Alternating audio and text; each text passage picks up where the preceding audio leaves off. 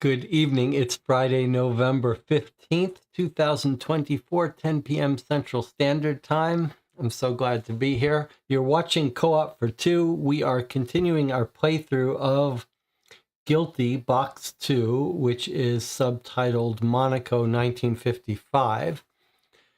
Last night we played for about 4 hours, I think, and got to the halfway point. Today we're continuing. So if you haven't seen last night's stream, you should absolutely not watch this one. It won't make any sense.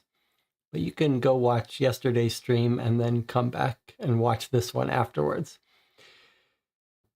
I think what our plan for today will be to do a nice long recap of where we left off. But before we get started with that, let me check in with the chat, see how everyone's doing. What is everyone up to since last night? Is everyone having a good weekend? I was watching Rob Oren's latest video. I can't stop watching that, even though it's like a slow motion train wreck. I am really enjoying this game, and I had some thoughts about it. I am curious if any of you spent any time thinking about the case after we finished playing it. One of my favorite things with these mystery cases, these mystery games, especially with the long ones, one of the real nice aspects of the games that take more than one day to play is actually chewing on stuff, especially if you have someone to talk to, brainstorm, take a walk, talk about the case, lay out the facts. Just rehearsing it, talking about it, gets the mind going. And I had some thoughts that I want to talk about, but I'm curious if any of you spent any time between last night and tonight thinking about the case, thinking about any details we might have overlooked. A little bit of bookkeeping. On Sunday, in 2 days, we will finally return to playing our Dear Holmes cases. I have a new set we will begin reading through. I don't know the title of it. I can't find...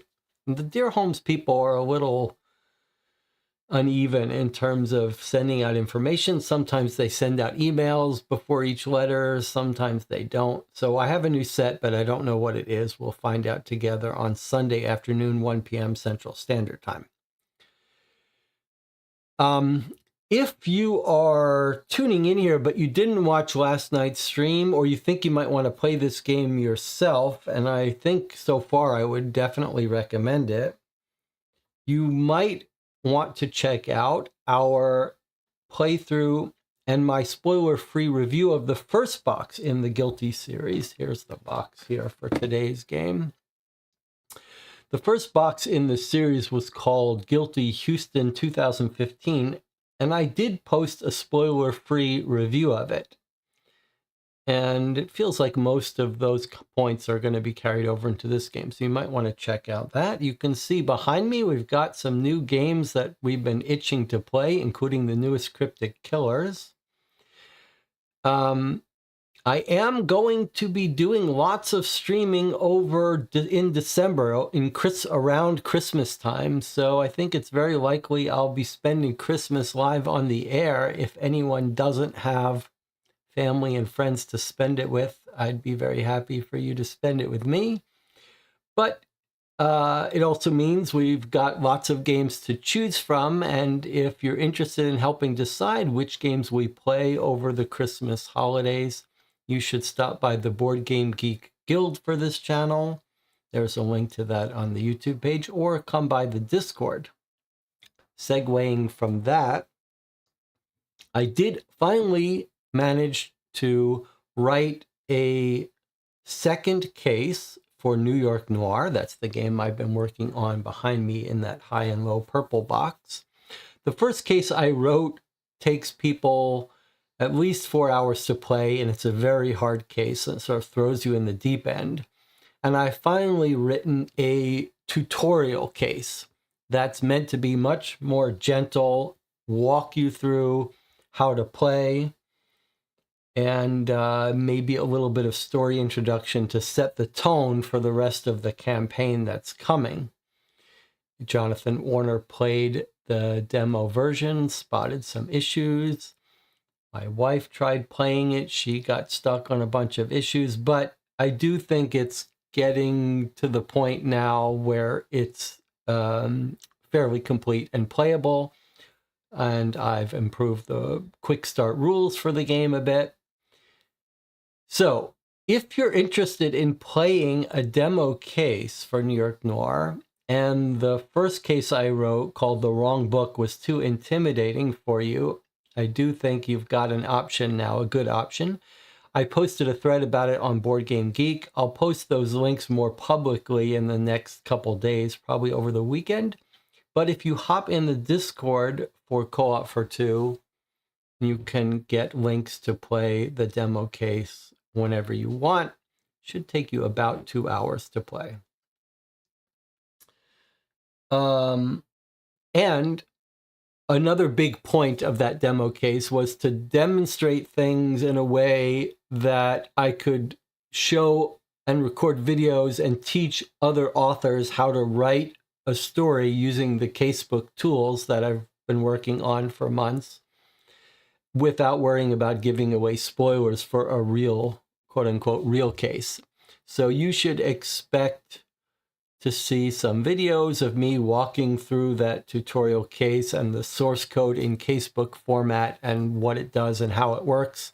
And there's links to that. If you're thinking about writing a case for New York Noir, now you have a sample case to play and a sample case to study for how to write a case and format it for getting it ready for casebook tools so you can print it out and create a nice looking PDF.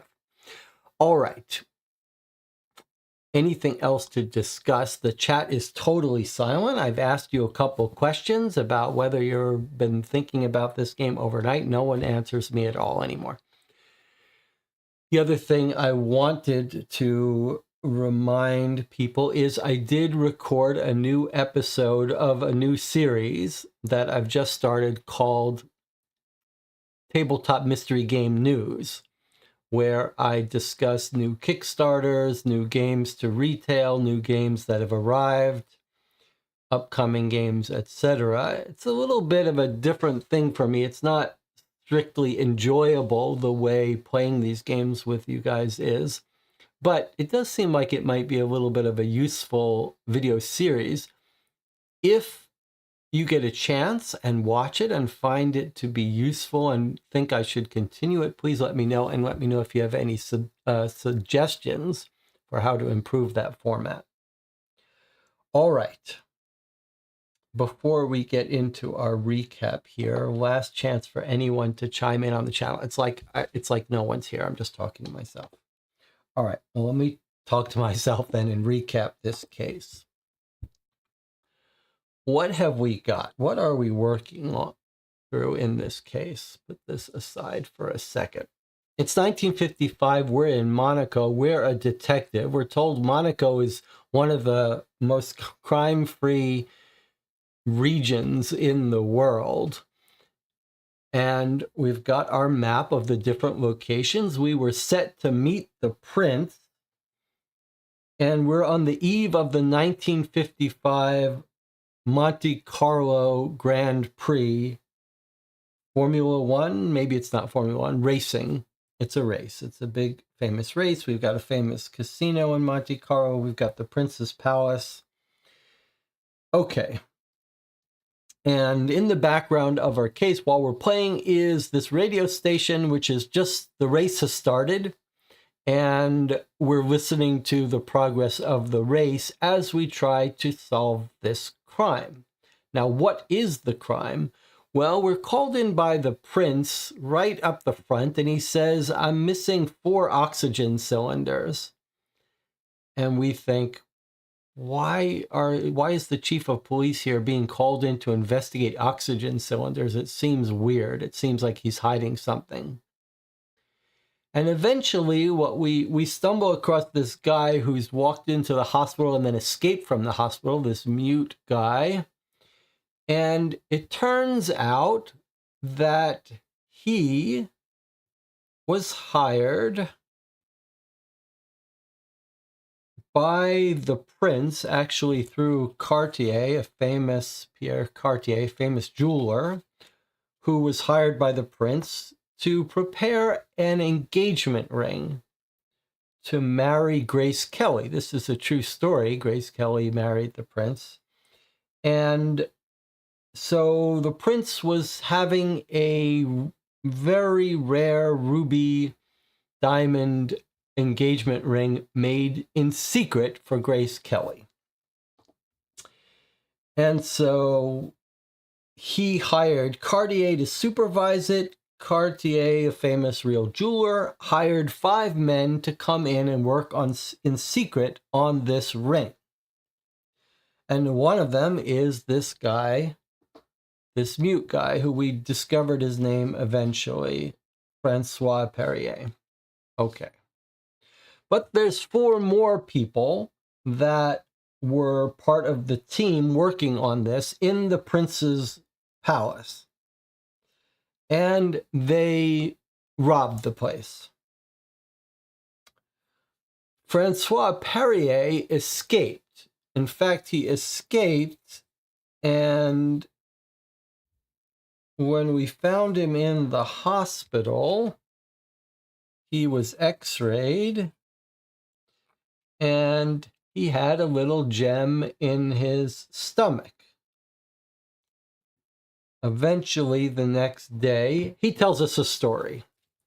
His story of what happened, he lays out here. And he says, I arrived at the palace, one of 5 gem cutters hired by Cartier. They've been working for 3 nights in the palace. He arrives. We know they've got a metal detector there. It's hard to get in and out. No, his other 4 colleagues weren't there. He started work, and then 4 well-informed masked individuals came in to rob the place. 4 co-workers didn't show up. 4 well-informed masked individuals came to rob it. So we think it's likely that they're the fellow workers. They corner him. This guy is super loyal to Cartier, who paid for his education, and we're told Cartier trusts him completely. And he seems like he's telling the truth here. He says he refused to give them the gemstone he was working on, so he swallowed it so that when he was cornered, so they wouldn't get it. They threatened to cut out his stomach open. He escaped. He hid in the prince's gardens in the lion cage. He says he used his shoes to keep the feline at bay, fainted, woke up at the hospital where we heard about it on the radio. We visited the hospital, and he had escaped from the hospital. When we saw he had escaped from the hospital, we said, okay, this guy is absolutely a criminal. He escaped from the hospital to avoid getting caught by the cops. We were so sure he was a criminal, but then he gives us, and this time, actually, when he gives us his statement finally, it sort of makes some sense. He says he heard the news on the radio that mentioned he was at the hospital. He panicked that the thieves would come looking for him at the hospital, cut open his stomach. So he fled the hospital, and then he was picked up by police.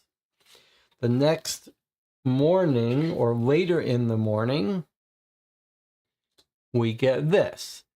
Carabinier appears from nowhere, envelope in his hand. After going to the toilet, the gentleman in custody gave us this, the deep red gemstone. More proof that Francois Perrier is a good guy and not part of the robbery crew. Okay, so that's skipping lots of details of how we found him and found all this information at the hotel, etc. So we've got 4 more robbers on the loose. We don't know quite how they got out of the Prince's Palace because there's only one way in, and they're guards, a metal detector.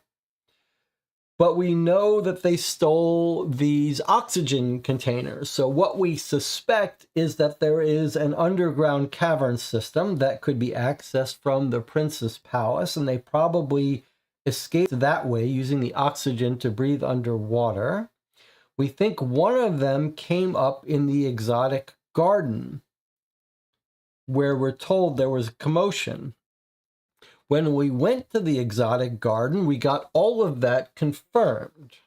We met a lady there who said there was a crime. She says this guy came all in black out of this cave area, stripped off his clothes. We know from the radio messages, we're picking up some radio messages from the criminals on some shortwave. And we know that they're very keen to go back to their jobs so no one will spot them behaving any differently. So we think this guy escaped here, changed into his clothes, and then went about his business. We know one of them is running in the race or something. We go investigate. We find this weird little map here, drawing, and we think, okay, this is a drawing of the underground caves that show how this guy followed a route to come out in the exotic gardens. But we do note it's only one guy that's come out here, and we can hear them talking that one of them didn't make it out or didn't follow them or something. So we think maybe this guy has broken off from the rest of the robbers. Could it be this guy who seems like a good guy? Not clear. But no, we think he's the one that probably escaped in the lion cage, whatever. But we'll come back to that. Okay, so then we went down into the caves, and when we did, with using our flashlight, we did find another diamond. Where is that?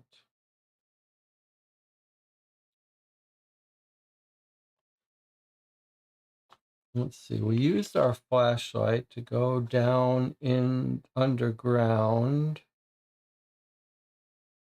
which was card 40. Here, okay. So when we went underground, we found this breathing apparatus and a red diamond in the corner. The breathing apparatus, we know this is the one stolen from the prince, because when we went down to meet Jacques Cousteau, he showed us how the cylinders he's commissioned for the prince have this special logo that says they're the prince's, and we know they're sequential, etc. So we were able to prove that this is definitely one of the tanks that was stolen from the prince. All right, now we're getting ready to go in the prince's palace, but we stopped off at the casino. When we did, we had a very interesting interaction with the bartender. And I do want to go over this again. But he tells us some various things. He tells us to order a drink. He tells us to add up. That'll be who wins in the rules. And it's 666, so it's the devil. We take the cocktail menu from him. And this was sort of where we ended our stream with some real insight here. So we looked at this cocktail symbol. We said, ugh, it's just a waste of time. And then the chat noticed some things here. Look at the names of the drinks. One of them is El Diablo, or devil, and it's made with tequila. And we thought, well, that's weird, because when we went to Francois Perrier's room in the beginning in the hotel, one of the things we noticed in his room was a bottle of tequila out on the empty bottle of tequila on the balcony. And in the message, in the conversations, the devil didn't follow us, and no more diesel. we looked at this, and then there's another mention of Monaco. I don't know why Monaco is involved in the Grand Prix. And the closer we looked at this cocktail menu, what we started to see is more nicknames. Monaco, El Diablo, Diesel. Those are three of the people that seem to be talking about over the radio. They didn't actually refer to him as El Diablo, but the devil. But that definitely seems to us like those, like it's a Reservoir Dogs crime story thing where each of the criminals has a nickname and they've nicknamed themselves from the menus. Now, Grand Blue is another thing that shows up in the communications, but when we see them talking about Grand Blue, let's see which one is talking about Grand Blue. Head back to the Grand Blue. So that, we think, might be a red herring. It's not actually naming that Grand Blue. That may be more of a reference to the ocean or something on this map. So we don't know what the rest of the robbers, we think there are at least 4, possibly 5, who they are. But this, it could be the Russian who's the guy who works at the hotel for the last 2 years at the Hermitage Hotel. But whatever, we think we should be able to find the 4 or 5 robbers here. And we know a couple of them. All right, so that's basically where we are. So if we're right that El Diablo matches the tequila, then the mute is not a good guy after all. But let's talk with the chat and I'll tell you some thoughts I've been thinking. John says, I guess I'm still currently on the mindset that the mute is one of the thieves. His oxygen tank didn't work, so he couldn't leave via the underwater caves. He swallowed the gem to hide it. Tried to sneak out through the garden, got attacked by the lions. That's an interesting theory. The other thing I remember hearing earlier about someone's chassis being changed before the race, the radio thought it was a prank. Wasn't the Grand Blue mentioned one of the walkie-talkies? Yes, I showed that. But now I'm a bit curious if a bigger chassis would be about smuggling diamonds, although I guess you probably wouldn't need a bigger chassis to smuggle them. So let's go over the messages we heard on the radio, talking about with the robbers talking, and we can recap that as we do. So here's the first nickname we hear. Monaco here. Have you heard the radio? Yes, I'm not far from there. I'll check it out. Then head back to the Grand Blue. Okay, I have to get ready for the race. For the race, you raise your bushy eyebrows. What do those guys have to do with the race? So this was our first clue that one of these robbers is involved in the race, and one of them is nicknamed Monaco. Okay. Then later on, we did it. Is everyone all right? We're out. One cylinder was empty. The devil didn't follow us. This is Jonathan's theory that the devil is the mute, and his cylinder didn't work, so he had to escape, and that's how the lion mauled him. And then this guy says, no more diesel. Still in there. There's something wrong with my diamond. Calm down. We stick to the plan. Don't make waves. So no more diesel. And because we see a diesel drink here, we think that's another name of a nickname. But let me point out here, we picked up on this, but we forgot it. This quote, there's something wrong with my diamond. Now, that should be a big red flag. that something may have gone wrong with this robbery, possibly a double cross of one robber to the others. And I suspect the mute who couldn't get out, I wonder if he didn't fake his cylinder being empty or something. But this feels like a classic crime caper where someone has messed with the diamonds, swapped them. Now, is it possible it's not a robber that swapped them, but someone else? Perhaps this guy is not a robber, but he has organized some double cross or some trick. We looked at the diamonds, but we have collected 2 of them and we haven't shown them to Cartier. If we suspect they're fake, we might try showing them to Cartier to see if they are fake. But this comment about something's wrong with my diamond seems very serious, that we should be paying attention to it. Okay, so that's one new thing we forgot to do. And here's another one. Still don't know why Monaco is involved in the Grand Prix. That's an easy one. If we change our habits, we're done for. Okay. So this was our confirmation that one of the robbers, who's nicknamed Monaco, is probably a driver or a mechanic for one of the teams. And we were given early on a sheet of the racers. And we know Monaco's color is red. That's why the prince is making a red diamonds for Grace Kelly.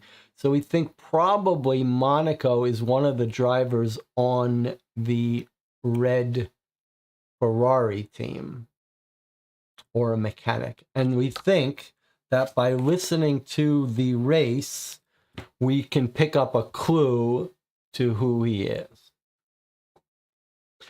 All right. That almost leaves us off. At 6 p.m., the race is going to be over. It's currently 4:20.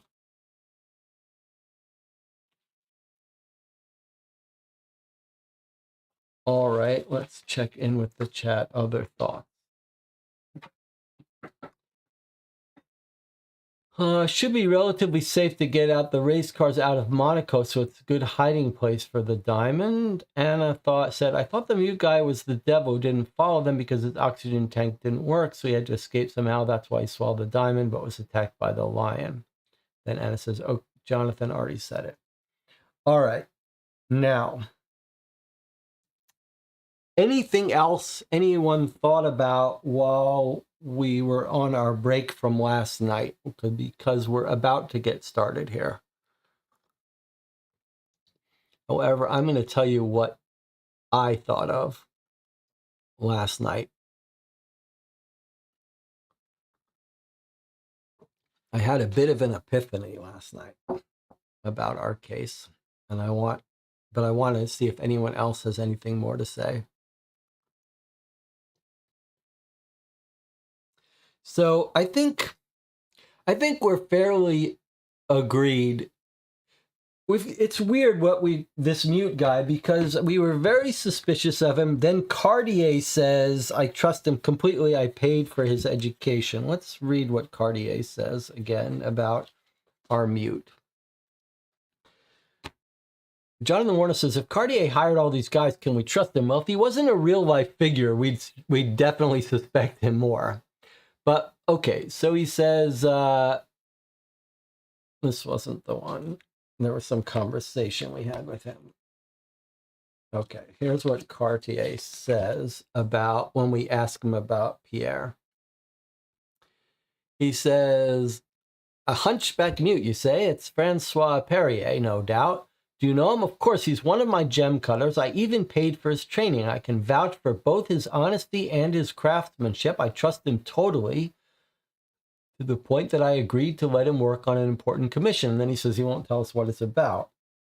So Cartier trusts him completely. That made me trust him.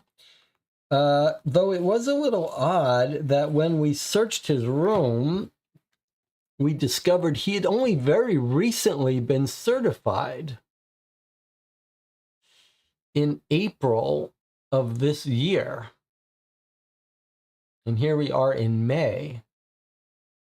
So I guess he had took this aptitude test. We may want to study this a little bit more. Everything's neat except for his thing. Let me just bring this up here.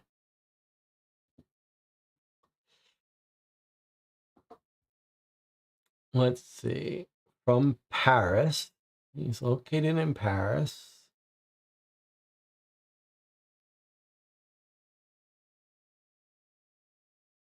Certificate of Aptitude, Professional Aptitude for Diamond Analysis or GEMS, Lapidaire. Must be gemstone studies.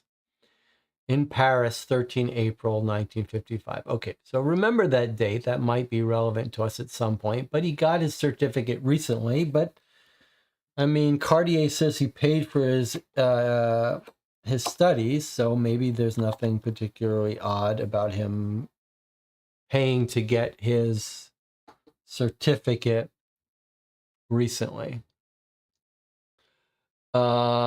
Marco says, the only trouble we heard about the cars recently are Lancia and Chiron. And Jonathan points out there was some discussion about how they had to switch out something in a car.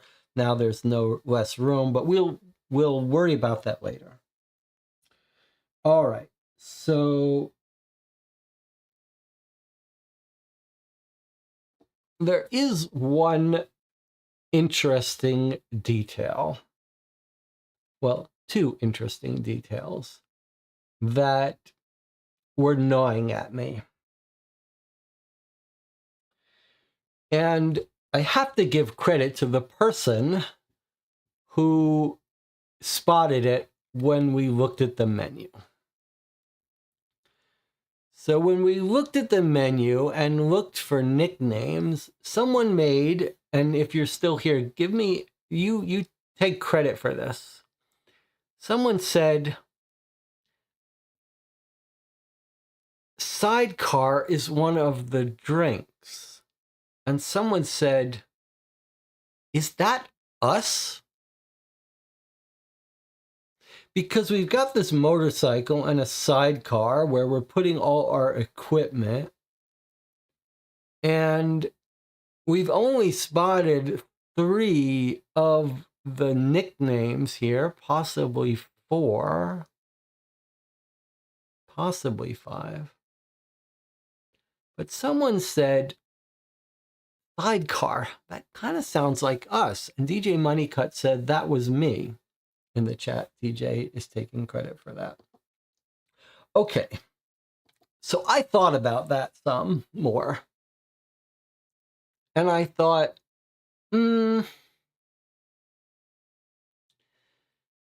could we really be the criminal mastermind of this case? Would that be fair to put in a mystery?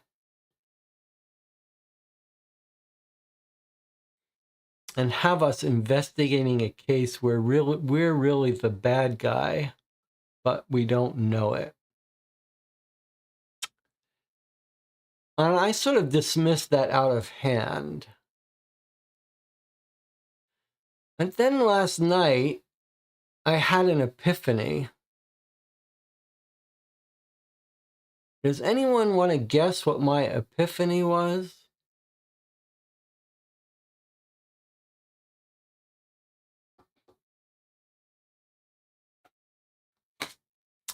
What was my epiphany thinking about this?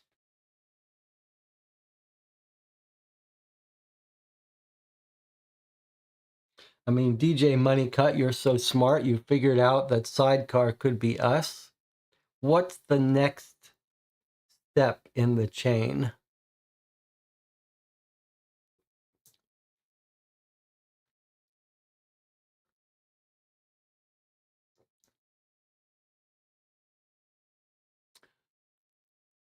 No one guesses it. I'll give you a hint.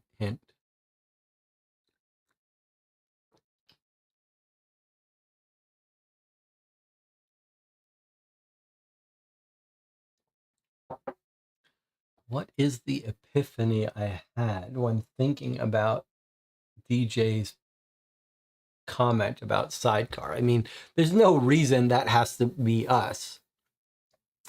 There's no real reason that refers to us, but it was an intriguing idea. Okay. Pedial says, I've got nothing. All right. And no one else is jumping in. All right. Let me show you something and you tell me. Okay. DJ Money Cut says could be another cut. All right. Well, let me show you something. Let's look more closely at the talk with the bartender when we got that menu. Let's read it again. Only the Grand Prix could leave the casino this empty. Greeting the bartender, a decent sort you've chatted with on many occasions, you inquire. Hey, Marcel, you haven't had any suspicious-looking fellows in, have you? What do you mean by suspicious? You know, shady types. Only foreigners are allowed to come here, and they all do. Well, there's your colleague from the other night. My colleague? Well, isn't he? He paid for your cocktails, told me it was his way of thanking his boss. That was the night you won at roulette. Don't tell me you've forgotten. Obviously not. It's not often that the wheel stops on the highest number, your favorite number, 36, as in 36 Quai d'Orfèvres. It's not often a stranger pays for your cognac and vanishes. Marcel goes on in a conspiratorial tone. I'm telling you, Bear, you should stop gambling your paycheck on roulette. But don't just take it from me. Add up all the numbers on the wheel to see who you're really up against. What are you on about, Marcel? Just try it. Anyway, shall I pour you a drink? You nod. Your fingers are already fiddling with imaginary numbers, so while you're at it. Okay. Now.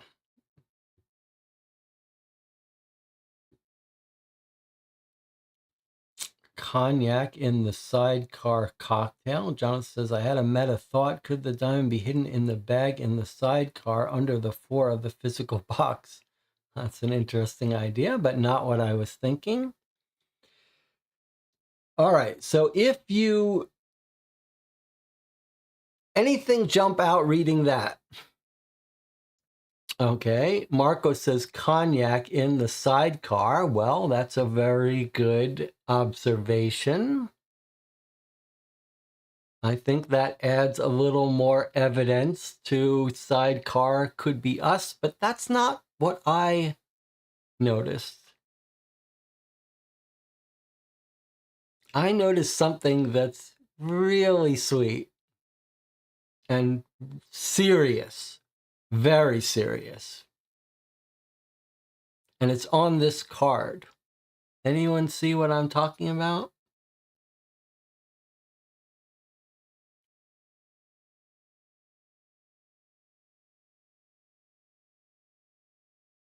Cognac in the sidecar drink is pretty big. It does really suggest that the theory of us being sidecar is correct. But there's something, that's right. Thanking his boss. Okay, now, what does that mean? Why is that so significant? Why is that so significant? What's really happening here?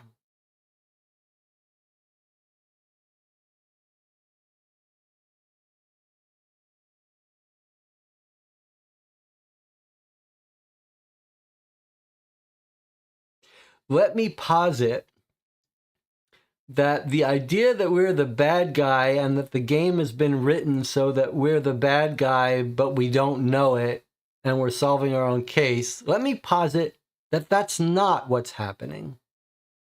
So what's the alternate explanation? No, I don't think so, Jonathan. I think there's another explanation that is much more interesting and much more serious in terms of repercussions for us.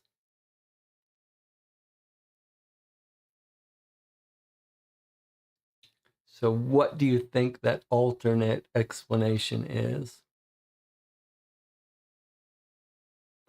This is so wonderful that the channel is, the prince is involved. No.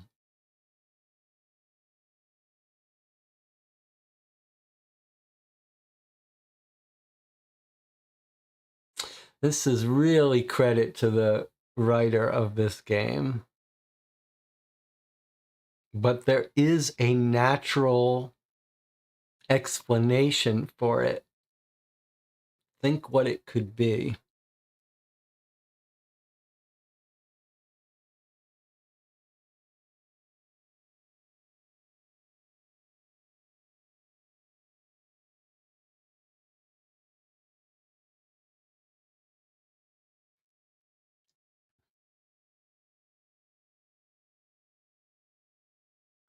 Do we have a diamond? Well, we've collected 2 diamonds.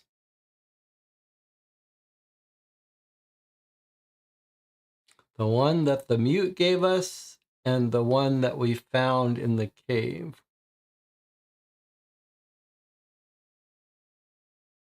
But focus on this. This and the sidecar thing.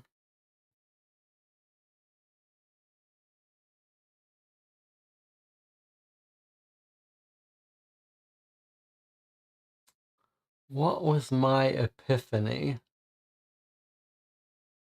What is going on here? And I posit that the game is not using the silly idea that we are masterminding this crime, but we somehow have amnesia, or somehow the game isn't telling us that we're the mastermind. What's the alternate explanation that is much more realistic, much more interesting, and much more consequential? I'm sort of flipped the tables on you. I'm normally the one here feeling like I'm under time pressure. Now you're all at home feeling under some time pressure to answer me. But I'm not going to rush you. You take as long as you want. If you're watching and you don't want someone to shout out the answer, then just look away from the chat, because someone's going to figure it out.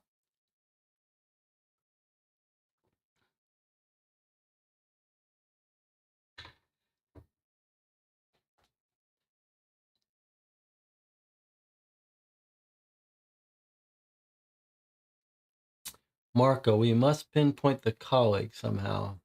Nope.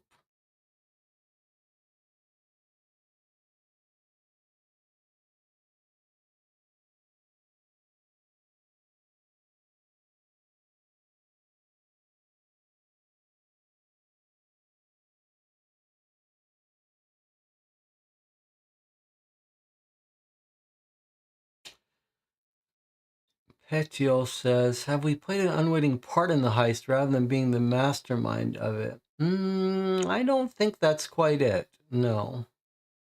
Ennis's colleague, no.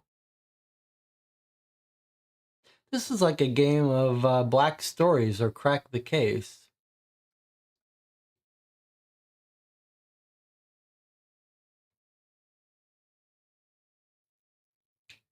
I mean, depending on how you read Petiol's statement.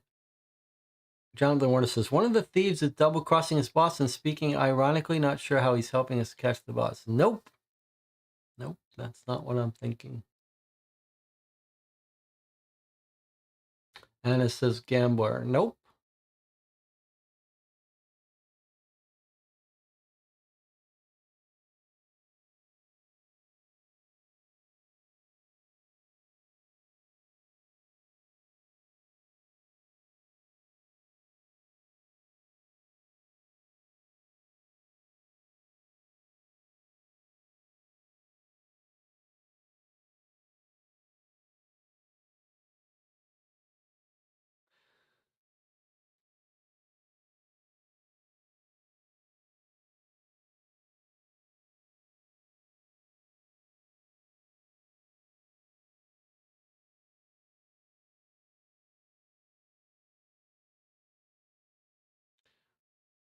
Hediel says, so you're thinking of an alternative where we're still sidecar, but we're not involved in the heist. Is that correct? Yes. That's right.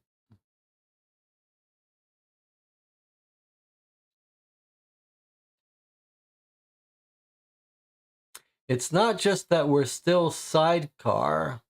It's that this dialogue here reveals something very important about the answer to that. But the dialogue is quite important. Marco says, it could be the mute who has poker chips in the hotel room. Oh, that's possible. Although he's supposed to be mute. But I don't have a solution to that. Though it's certainly possible.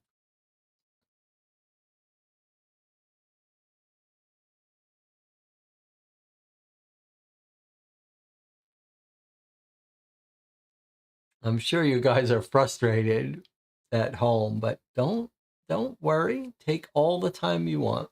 I'm not gonna give you the answer. We're gonna wait. We're gonna enjoy this time together. Jonathan Warner is usually locked in on my wavelength. Or I'm locked in on his, but he's not seeing it this time. Someone's gonna see it though. And when I say see it, I don't mean like find one particular word or anything. I just mean make it click. The reason I'm spending so much time sitting here doing this is because this is really a wonderful moment in the design of this game, I think, and I want us to really appreciate it. Take our time. I'm not testing you. I just want us to sort of all have the shared experience of this epiphany. So Marco is saying it could be that this guy talking to the bartender was really the mute with the, we do find he had poker chips or gambling chips, and maybe he's faking being a mute. That's all possible. I don't rule that out, but that's not what this is about.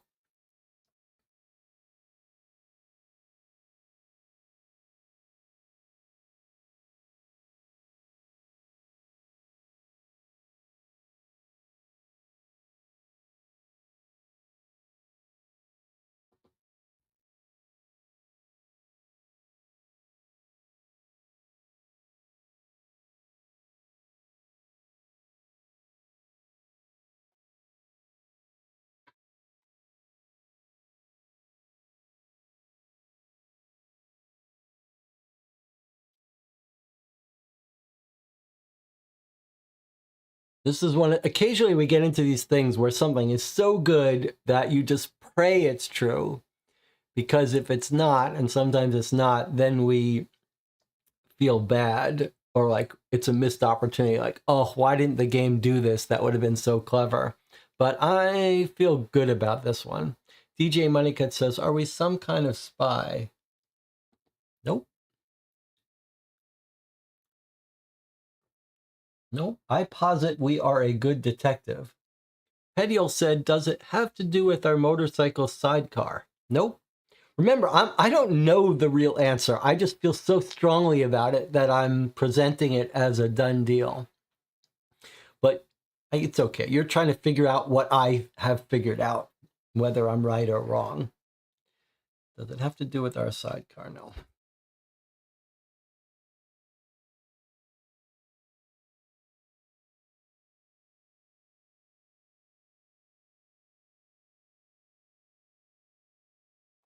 Pediel says, I'm trying to come at it by channeling you. Well, the hint I'll give you is it's all in the dialogue with the bartender. And it's just the top dialogue. You can ignore all the stuff about adding up the numbers and stuff. That we already solved. We got the devil, all that. But there are some implications in this top half. So put together that dialogue with our whole scenario and with us being sidecar and try to figure out what's really going on here.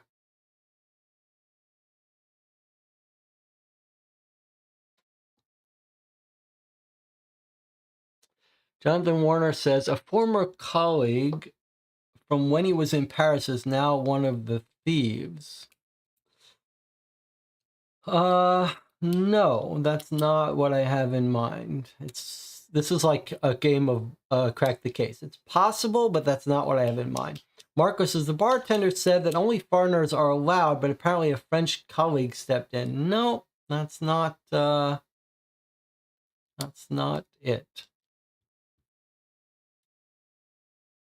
That's not it.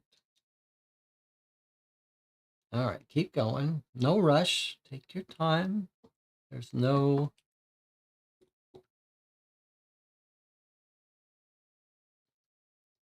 You're not trying to spot a tricky word or anything. You're just trying to make sense of this conversation and put all the pieces together. So don't look for a tricky word in the conversation or anything. Just try to understand what we're learning here and how it would all make sense.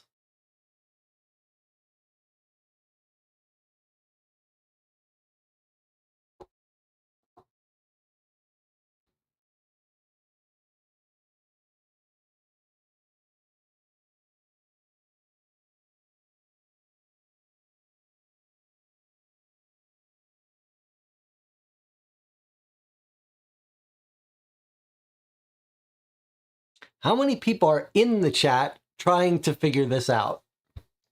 Normally, my whole rule about playing these games live on the stream is that, like, I don't stop for the chat. The chat is on their own. But here, I've really forced you to interact with me here. Jonathan's guessing. They bought sidecars for someone to mark them as a person to watch, maybe because they hid the diamond on them. No, that's not what I'm thinking. I mean, that's one of these things where it could be. I like how you're brainstorming different ideas. Marco says how the bartender knows about the suspicious looking guy we had in. No. We've asked him if some suspicious people have come in. He says, what do you mean by suspicious? Then he says, well, there was your colleague.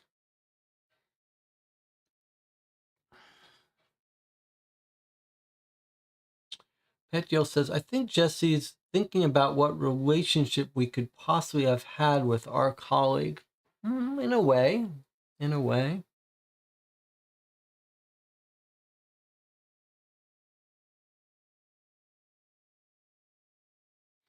I wonder if you're going to appreciate this when you get it, or when I tell you the answer, or if you're going to be mad at me.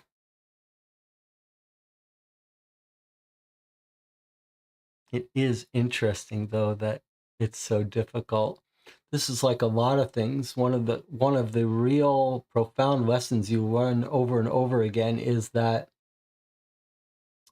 from a perspective of having already spotted something, it seems obvious, but if you just step back before it was spotted, before you spot it, or if you're in a different perspective, things that seem obvious are actually very difficult to spot if you're not on that right wavelength.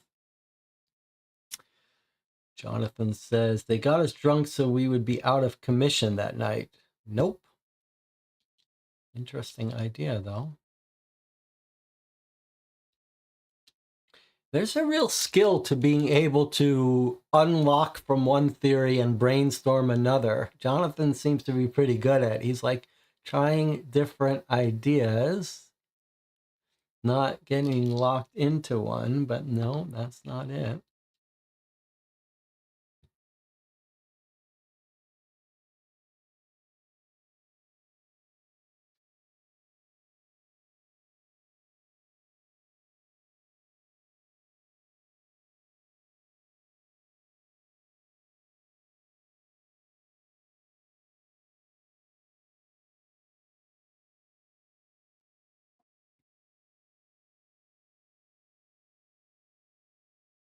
We'll solve this and then we'll take a break and get back to playing the game from scratch. Or from where we left off.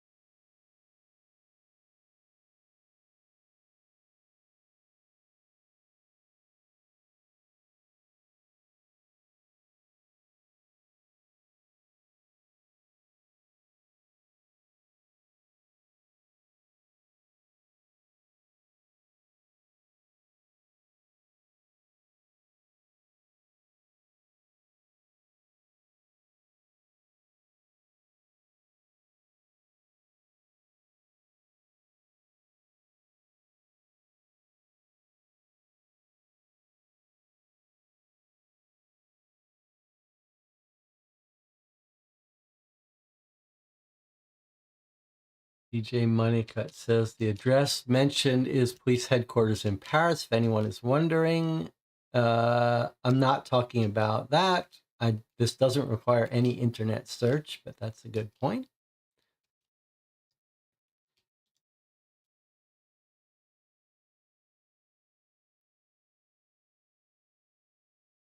Let me bring up my screen so I can put it on screen when someone gets it.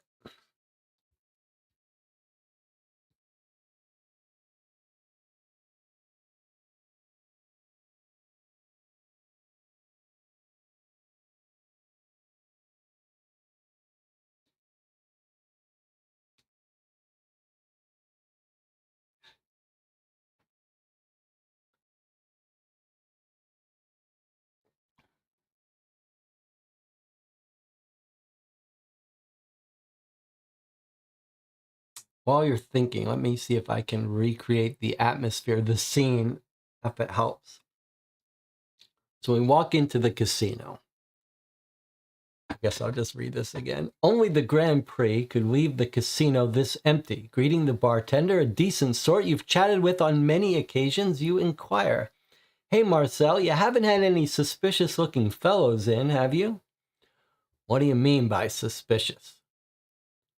You know, shady types. Only foreigners are allowed to come here, and they all do. Well, there's your colleague from the other night. My colleague? Yeah, isn't he? He paid for your cocktails and told me it was his way of thanking his boss. That was the night you won at roulette. Don't tell me you've forgotten. Obviously not. It's not often the wheel stops on the highest number.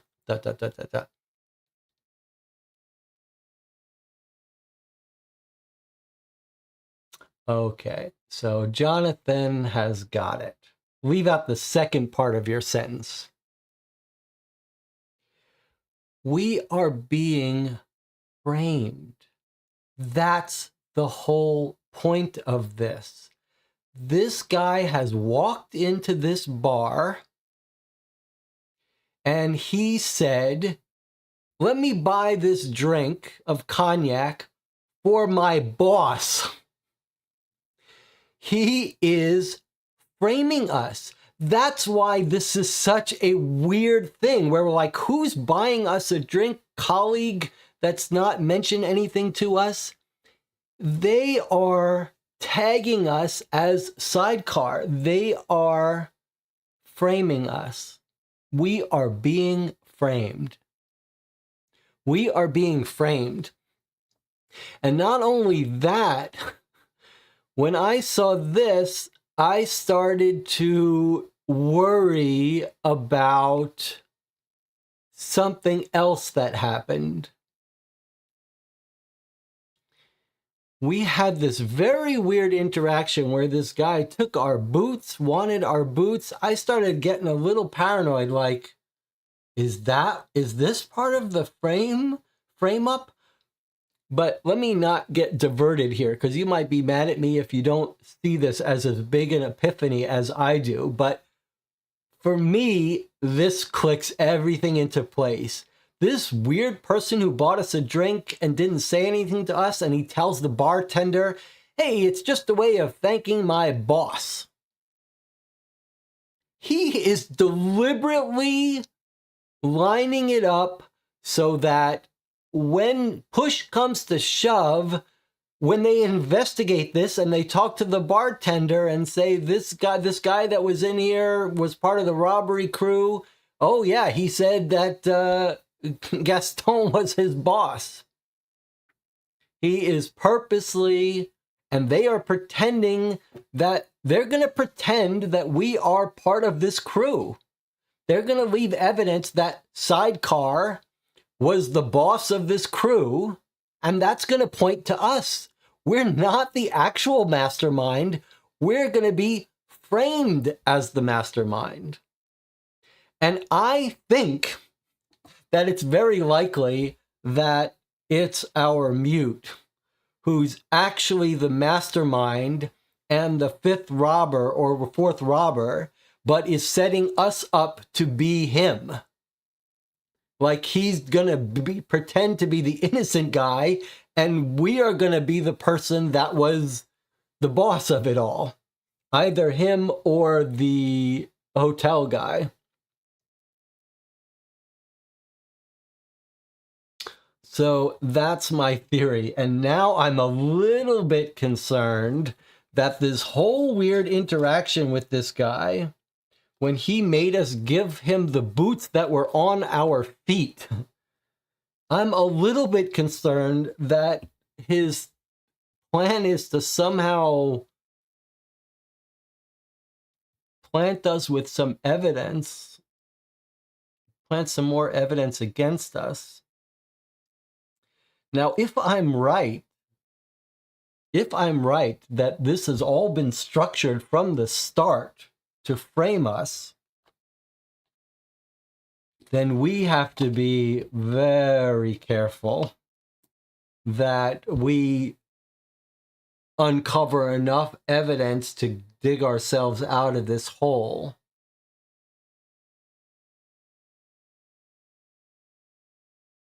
Like, we need to finish this case and not have evidence against us. Okay, so Anna doesn't like my theory. Anna doesn't like my theory, but I love it. Anyone else unhappy that you've spent 20 minutes here and you don't like my theory, or does everyone love my epiphany? Who wants to go on record that they think I'm wrong?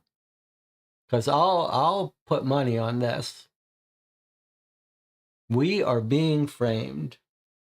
We are being framed. That's why we didn't know who bought us any drink. That's why this person buying the drink says he's thanking his boss. It can't be a local. It can't be a local cop. They're not allowed in the casino. This is someone framing us. And they're going to frame us as Sidecar. And they knew it right from the start. That was the plan. So we have to watch out for planted evidence against us, etc.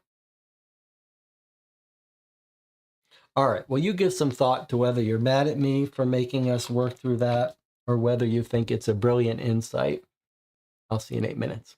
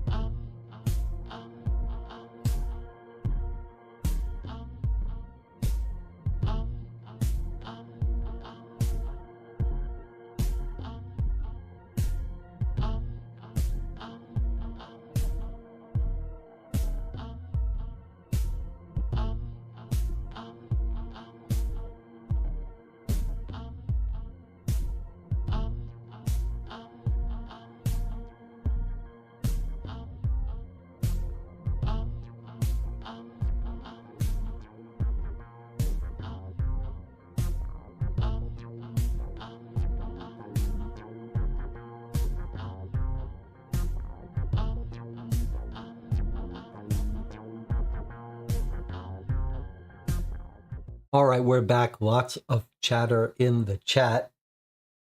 Let's take a look before we get started.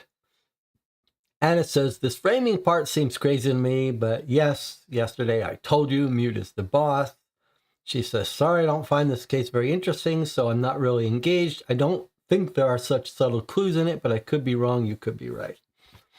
Okay, Jonathan says, seems very feasible to me. Toss up between that and buying the drinks just being a distraction while they hid the diamond in our bike. It was just a phrase chosen as an excuse to buy drinks. I don't believe that for a minute, but I do think that when Jonathan says, I'm now pretty convinced, though, there's going to be a diamond card hidden under the false bottom of the game box. I do think that there being a jewel planted on us is completely consistent with my theory that he's being framed.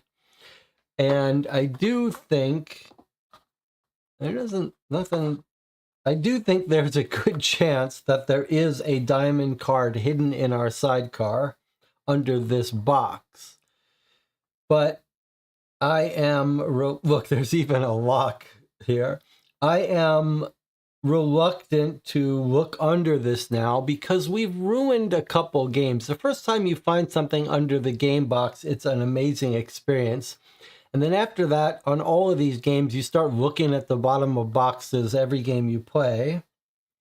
And I did a similar thing when we played Witchery Spell. I looked at the bottom of something just to fully investigate it, and it did have something in it. But that led to us finding something before the game wanted us to. So I do think they're trying to frame us, and there could very well be an object under here. But I don't want us to go peeling this up until either we get to the end and we're not told We're not nothing suggests it to us, or until some moment happens where it would be natural for us to look in here.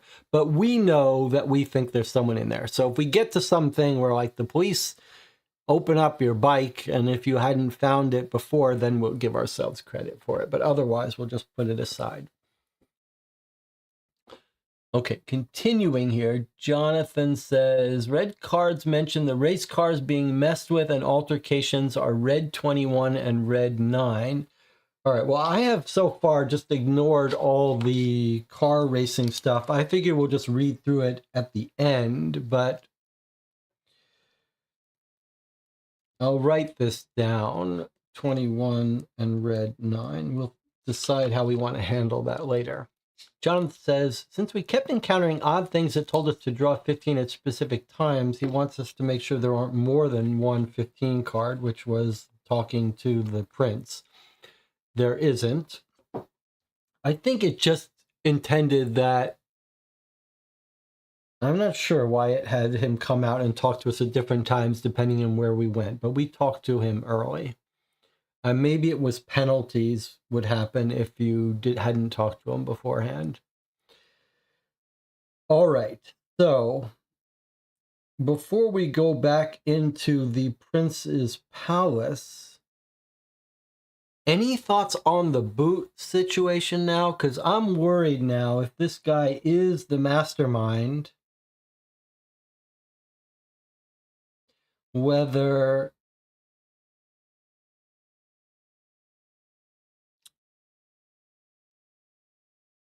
the boots are part of an effort to frame us. Have they released him yet? I'm not sure they have. I mean, they brought us this. We tucked the envelope in our breast pocket for safekeeping.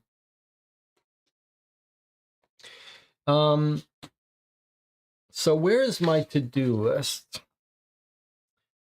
On my to-do list, I've got show the diamonds to Cartier if we think the diamonds are fake. Remember, that was the other thing that I just noticed when we were recapping, that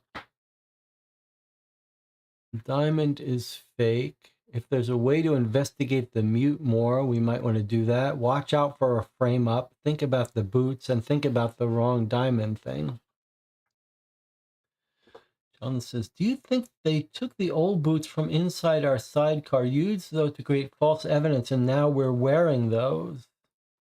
I think that's possible, yes.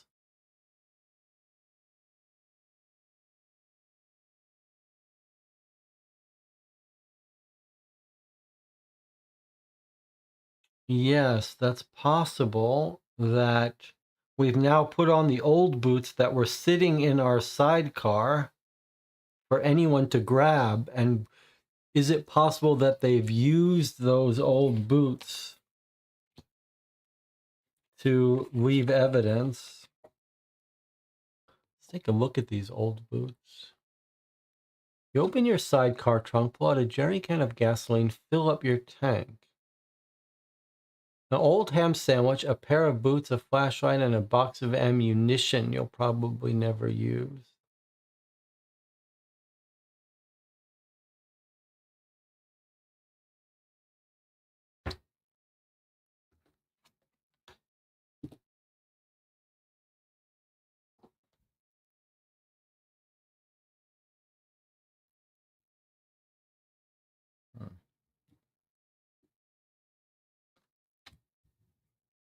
And let's look at the part where he wanted to trade us boots.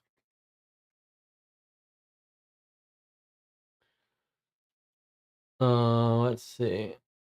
His feet are cold. He'll only cooperate if you give him some shoes. Give him yours. I offered, but they're too small.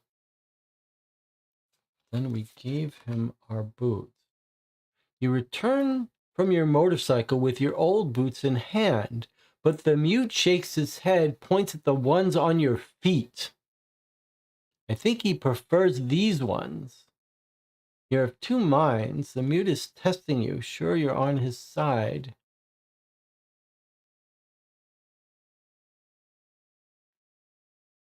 He's got a gold tooth.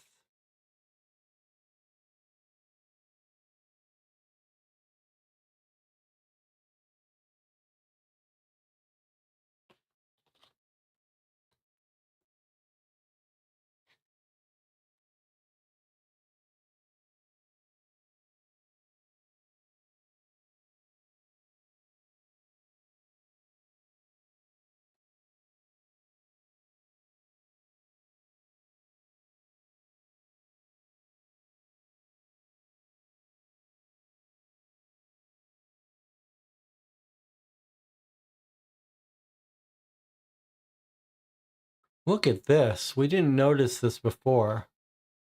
This is a sidecar at the station. We reach Monaco at 6. I think this is more evidence that they're trying to spy on us. Is someone spying on you? I think they are trying to set us up. And remember that the radio keeps a log of all these. In fact, is that not suspicious? Let me see if there's any clue that someone has set them, knows that they're going to be recording it. We've been recording some strange messages. You have tapes of all your broadcasts. Okay. Jonathan says, can we line up the Boots paperclip with the card after we gave them to him and then take them back? I don't see how, but let's see.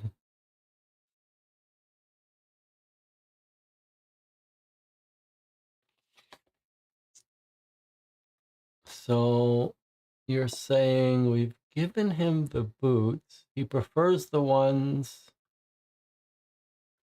You take off your boots. Time to find out what he knows. So Jonathan was saying, can we get our boots back? Nope.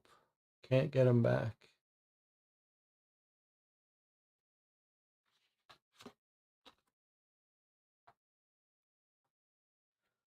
All right. Marco says, the exchange of boots was done at the police station. Planting evidence with it can hardly be used as evidence against us. I don't know. If they find that we left footprints with the boots we're now wearing, and we try to say, well, the boots we're wearing were in our car, were in our sidecar the whole time, but they were in our possession, but we didn't use them. That may not fly. We had possession of these boots the whole time, we thought, but now I think they may have stolen and used them. But okay, let's put that aside for a minute. So the question I have for you is,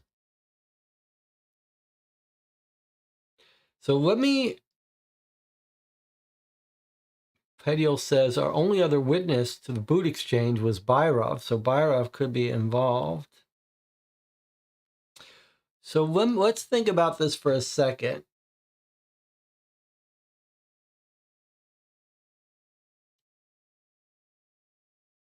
If the plan is to pretend we are the mastermind, I'm not sure if the plan is to pretend we're the mastermind and we weren't on scene, or that we were one of the robbers.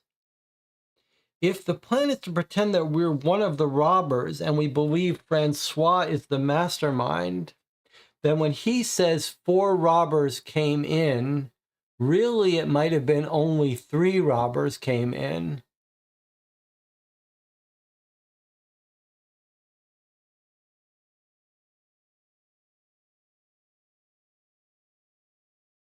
And we are meant to be the other one. But I do think that he's setting himself up to be the innocent person. So I suspect that he has swallowed a real jewel. and that if we have this jewel studied, it will be real, because it's the one that the mute pretend smuggled out. And I think he's giving this up to prove his bona fides. But I suspect that, well, I wonder if the one we found at the cave, we think that's him too, right? So I think we think this one is also real. Are these the same lineup? No, these are going to be different conversations we have about these two different diamonds.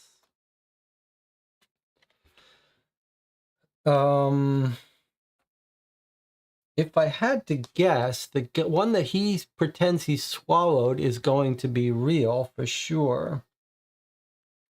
But it's possible that this one is from one of the other robbers, and he may have even discarded it when he found it was no good. So I wouldn't be too surprised if this one turns out to be fake and this one's real. I'm a little unsure how many real diamonds there were, though. But maybe we should assume 5 diamond cutters, 5 diamonds. So if I had to guess, what happened is that the mute is the mastermind. They've all decided to rob it, and the mute has swapped their diamonds with fake ones. So that my theory is the mute is the mastermind. He now has 5 real diamonds, 5 rubies. The 4 robbers he sent off with fake diamonds. So he's got 5 real ones. The robbers have 4 fake ones. One of his 5 real ones he's going to use to give to the police to convince them he's innocent, and that he's somewhere got 4 real ones left. Maybe he's going to put one of the real ones to frame us and keep 3 for himself. And maybe he's stolen other stuff.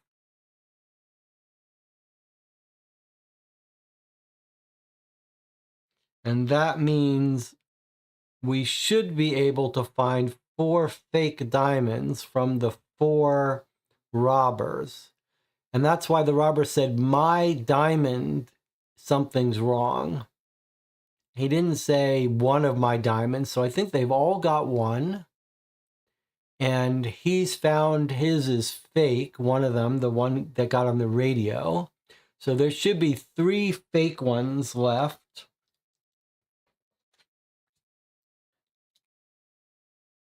3 fake ones outstanding.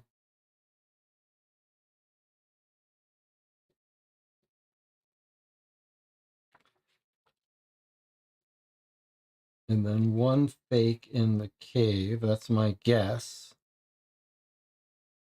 And I'm guessing the one that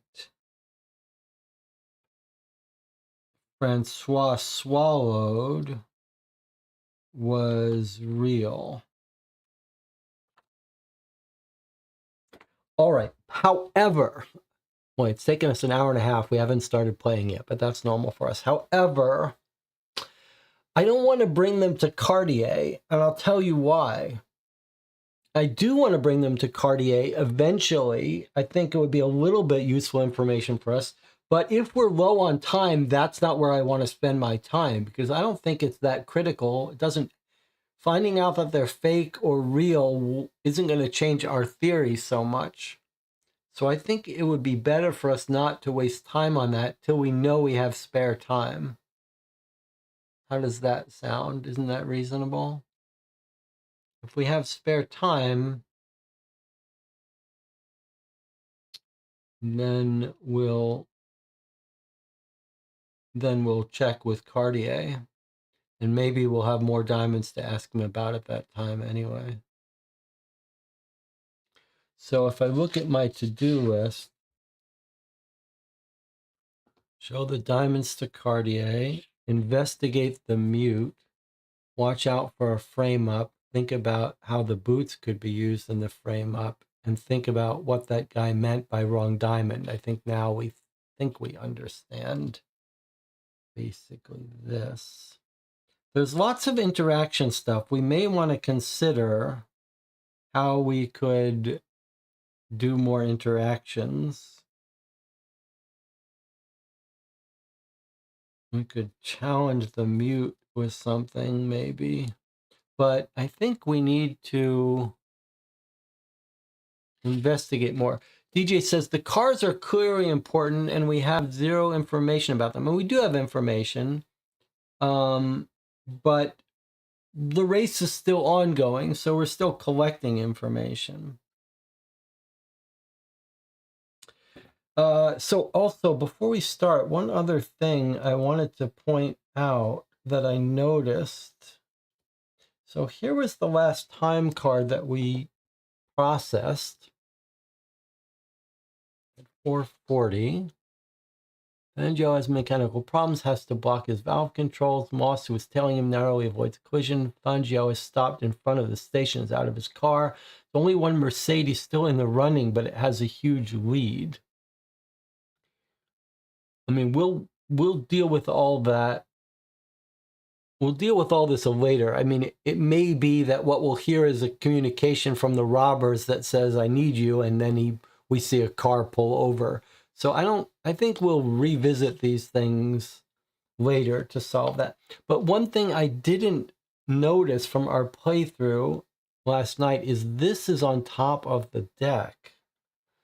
So it doesn't tell us to process it, but clearly we're meant to be able to see it. So we're hearing another thing. Lieutenant Colonel, we found an interpreter. The receptionist at the Hermitage Hotel. He knows the language. You can't understand the rest. Good work by the carabiner, just a little too late. Okay, so we had already figured this out. So that's of no import for us. All right, is everyone okay with not talking to Cartier and putting off stuff until I mean, there's a whole Princess Palace to explore. What are we looking for? We're looking for information about the other suspects, I think.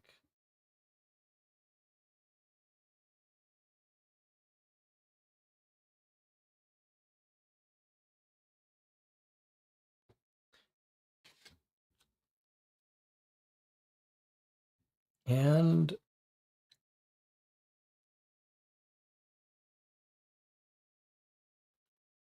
I mean, let's look at this for a second here. We did it. Is everyone all right? We're out. One cylinder was empty. The devil didn't follow us. Okay, so we think that's the mute. And either he tried to escape through the lion's cage and then was found, something like that. On purpose? Not clear. Yes, on purpose. That's my theory. It wasn't that one cylinder was empty. It's that the mute had a plan in mind. His plan was he can't escape through the water. That will mark him as a criminal. So he's concocted this story and hidden in the lion cage where the princess found him and rescued him. So I think he's the robber. It's not that the cylinder was empty, and in fact, I wouldn't be surprised if we don't find that cylinder on the property and it's full. Maybe he emptied it. So it wasn't that it was really empty. It's just this is what this guy told the other robbers why he couldn't follow them. But now Marco is pointing out the other thing I wanted to point out to us. No more diesel still in there. So I think that we're supposed to find this guy Diesel, who I think may be dead. Dead or drowned or something.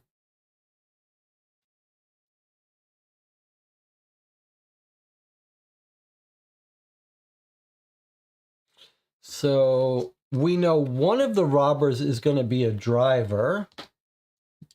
We know one of the robbers.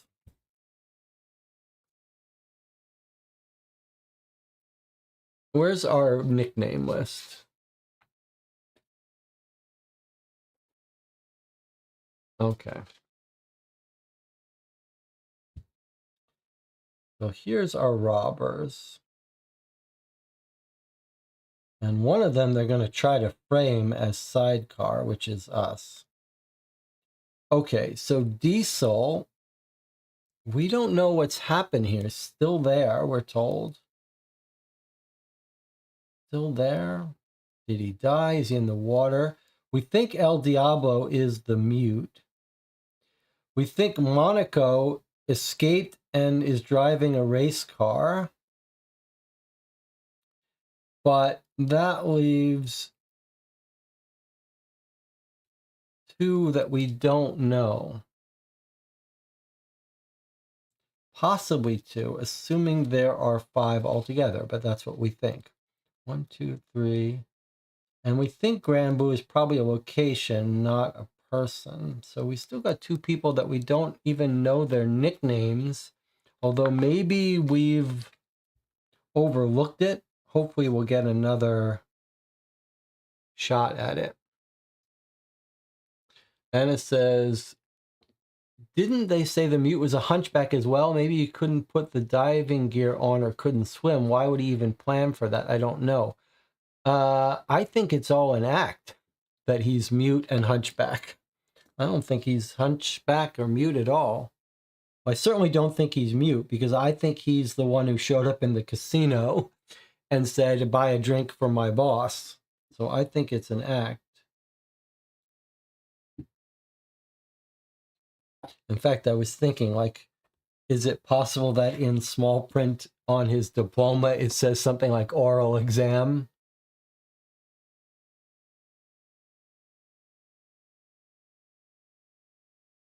Doesn't say anything about like an oral exam here that he had to talk by talking. DJ Monica says the doctor said scoliosis based on the x-ray. Oh, okay, so maybe he did have a hunchback. Either way. And I think we're going to find the diamonds in another hotel room, so I want us to keep an eye out for another number that we could look up from the mute.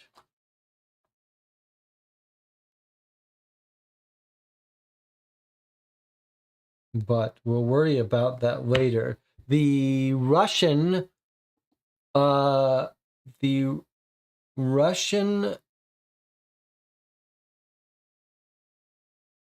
guy who works at the hotel has only been working there 2 years. He could be another one of the guys.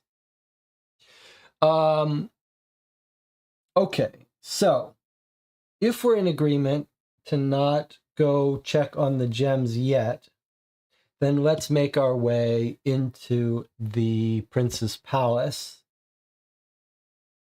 and explore that. I'm not 100% sure what our plan is there, like what we're trying to figure out.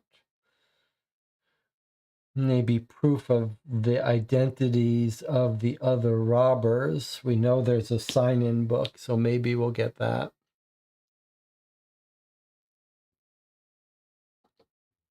John says, I don't know. Seems convoluted to fake a lion attack, then sneak out of the hospital, then get caught by the police again to get our boots. Well,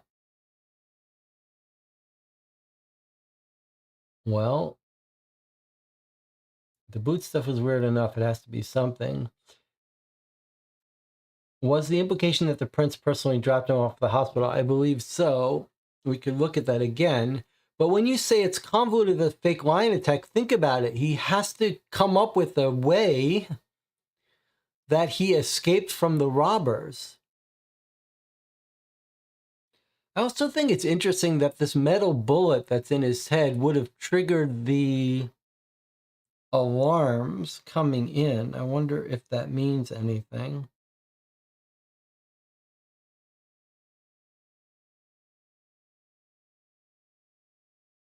Would have triggered the metal detector coming in and out.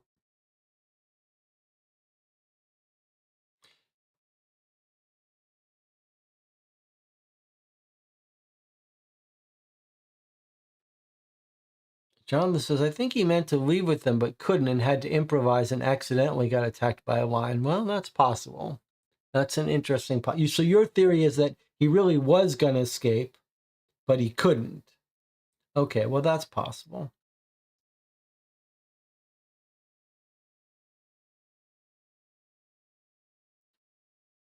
Metal in his head could help him sneak in a metal object past the metal detector because they wouldn't be able to scan him. That's an interesting point. All right, well, let's get to playing. 2 hours in, let's get to playing. All right, so let's go to the Prince's Palace and restart that. Now, when we went into the Prince's Palace, it told us we could open this up, which was a whole map of the interior with all of these cards, and then we had to leave. So that's what we're doing now. And I did get us something here so that maybe we could avoid too much of a mess here.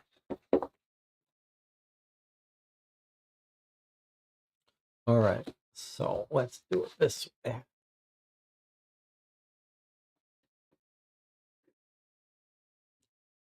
These are our items. Okay. So this will just cover up our exterior while we're in the interior. So Prince's Gardens,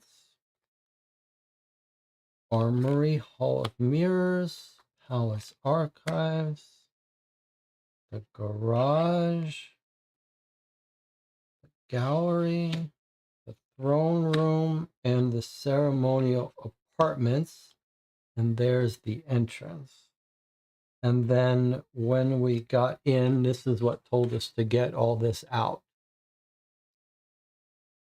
So they metal detected us. We had to sign into the register. They inspected our possessions. We triggered the metal detector. They made us back off, and they made us get our shoes off, I believe. So we had to walk through barefoot. That's a little suspicious with this barefoot guy and barefoot through the metal detector. Okay.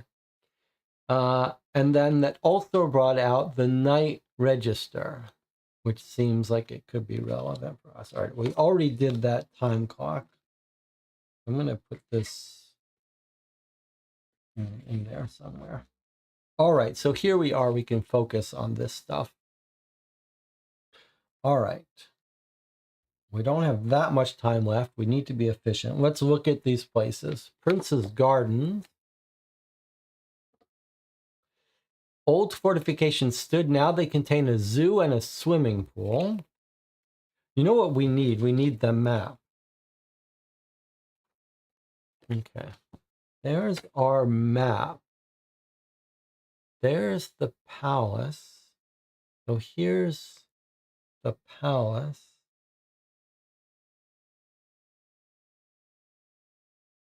Do we need to see the bigger map too? Do we see where the palace is? Okay, there's the Prince's Palace. I guess this doesn't help us too much. But here is the Prince's Palace. And there's north. Sorry, I'm not sure if you can see all this. Lots of things in the way, but the Prince's Palace is in the southwest of Monaco, something like that. All right. So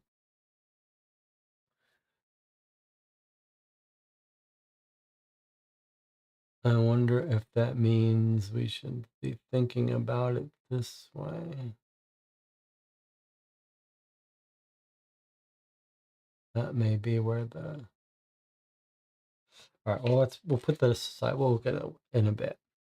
Okay, so that's the Palace Gardens. Here is the Armory. Hall of Mirrors, where myriad reflections reveal new perspectives.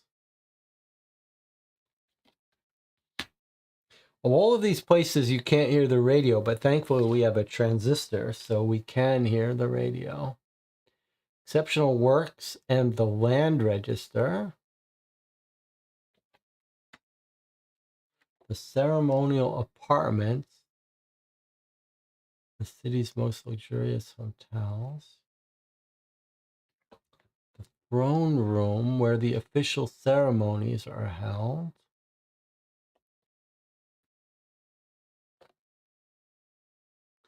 Hercules Gallery, the Palatine Chapel, and the courtyard. And then we have the garage. Outbuilding accommodates Prince Rainier's cars.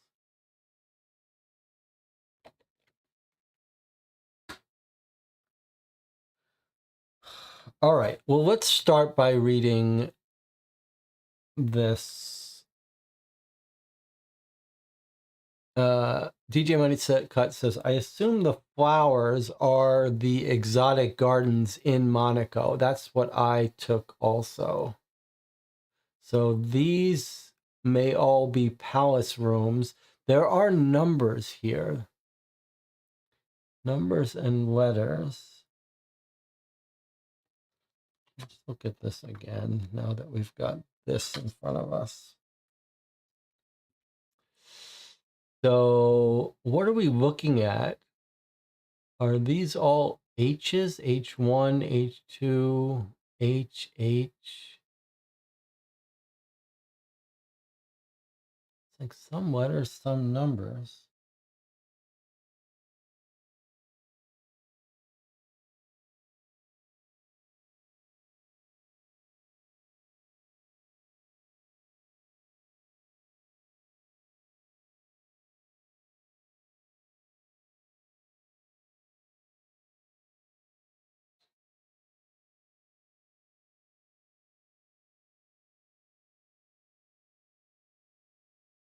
A little confused about this.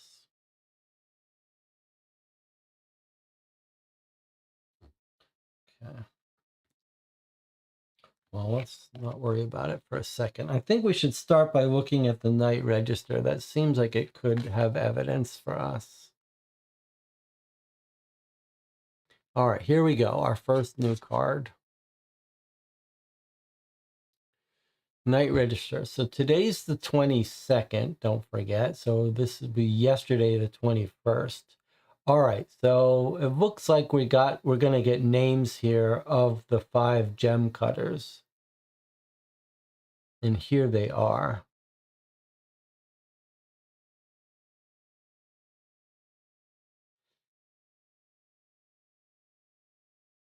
And what does the stamp mean? Oh, set off the metal detector. So every time Francois Perrier comes in, he sets off the metal detector because of the metal in his head. Or else it means they let him through, even though he set off the metal detector. So what have we got here? Okay, on the 18th, they tested the alarm and Prince Rainier left.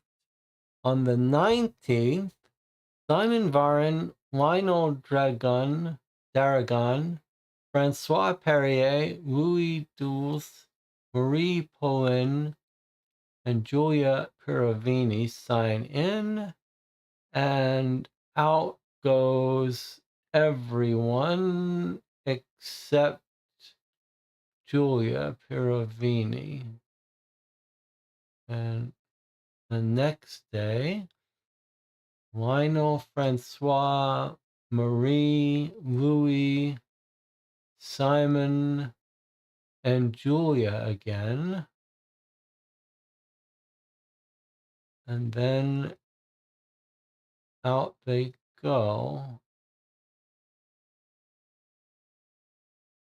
They're all signing in and out with their signatures. Now, on the night of the robbery,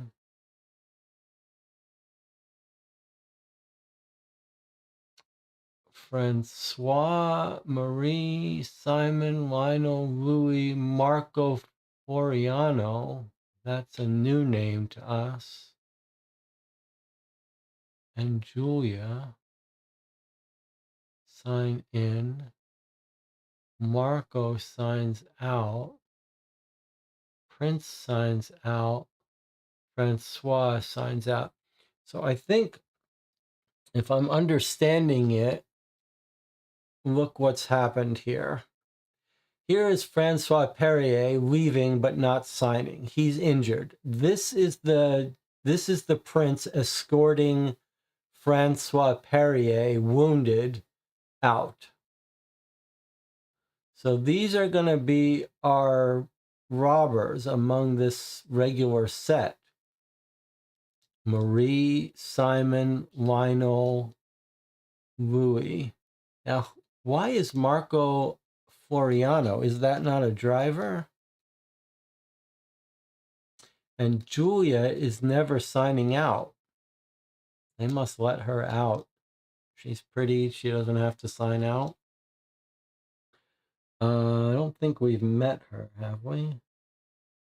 So, do we now have our list of robbers here? Let's see. What is Marco Floriano doing, though?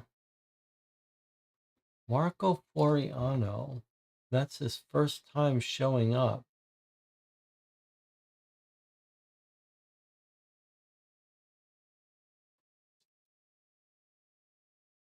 Okay, so let's see. We've got Francois Perrier on the night of the crime. We've got Marie Olin, Simon Varin, Lionel Daragon,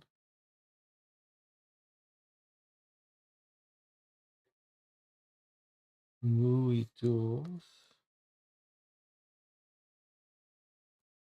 and then Marco Floriano and Julia.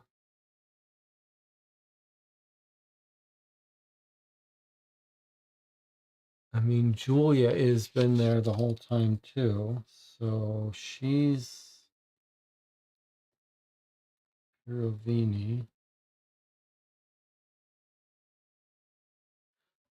Is Marco Floriano one of the drivers?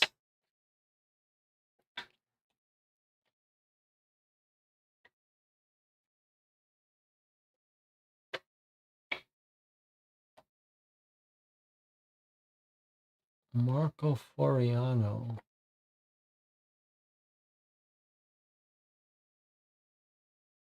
And what's the meaning of why there's blue ink on these? Here, look, you can see the black ink runs out.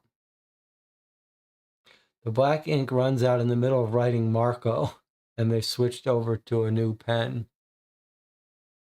I think that's a little bit of a hint that these four are much later than the other, are later than these others, and that they're done in order. So Marco Floriano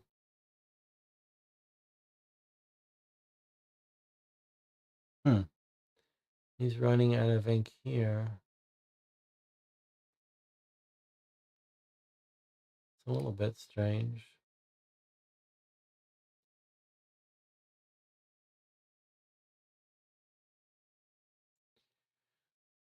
So we could draw card 16 to analyze it, which would answer your question about the blue-black ink maybe, but it would cost us some time. I'm inclined to not do that. Feels like we could get this on our own, unless we have spare time. But what is this?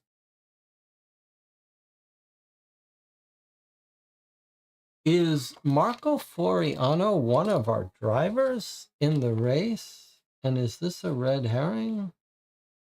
Let me just see.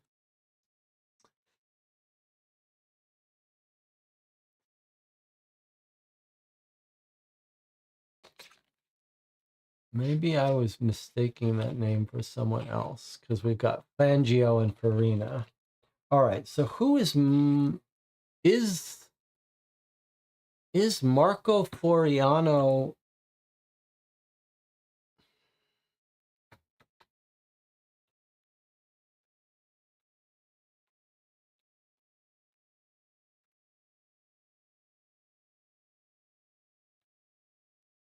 I'm not sure, but I do see Julia up here on her own during the alarm test. So I don't think she's one of the crew. So 1, 2, 3, 4, 5. That's my guess. It's these 5. It's these 5 that are our gem cutters. 1, 2, 3, 4, 5. And Julia, she's coming to do something.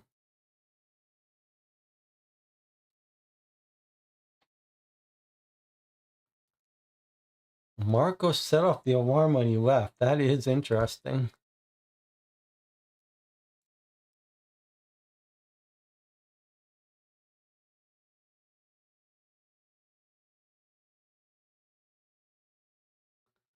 That is interesting. But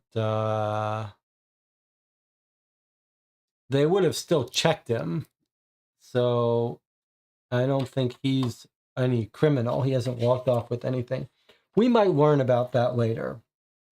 But I think we now have the real names of our people, our gem cutters. We know Francois Perrier is the mute, but we don't know who anyone else is. We don't know what nicknames match up with the details, but we do have their signatures if we need them. Okay, let's put this aside. We haven't done this, so let's put that on our to-do list in case we forget.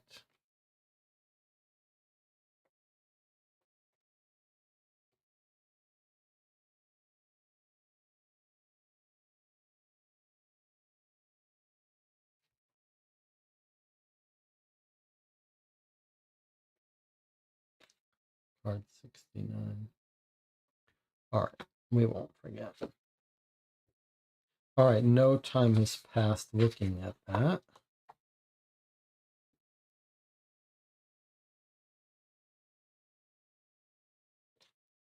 And there's no paper clips on that.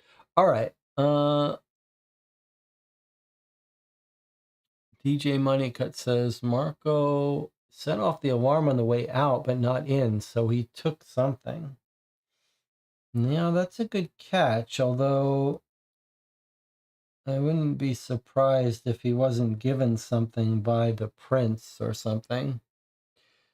Okay. Look at this picture. There's Boots. All right. Well, where do we want to go now? What are we trying to do? We think Diesel might have... We think Diesel might still be in here.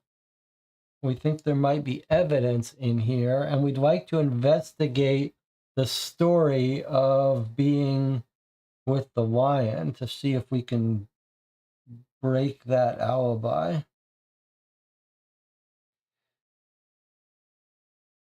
But we're also interested in finding the path to the underground. Is there any way to go from this map to know. Do you think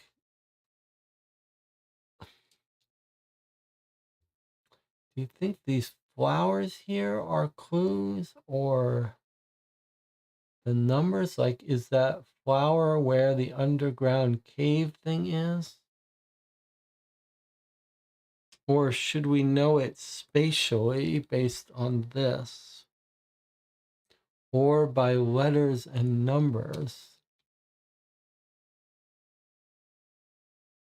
I wish I could wish it was easier to read those numbers. It looks like IU, H3, H2, HH, I2, I2, like lots of repeating.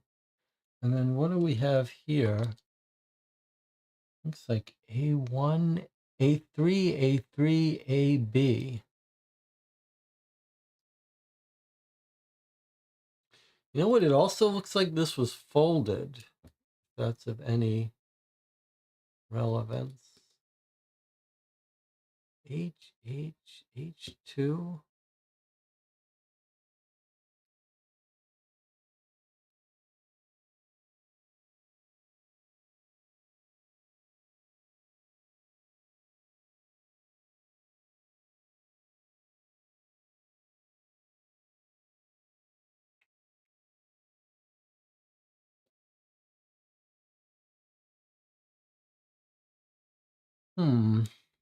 Well, absent a good understanding about that.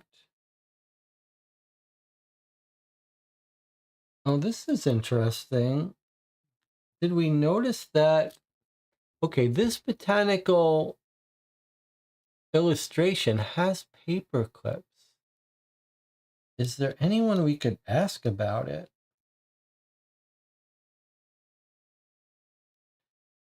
You could imagine asking the mute about it, but he's not going to tell us any answers. Is there anyone that would know? What about Jacques Cousteau, who does the diving? Should we consider the idea that he might be able to interpret this map for us?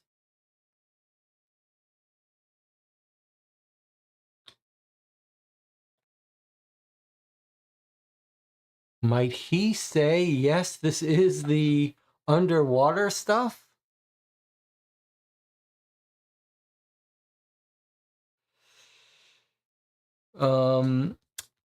Marco says, hey, we should be taking this card even if we don't look at it. That's a very good catch. Thank you. You're quite right. That saves us from having to remember it.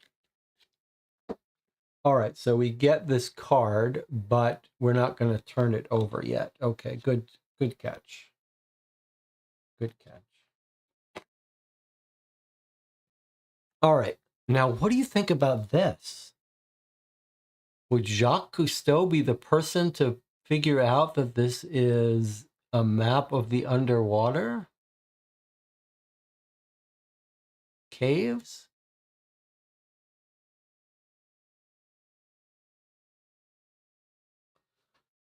I am very tempted. I mean, it could waste time, though. What about the guy that was the expert in the helicopter? What's his expertise?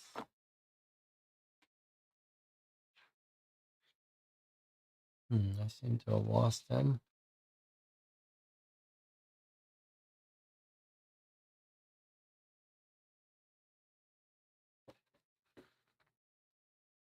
What do you think? Jonathan says, I'm less sure the map is important. We found the cave in the exotic park. I'm not sure if anyone could tell us where specifically it is in the palace.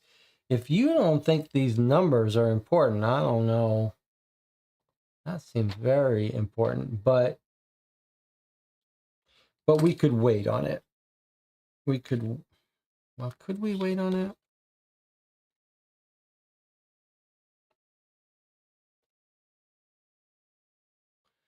All right, well, let me chew on it for a little bit. But in the meantime, I'm going to put it on my to-do list. Oh, here was Jules Roach. So it doesn't look like Jules Roach is going to know how to interpret the map. I have a real inclination. Maybe I can't ask the prince. I have a real inclination to ask Jacques Cousteau about that map.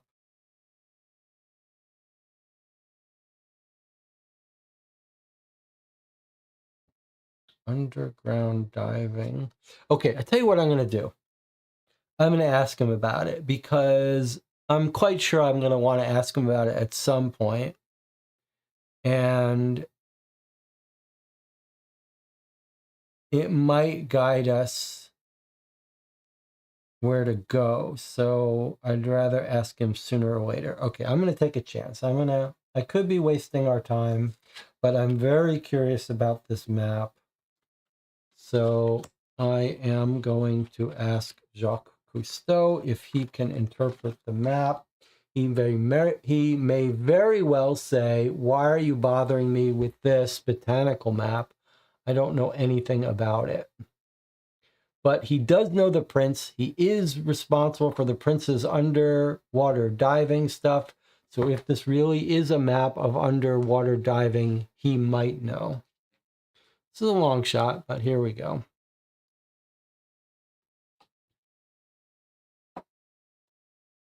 All right, so it's a card and it's an instant. Okay, let's see what Jacques Cousteau says. On examining the piece of paper, Commander Cousteau's expression suddenly changes. It's amazing. Look at these blue markings. They're codes used by cavers. This is a map of a cave disguised as a drawing of a pressed plant. And what do these pink buds represent? Buried treasure? More likely entrances to the cave, I think. Cousteau is so enthusiastic, you promise to let him lead the exploration if the opportunity arises. Okay, so this took us no time. He's confirmed our theory that it's a map of an underwater cave, and he says that the numbers are codes used by divers, and he's pointed out that the buds seem significant. What do the pink buds represent? He says, buried treasure, no, more likely entrances to the cave. So that was our theory, that this is the exotic gardens in Monaco. So we should be looking for an entrance to the cave that's in the palace, and then another one somewhere else. Okay, so I think we have learned something important here. I think what I'm gathering now is that, here's my theory now. Where did our map go? Okay, here's my theory now. I thought that this might be a detailed area of the palace, and if we could figure out what room is what, we might be able to identify where to go. But now I'm thinking, I wonder if this bud is the entire palace complex, and we're just being told there's one entrance there, and maybe this is the exotic gardens, and maybe this is a giant opening to the ocean or something. Or else this is the garden inside the prince's palace. But now I'm thinking like this represents the entirety of the palace. And this might be the exotic gardens where the guy came out in his black suit. And this is where the rest of them came out.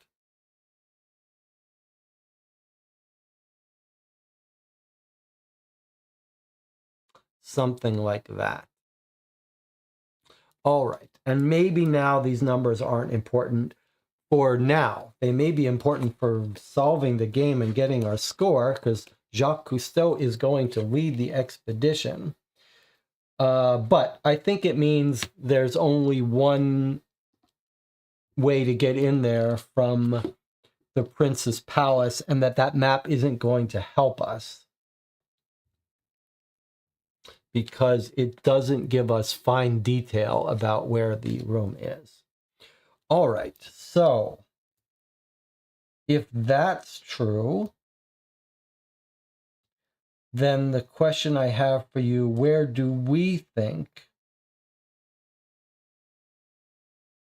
we are most likely to find the underground cave from here, or where else might we want to go? This is so great that we've spent 2 hours and we've basically not read anything new yet. Well, surely it's not on the second floor. So what have we got here? Can we tell what things are on what floor? I mean, garage, that seems like you might be away underground.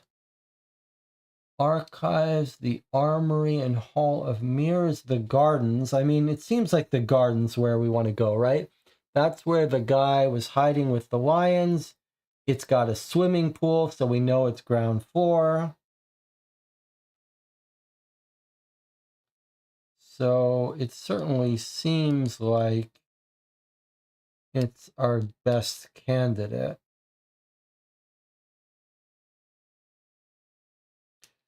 Too bad we can't ask the prince about it. Where were the gem cutters working and the robbery happened? That's a very good question. Where were they working? Were we told what room they were working in? I think he told us he was working on chandelier or something,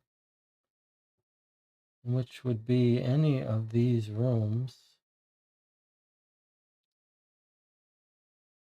Were we told where the work was being done?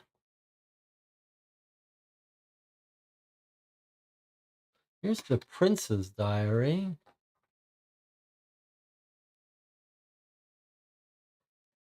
Doesn't really help us.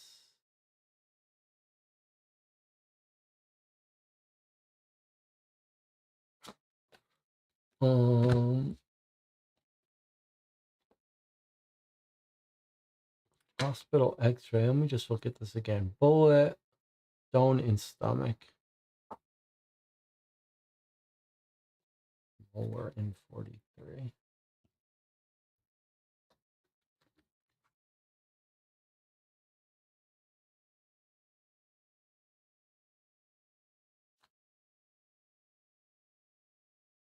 Here, got it.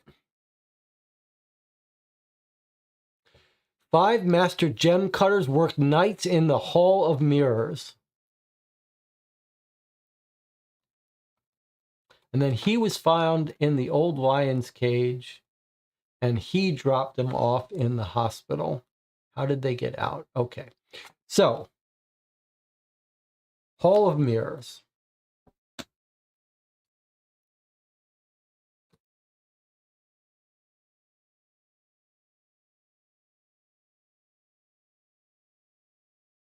Okay, so we for sure want to go to the Hall of Mirrors to check out the scene of the robbery.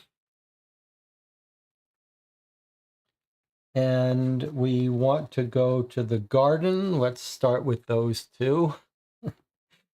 We read one card, and it's time for a break.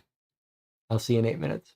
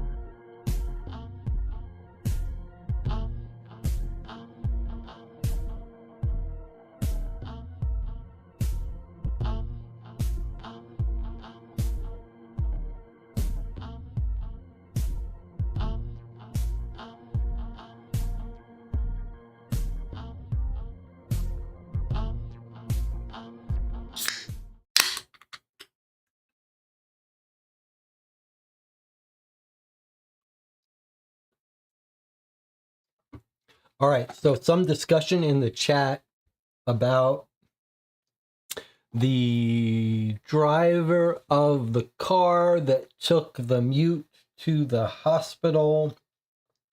We know the prince found him in his old lion cage.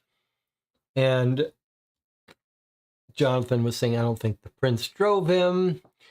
I think Marco Floriano came in with the prince, or came in with them, drove out. Maybe Marco is the driver. Then the discussion was about the car used. We're told in the hospital that some unknown fancy race car dropped him off.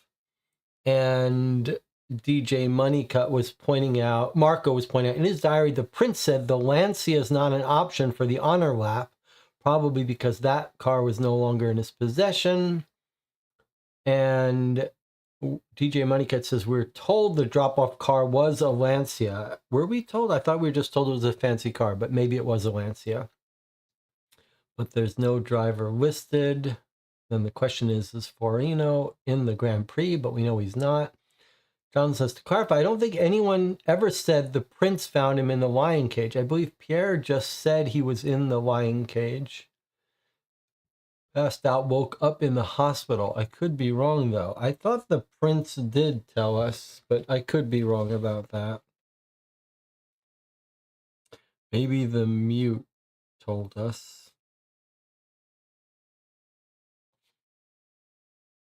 Here's the part, here's the prince's diary, where we're told that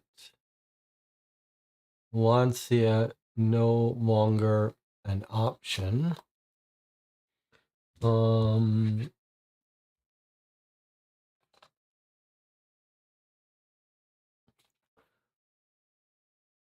Well, let's not worry about it. I thought that the prince told us that he discovered him and brought him in, but it's not really relevant. Well, here he is. The fifth managed to escape them by hiding in my old lion's cage. I found him there this morning, dropped him off unconscious at the hospital. So here the prince is saying he is the one who dropped him off. Okay, but it's not really important for our study at the moment. We've got two places for sure we want to go, Hall of Mirrors and Prince's Gardens. Let's start with the scene of the crime, the Hall of Mirrors. Normally we would not be able to hear the radio, but we have the transistor radio, so we can. Let's take a look at this dense card. A halberd, a flintlock musket, even a rapier. The sizable stash of weapons in the armory would be of more interest to a collector than to a gang of bank robbers. Looking around, everything seems to be in place and lightly coated with dust. You notice 4 empty wooden crates. You retrieve a small spiral-bound notebook from one of them. May 21st, clean the pool, prune the ficus, feed the lion, tidy the greenhouse. May 22nd, load 5 crates into car, water plants, feed lion. Okay, so someone was supposed to load 5 crates into the car on the morning of the 22nd, but they never did. Instead, now there's 4 empty wooden crates. Strange. And here's the Hall of Mirrors where they were working. And there's paper clips for it. You exit through the Hall of Mirrors where marble busts are reflected in oriental porcelain. An overturned chair lies in front of a table, atop which there's an array of steel hammers, tweezers, and razor-sharp blades. You also notice 5 small grinders with accompanying magnifying glasses and a paper that seems more than a little suspicious. Okay, this is our 5 gem cutters for 5 diamonds. What have we got here?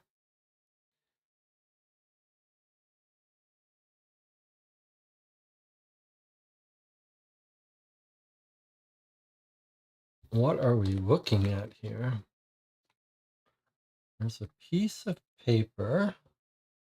That's more than a little suspicious. Let's take a look at it. I'll put this out here to remind us we've got to move the clock ahead. All right, what are we looking at here? France, UK, USA, Germany, Swiss, IKLNPQS. Looks like we've got...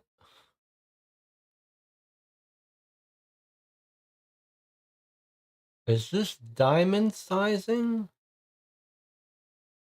Diamond sizing, I wonder.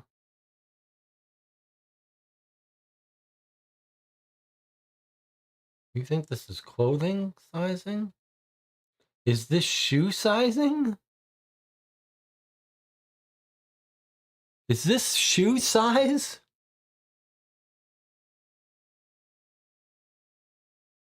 Or diamond size?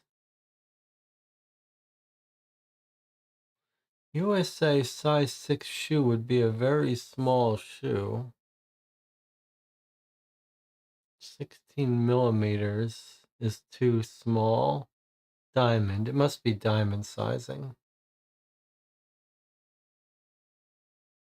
Can someone look up a size 52 diamond in France and see if it's 16.5 millimeter?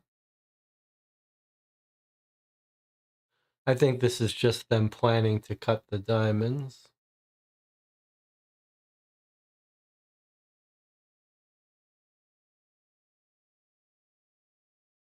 In which case it's not suspicious at all. It's just their plan to cut diamonds. All right. But we could ask someone about the Hall of Armor or Armory. Okay, let's go ahead and click back time. All right, so this was the thing. We found an interpreter, receptionist, Hermitage Hotel. Okay, where that's not useful. They're telling me Trintignant's oil pressure is dropping on left-hand turns. Oh, the French driver has to ease up, but makes up for it on the right-handers. Luckily for him, Monaco has mostly right-hand bends. Your receiver crackles. There's a lot of interference, so you pick out a few words. It's quiet from Monaco, still no crashes, or we'll meet up after the finish. It's quiet from Monaco, still no crashes. So it sounds like Monaco is still driving. That's our clue that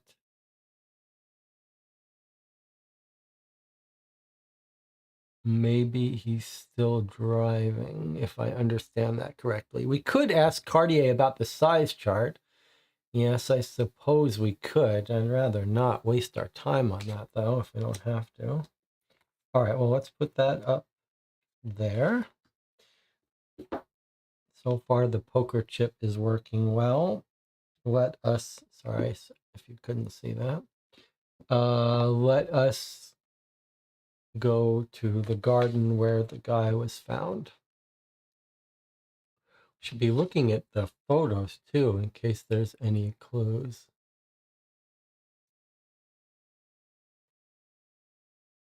This doesn't show us where in the palace it is, like upper floor, lower floor.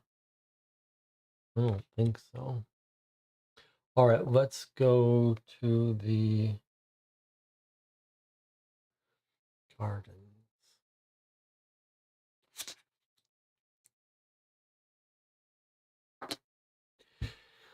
Marco Floriano, the gardener. Aha. That's who Marco Floriano is, the gardener. Has gone to watch the Grand Prix like all the other palace staff. As you're wondering how much time and how many people it would take to inspect every thicket on the grounds, you notice footprints in the earth. Without a doubt, the most numerous are Prince Rainier's famous loafers. Thanking the previous day's rain, you follow the footsteps until you're startled by the sight of a cage, inside which is an elderly lion is toying with a pair of polished shoes. The big feline listlessly saunters over to you. You can make out dried blood on its front left paw.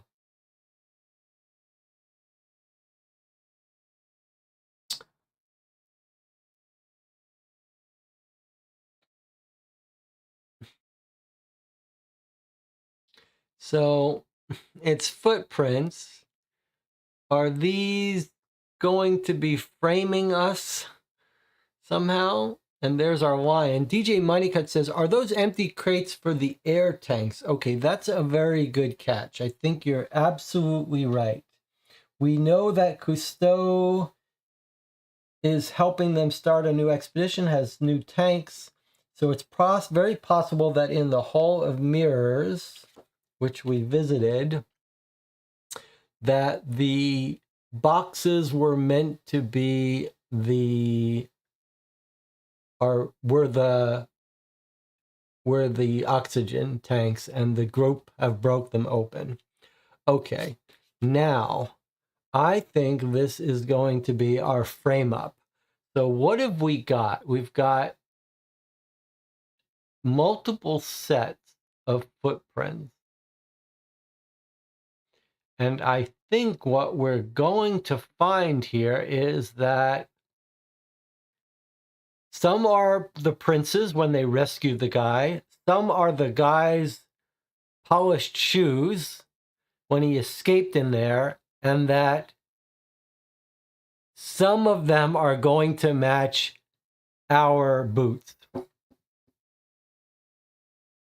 As if we were chasing him. So that's what I think we might find, that the boots are the person who escaped, and might be some more, which could be ours.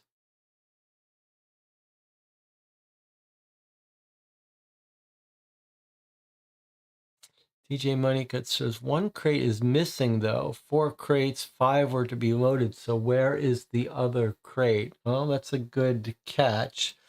Let me make a note so I don't forget.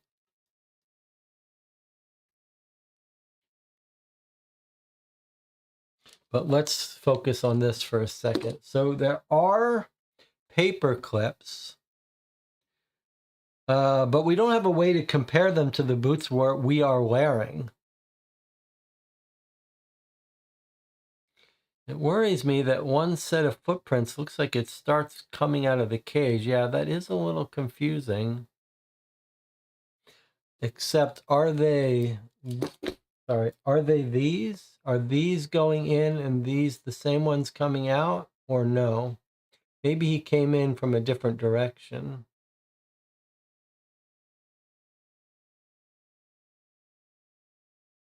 So we seem to have 3 pairs of footprints, but are these the same as these? Is there a reason they're darker? We could try matching the boots from the motorcycle card to the tracks. We are wearing the cycle boots. It is an interesting idea, but we don't have them anymore. Do you think it would still work? Okay, let's see. If Jonathan is right, could we compare the boots to the footprints? No, we can't. Probably because well, I don't know, but we can't.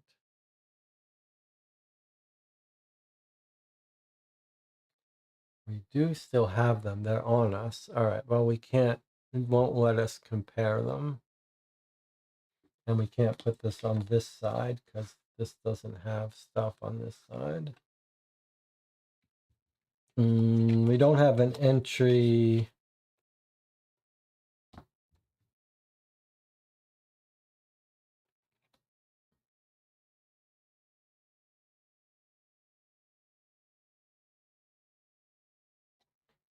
I mean, if we wanted to, we could ask the mute about these footprints, but he's just going to tell us the same story he came up with. So that doesn't seem, although we could catch him in a lie, but all right. Well, let's just put a pin in it. Let's mark on our to-do list footprints. We'll think about it later if there's any way to prove anything with these. All right, so we've got to click the time. So let's go ahead and do that. It's 5:20, race is almost over. Another upset. Moss was set to win, but his Mercedes has started trailing smoke, like Fangio with his seized transmission. Francis, both Mercedes are out of the race. Absolutely incredible. Ascari's charging for the win. And Trintignant is now in second. Okay. Ascari and Trintignant. There's one of the red Ferraris is Trintignant. Okay. Don't worry about that later. So we suspect that we're being framed up with these footprints, but we can't easily, we don't know how to compare our boots to this. I don't think this lion would have attacked him, but he seems like a very calm old lion, although he does have blood on his front paw, but I bet that's going to be, I wonder if that's going to be our guy stabbed him or something. Is there any way we could examine him? Examine the lion? How could we examine this? We've got things here and things here. What could we compare against that? Could we ask the prince about it? You can't ask the prince anything. And we don't have access to the gardener, Oriano. All we have is this, and this won't line up. All right, well, we'll ask someone else later, but for now, I think there's nothing more to do here. How could he go back to the cage after we gave him the boots? Well, that's a good question. He couldn't. But let me propose some alternative plans for you. Let's say you're planning to frame someone. You want to leave their footprints. Okay. What's the easiest way to do it? You sneak into their house, you grab their shoes, you plant the footprints, and then you sneak the shoes back. Okay, that's what Jonathan is repeating here. The theory is he got our boots out of the sidecar, used them in the heist, and then got us to wear them by taking our other pair. But there's something else you could do. You could, if you couldn't borrow the shoes for a week, what could you do? If they're just sitting there in someone's sidecar, what could you do? You take them, you make a mold of them, you put them back. That's it. As long as he had access to our boots in our sidecar at some point, he could have taken them, bought the same ones, or made a mold of them. The point is, the boots in our spare boots in our sidecar are the ones he could access to frame us. So he's got to trick us into putting them on. Although I guess you really wouldn't have to trick the person into putting them on as long as they were in the person's possession. But I do think that there's lots of ways, given that the boots were in our sidecar, that he could access them. Maybe he found the size of them, maybe bought copies, whatever. All right, let's worry about that later. So we don't know what to do with this card, with these footprints, but we're going to store it away and deal with it later. All right, so we've got quite a bit of time left, but not that much. I mean, here's our stack of cards, but the bottom half is these events. So we really do not have much time left. What's our game plan here?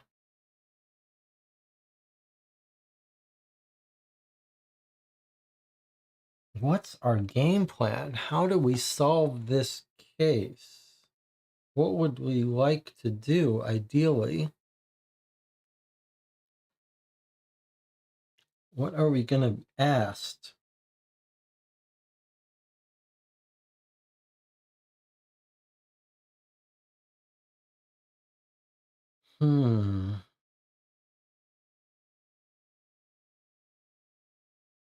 Well, the garage is where the car drove away to bring the guy.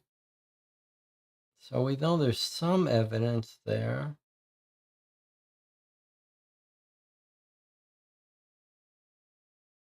Any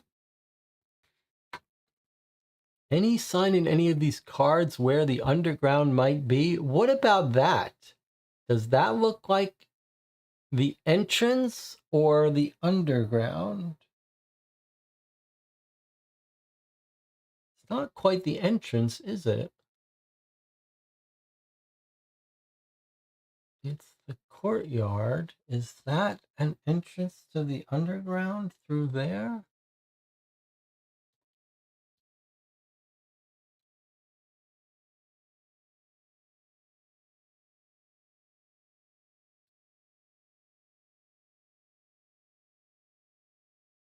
Or is the palace archives how they got underground?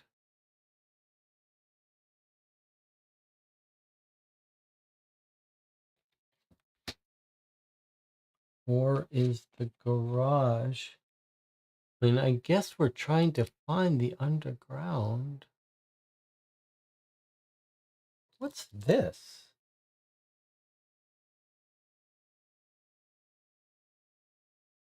This looks like a way out. And the garage is outside the palace. Seems like we should go to the garage. Maybe that's how they got out.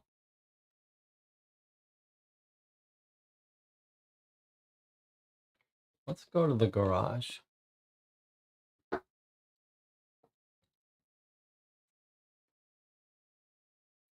An ardent car enthusiast, Prince Rainier collects vintage cars much like other people collect stamps. You inspect the hangar-like garage. One of the cars, a blue Lancia Aurelia B20 GT, is parked slightly askew, contrasting with the others, all aligned to perfection. Searching it, you find a diving cylinder with its gauge pointing to empty. Also, what you initially thought to be a gun protruding from under a blanket turns out to be just a harpoon. So there's another one of our cylinders that we know they plan to use to escape, but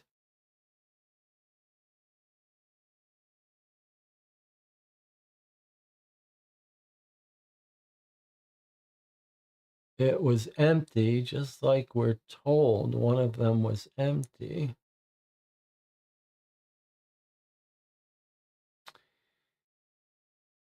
Searching it, the cylinder is in the car. Why would that be?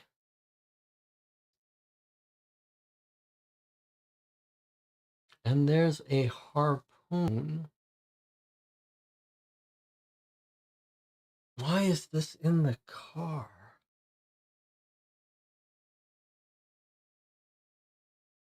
The Lancia is the car that took him to the hospital.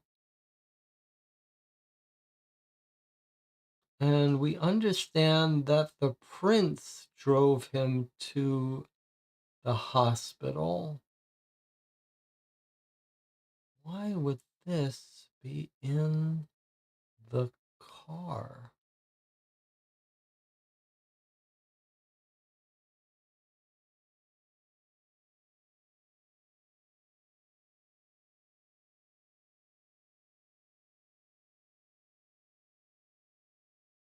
So this is the car that drove him to the hospital when the prince found him.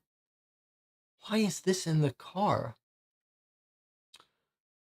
DJ Moneycut says the Gardner was supposed to load the tanks in the car, but there was only one left. You think that he's just loaded? That's an interesting idea. Load 5 crates into the car.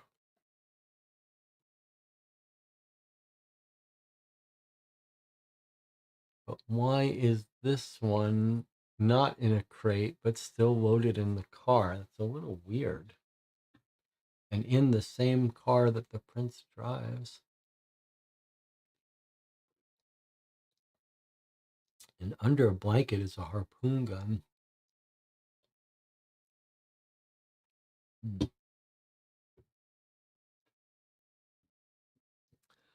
Well, before we can do anything, we have to trigger time.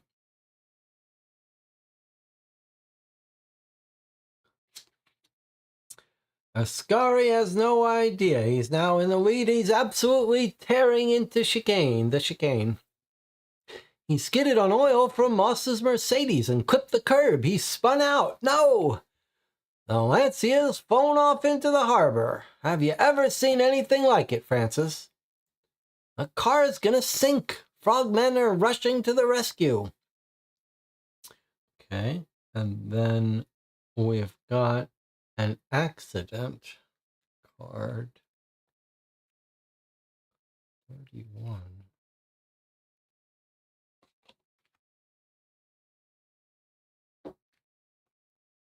Let's go to. But this doesn't have an instant. So we could go to the accident if we wanted to. All right, let's put that on the board here. Another update of the drivers. We've decided we're going to worry about that later. What's on top of this deck? 31 accident. Looks like this is just an alternate if you missed it on the previous card. Or if you were, look at what this is. If you were underground and you didn't have access to the radio, so you didn't see this, it's, why is it doing this with these greens? Is it the, okay. So if you weren't allowed to listen to that radio, you would still see it on the top of this. But it's 6 o'clock. The race is about to end. Our time is running out here. So we could go check the accident.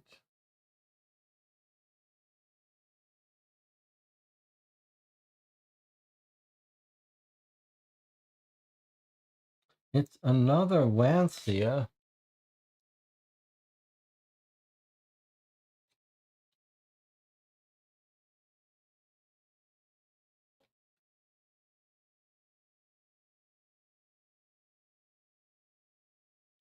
So we were thinking it was red just because of Monaco's colors is red. But if we were wrong about that and we check out this accident, we could find the diamond.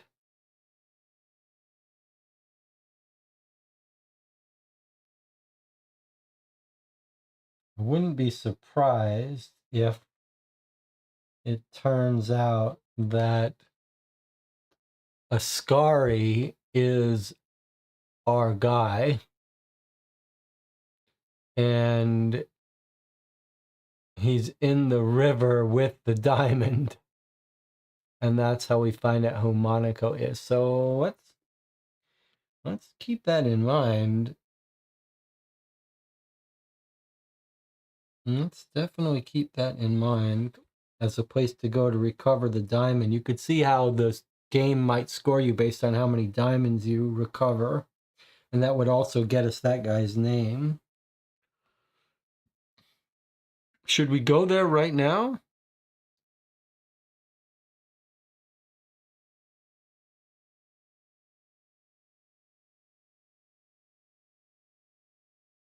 Could taking the air tank make us look guilty? That's interesting. I'm not sure we have a real choice. That's interesting, though.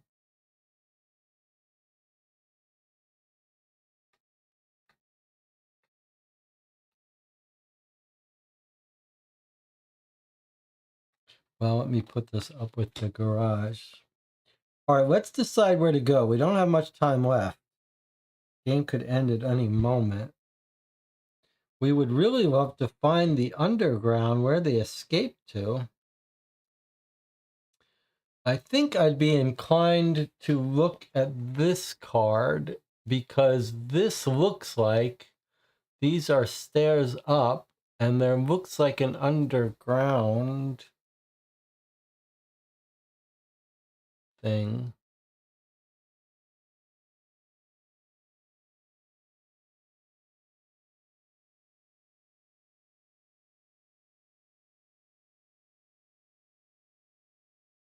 What do you think? All right, we're going to go here. Then maybe we should go to the accident.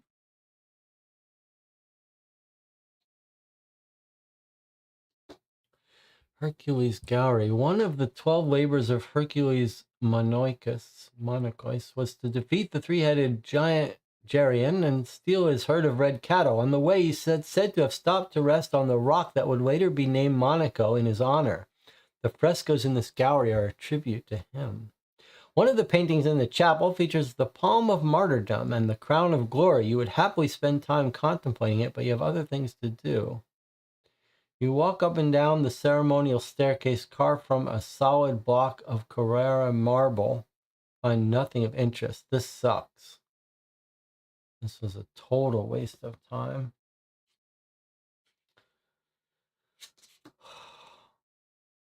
Trintignant is now in the lead. Yeah, but Berra's catching him.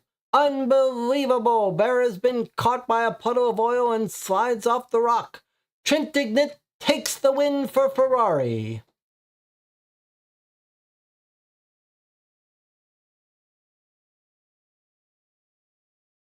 So Berra was thought to be out of the race a long time ago, snuck back in home into second place and was about to win, and then Trintignant won. So if we hear the robbers say Monaco won, then we know that who Monaco is, but we haven't seen that from the robbers yet. All right, well, this sucks that this gave us nothing.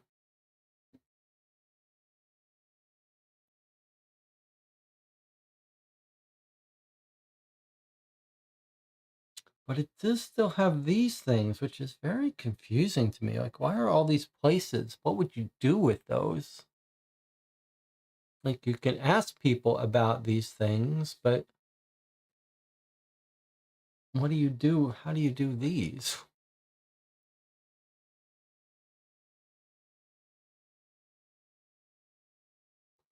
Could we combine the cave map? There's an interesting idea. All right, let's see if Jonathan's theory is right. If it is a cave map, I was thinking for a lamp to search around. That's an interesting idea. So let's look at Jonathan's theories here. Like, let's say we thought this was the entrance to the cave. Could we line this up and find an entrance?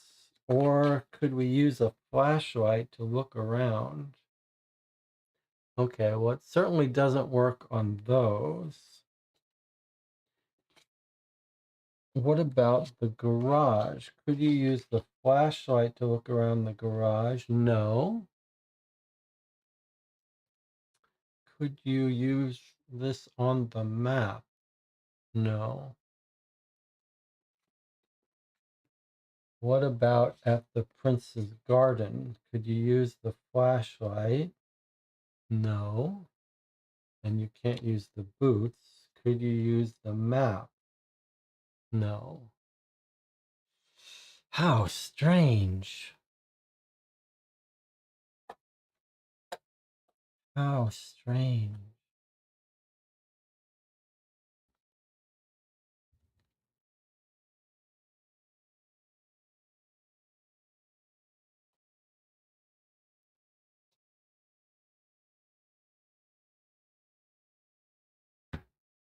How very strange.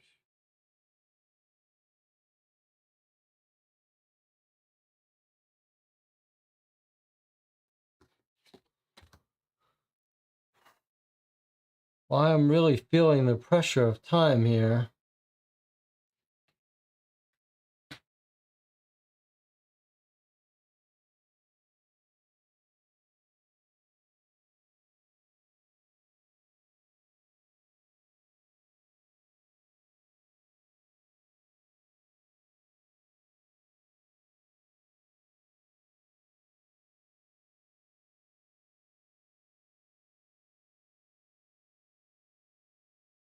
The land register. Is it possible that this would tell us where the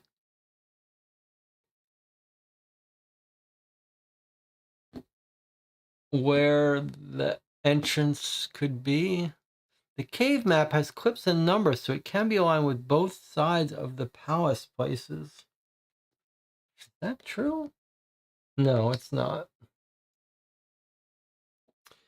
You think it does, but it's really, this is for going down into the cave.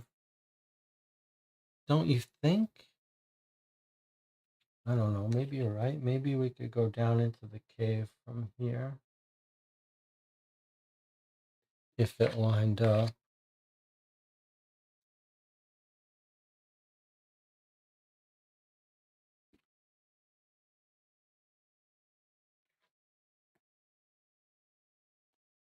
Here's Hercules Gallery.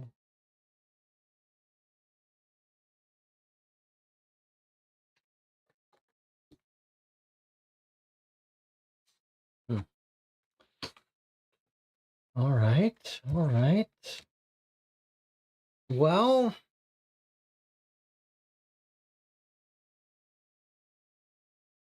I am nervous about running out of time down here.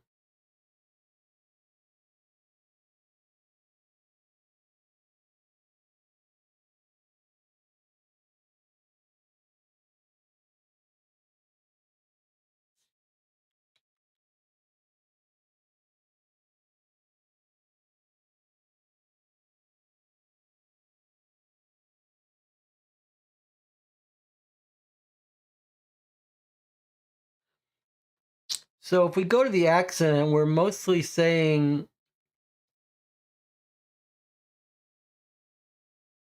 we're mostly going there for meta reasons, right? Because we haven't decided the guy who crashed is our driver of our diamond. We just think that's the most likely thing the game would do.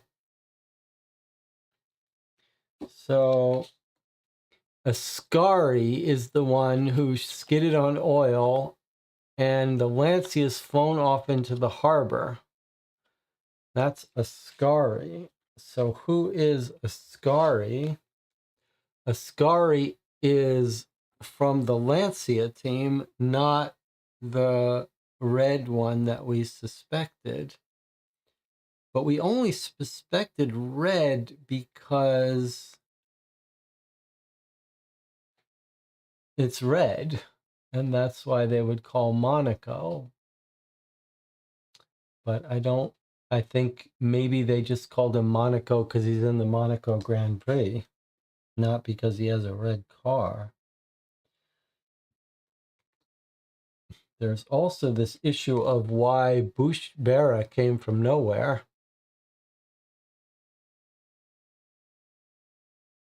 So we're sort of visiting the crash scene, but wow, it feels like we might have only a turn or two left. I mean, ideally, I'd rather hear them say Monaco won before we waste time in the crash. Who won is Trintignant, who is on the Ferrari red team.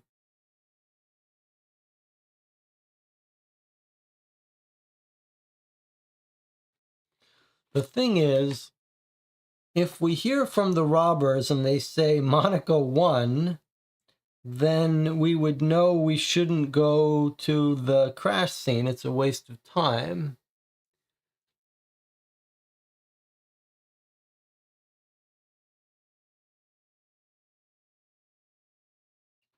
So if I thought I was going to get and if the radio says, hey, he's in the water, then we would know for sure to go to the crash scene.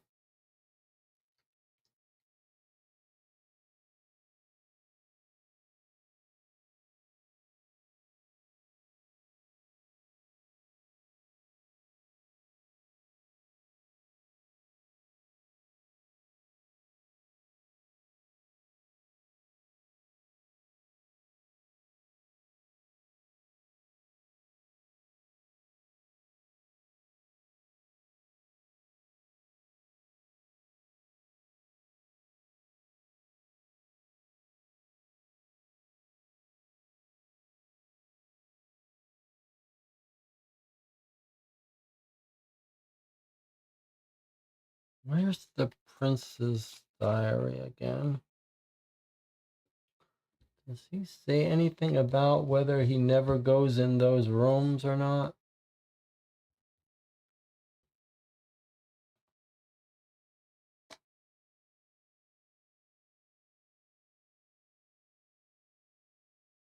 Private apartments in the palace at 7 p.m.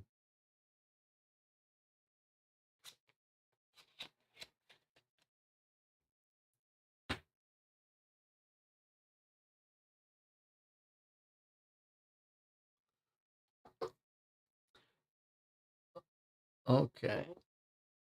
Maybe look at cards 21 and 9 and see if anything jumps out. What were cards 21 and 9? What do you mean, look at 21 and 9 and see if anything jumps out? Why am I looking at those cards? Read cards earlier about the garage and the chassis. Okay.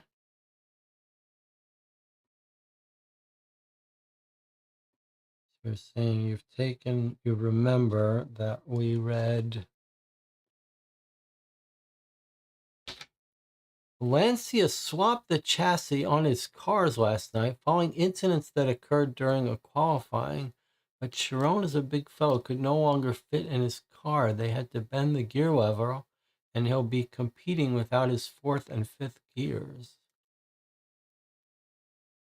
So suspicion about Lancia. Marco says something interesting. Ascari was a real famous driver, so he's unlikely to be our culprit.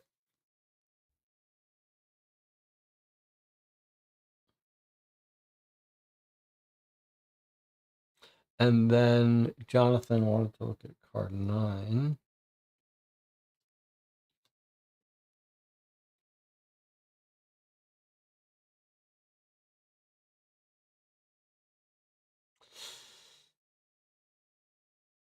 It seems to be some kind of altercation at the Lancia workshop. My God, you're right. Chiron, the Monegasque driver, is seething. Stay tuned. That's about same. It's about the same thing. How they had to change his chassis, swap chassis on his cars following the incident that occurred during qualifying.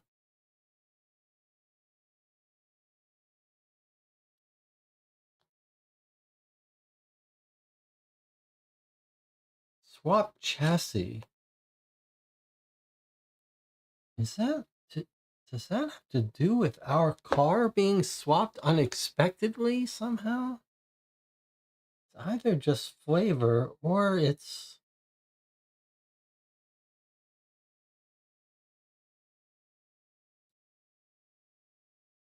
was someone purposely figuring out a way to smuggle the diamonds out using by swapping cars?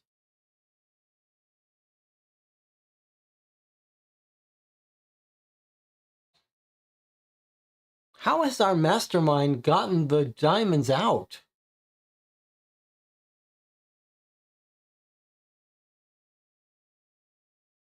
Has he put them in the car?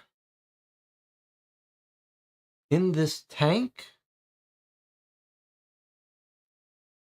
If we're right that the mute is the mastermind and has given all the other robbers fake diamonds, how has he smuggled his diamonds out?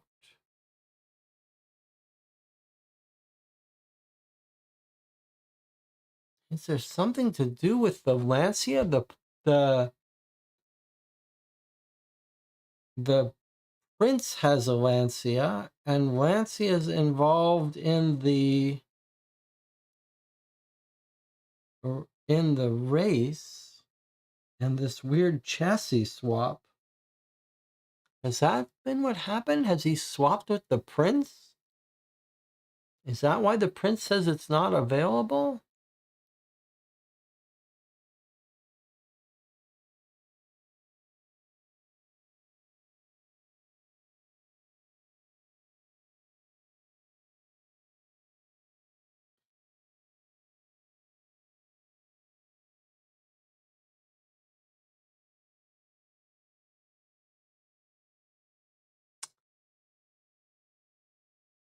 Has he swapped cars somehow?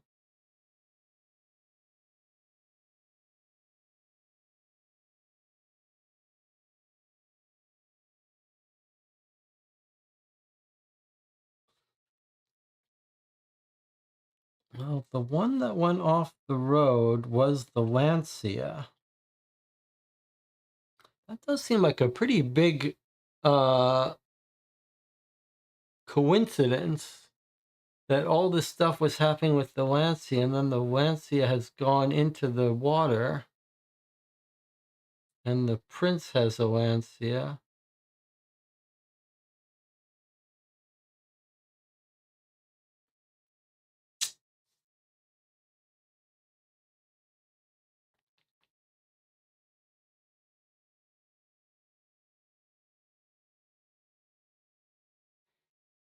Hmm.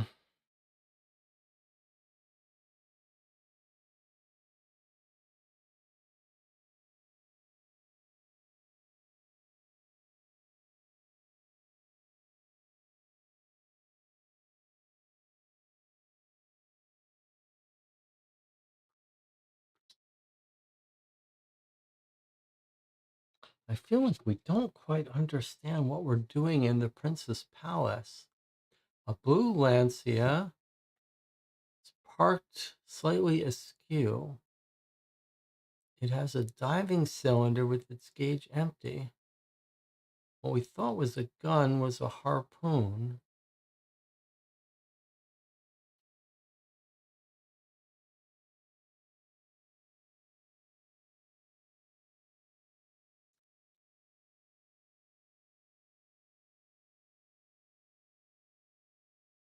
I mean, we certainly...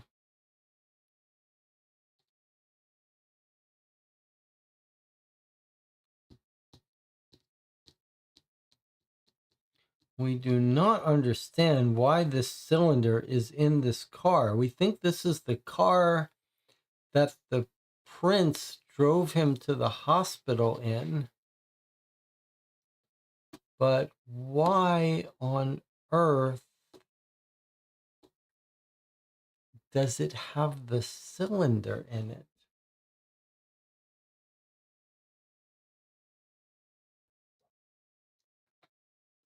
We think one of the robbers wanted to get away. They couldn't use this cylinder because it was empty. So how does it get in the prince's car? Is it because he was loading it? I don't see. I don't see. I don't see how it could get in there.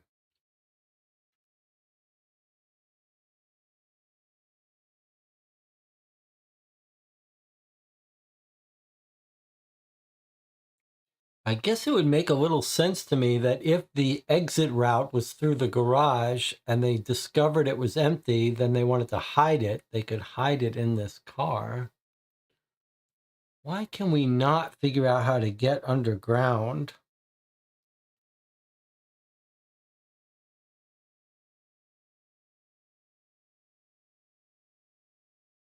Hmm.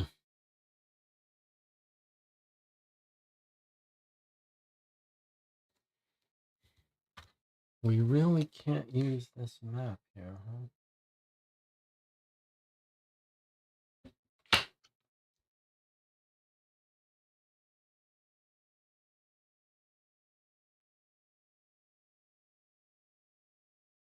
Maybe it's just the prince's tank.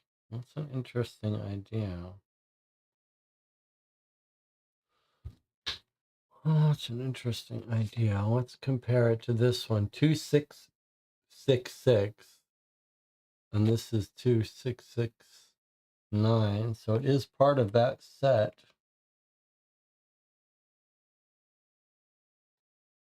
So maybe it's just the prince's car and the prince was using it, and that's why it's empty. All right, that's an interesting idea. That's an interesting idea. So they open up the tanks and there's one missing. They find it, it's empty, whatever.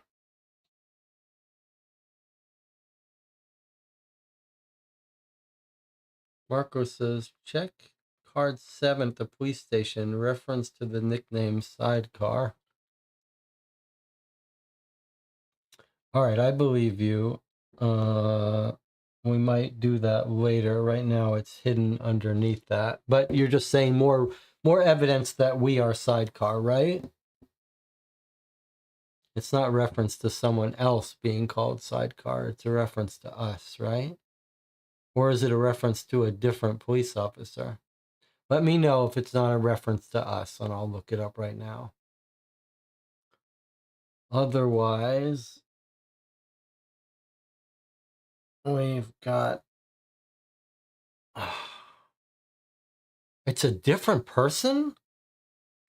Oh my God, if I'm wrong about the framing, I'm going to look pretty stupid.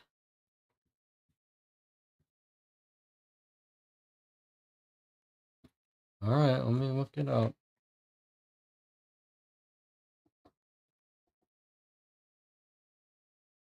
Card 7, you say, huh? Okay.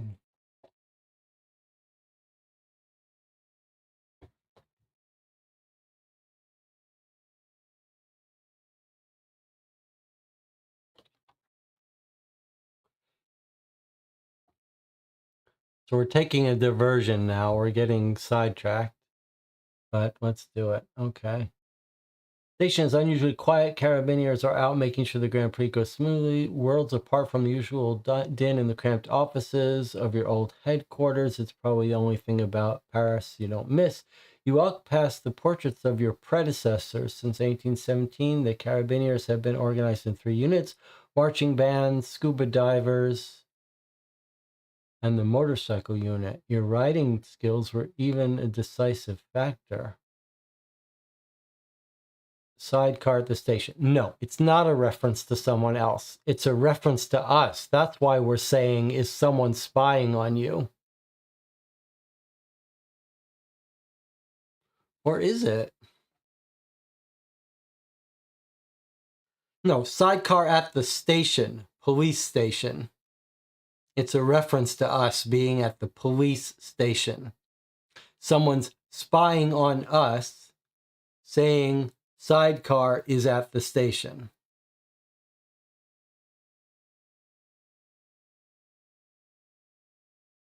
So either this is more confirmation that we are sidecar, but it's either we're being framed or the game has us being the bad guy, which I really hope not. All right, but we've just been sitting here for a half an hour.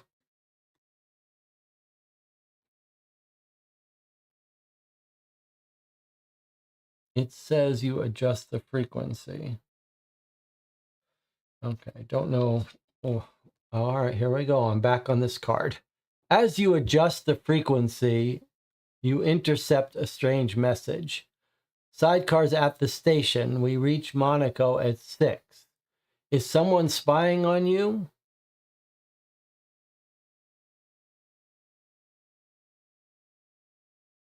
Okay, so but someone's talking about at sidecar being at the police station.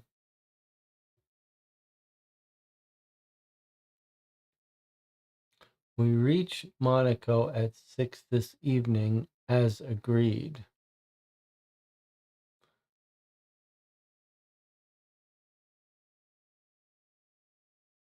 All right. Let me put this aside.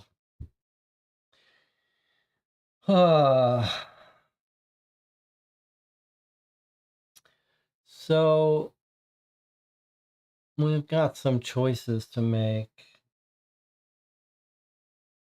Could there be some interaction with cards that we are overlooking and forgetting to do? We have very little time left.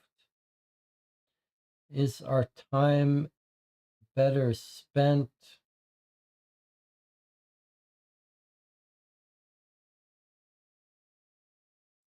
looking more around the palace archives, or should we go to the accident, or is there some other interaction?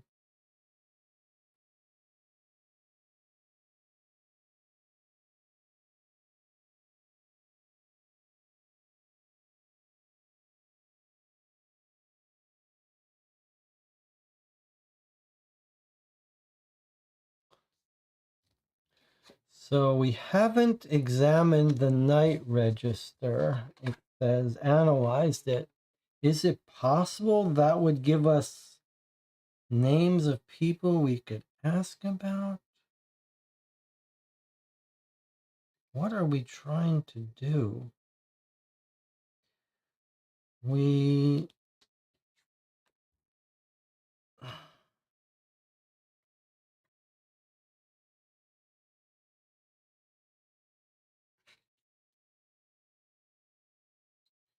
We're trying to identify our robbers. We've got their names, but we haven't matched them all up to nicknames.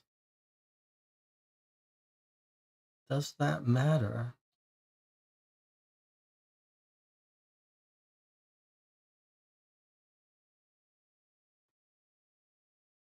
Are we trying to recover all of the fake diamonds? Where are the real diamonds?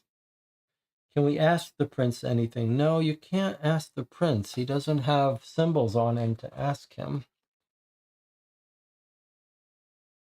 We also haven't spoken to this guy, the journalist, at all. Might he have some information for us?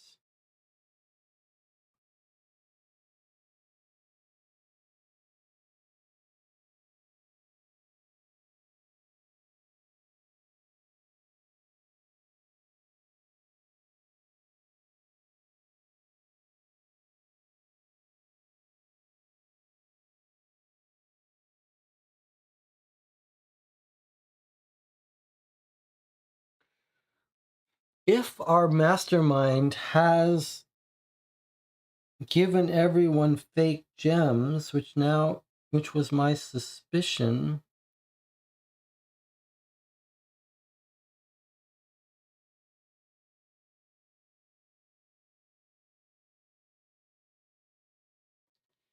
is it possible the fake gems are in our gas tank?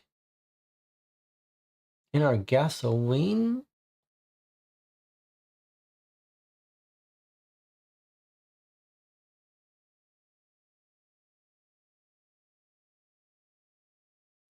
Like, how does this guy smuggle out the gems if he does?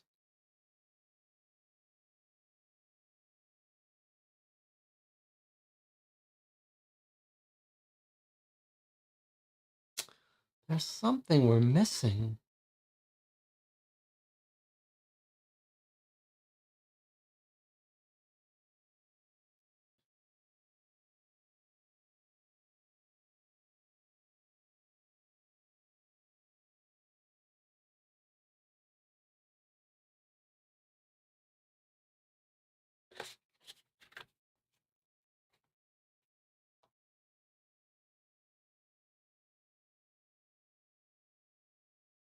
What's the 6 p.m. radio meetup at the station?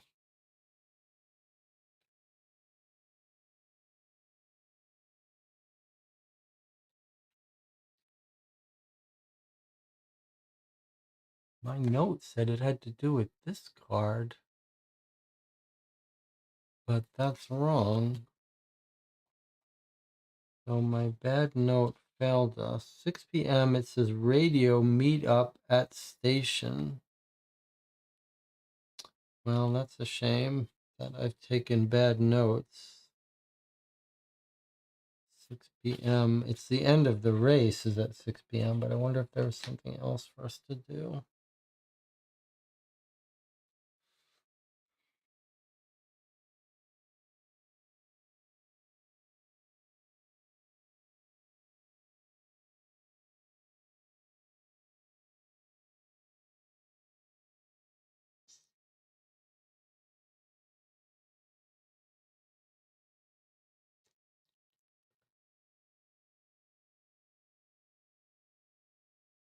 All right, well, it's time for a break. I'll see you in 8 minutes.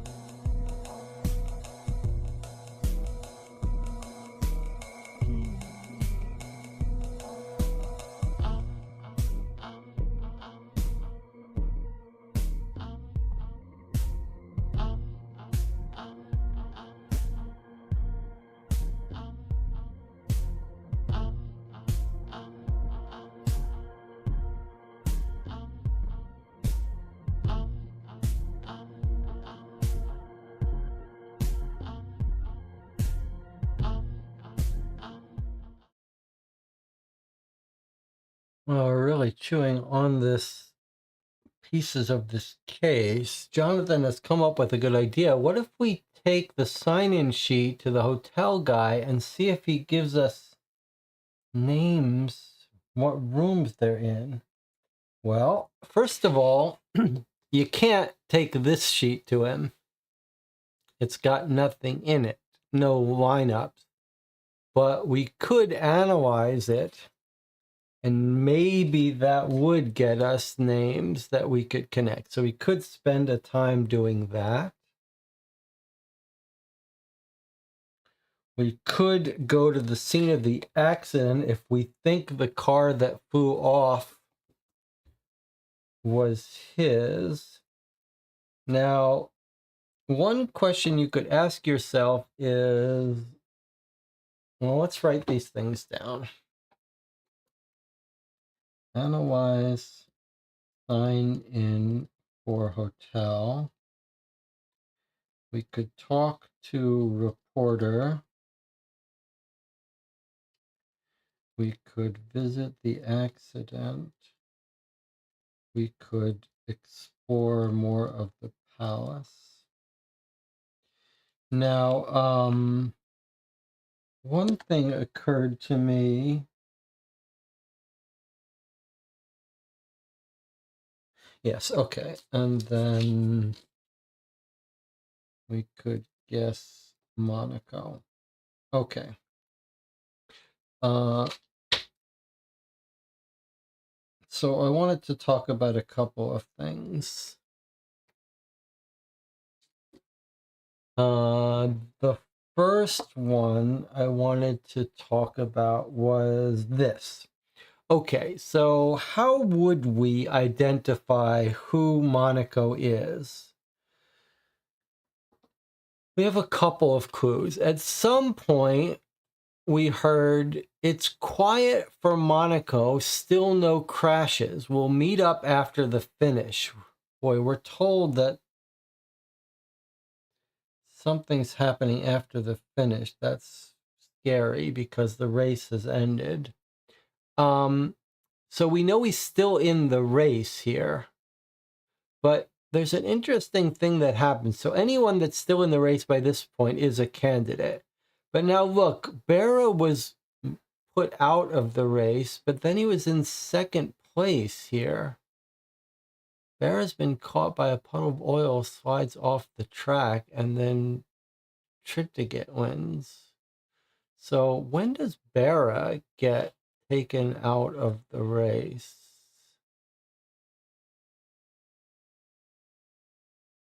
One of the Mercedes is dropping out, engine trouble. Berra is back in the pits, losing 8 places.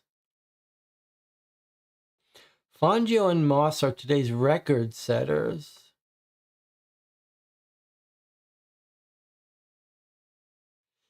So let me suggest that if you just robbed it, if you just robbed millions of dollars in diamond, and you're trying to race and act like nothing's wrong, I think what you might be driving, taking it easy, not risking your life.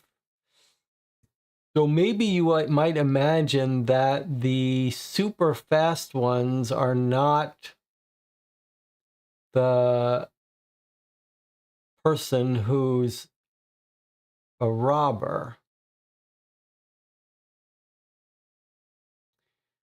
Ferrari team, Farina is already pitting to change a wheel, but we know he's still in it by this time this message comes around. So should we be asking at this point who's taking it easy?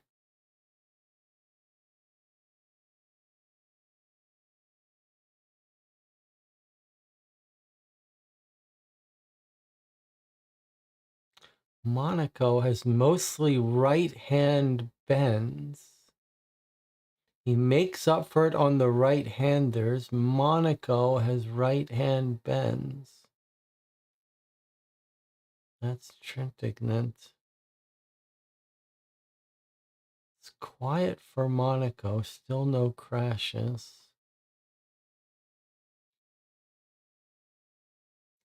Moss was set to win. His Mercedes is smoking. Fangio is C. Both Mercedes. Ascari's charging for the win, and Trintignant is now in second. Ascari has no idea he's in the lead. Herring into the corner. And now Trintignant is now in the lead, but Berra's catching him. And then Berra got caught by oil. I think Trintignant is our most likely person. He's won the race, but not by really trying that hard.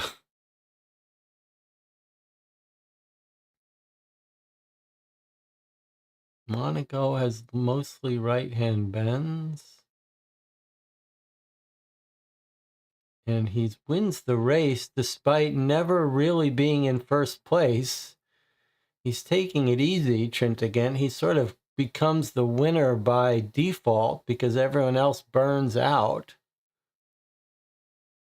And he was even going to let Berra beat him, but Berra burned out. And Trintignant is a Ferrari car.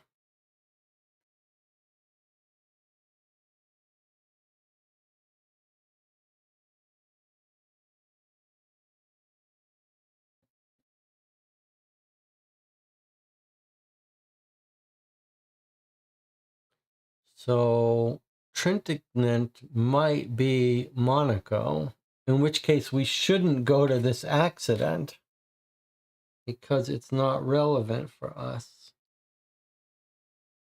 Except if they dive into the water and find something.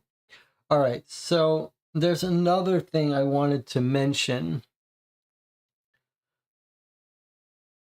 that I'm troubled by. So we've been attracted to the idea that the mute is the mastermind. And he's taking our boots to... I'm going to get back to this question in a second. He's taking our boots to frame us, etc. But my question is, if he's the mastermind and I think that the mastermind has swapped gems out and given all the other robbers bad gems. But if that's true, then how is he going to get the real diamonds out? I don't see how. So is it possible our emotions have led us astray to think that the mute is the mastermind?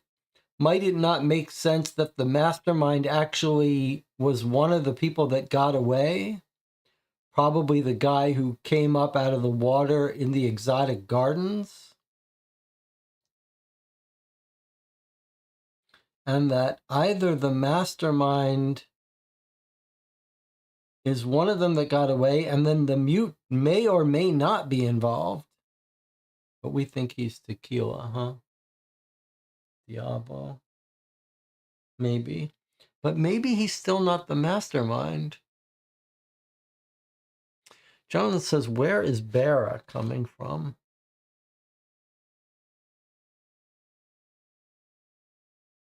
There's Bera, number 5, Maserati.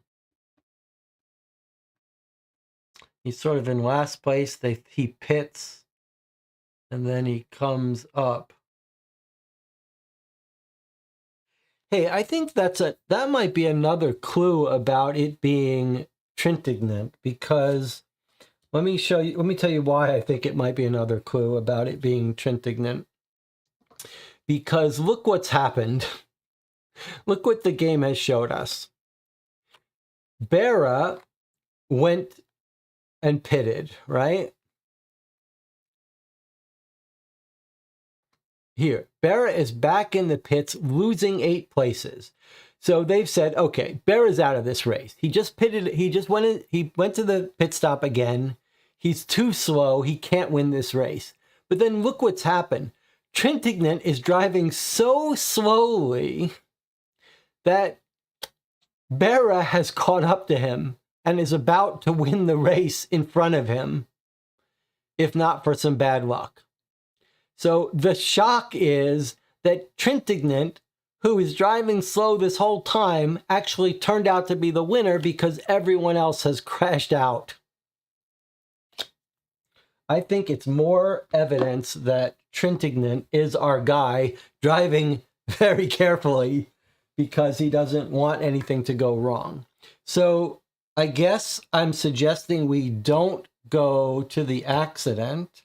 It's possible the frogmen in the water will discover something related to our underground stuff, but I don't think this car that crashed is our car. Okay. Now, I still don't know how to find our main mastermind if it's not the mute. And now I have my doubts that it's the mute. Okay, so let me pose a couple possibilities. The mute gave us this gem. He claims he swallowed it and to protect it. I thought if he's the mastermind, then he's going to give up one of the real gems in order to prove his innocence.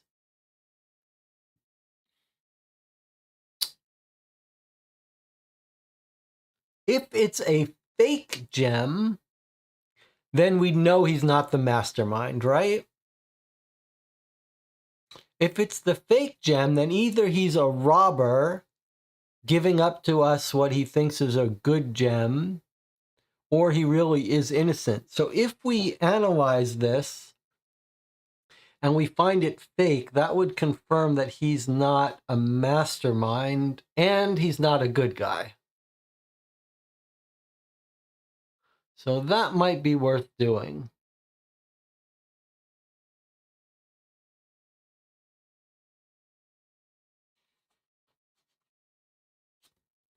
The other thing I thought we might do is I realized that we never talked to the reporter, and I was thinking,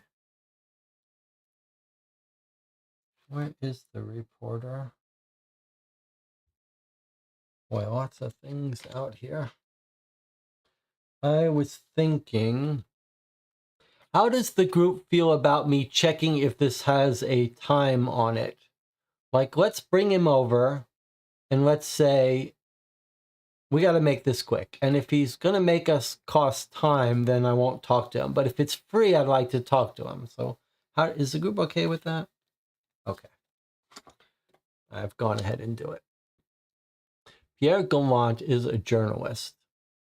After Marilyn Monroe turned out to be a non-starter, setting up this meeting was easier said than done, because you don't push monarchs around like they're movie extras. And to recognizing you, Gallant stops mid-sentence, exclaiming, "Oh, so you're the new chief of the Carabineers. If there's anything you need, Lieutenant Colonel, anything at all, feel free to ask. I'd be delighted to tell you what I know in exchange for a quick interview." Okay, so we could ask him to research something for us. But we have to give him some information first, which would slow us down. But it does seem like we could ask him questions.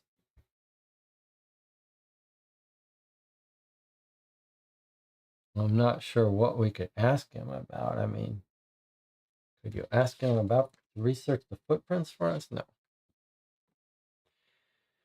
All right, well, there's that.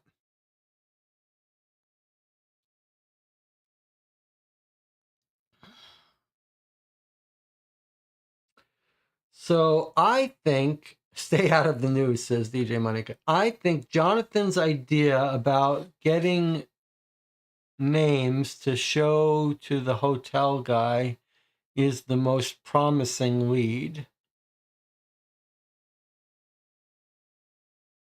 So I'd be inclined to analyze the night register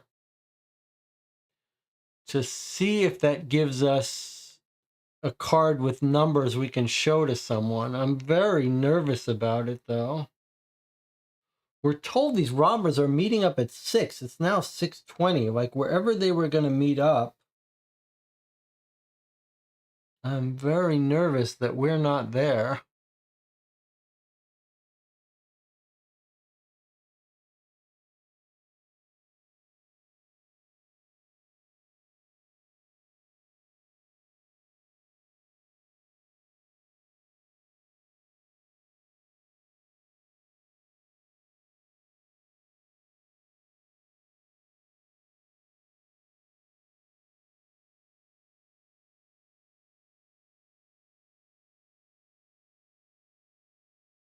All right, shall we analyze the night register? DJ Monica says, can we go to the race somehow? The race is at the port. I mean, I suppose this would get us someplace close to it.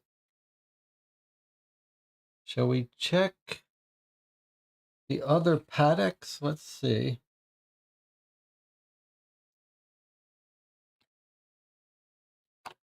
So these are the paddock entries.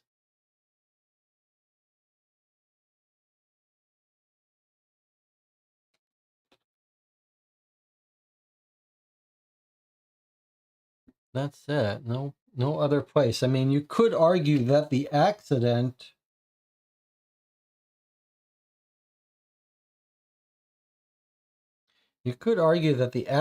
will take us to the race.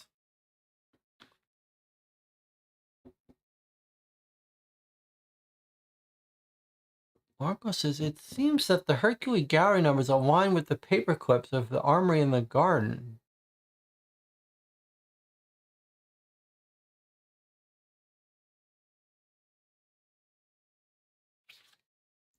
What are you saying now?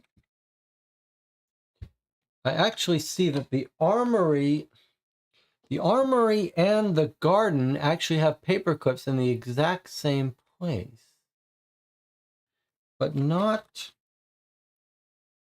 the gallery. And what are you saying that we could line?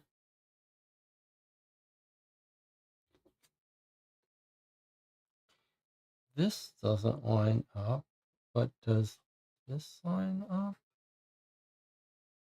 No. So I don't know what you're talking about. This one doesn't even have any numbers. These two do.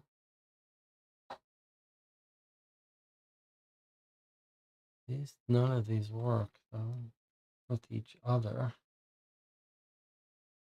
Something's fishy that these two are the same.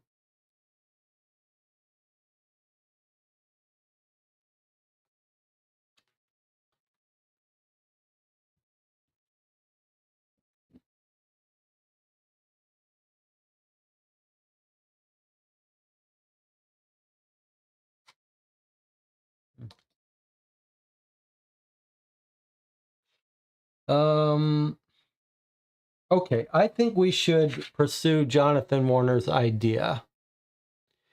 But the other guess, DJ Moneycut, is that the archives, the land register, who owns what land? I'm not sure. That might be able to tell us where the underground stuff is. All right, let's look at this. I'm going to be inclined to cheat away at time if it's not analyzing what we think. We've figured out who's coming and going and what this is all about. So if this doesn't analyze and give us numbers to line up, I'm going to ignore it. All right, it doesn't. It doesn't give us numbers to line up. So I think we shouldn't look at it. I don't want to waste time looking at it if it doesn't let us, doesn't let us combine it with something. All right, let's go to the archives. DJ Moneycut thinks this might have some information. Here we go. We're biting the bullet. We're paying for this one.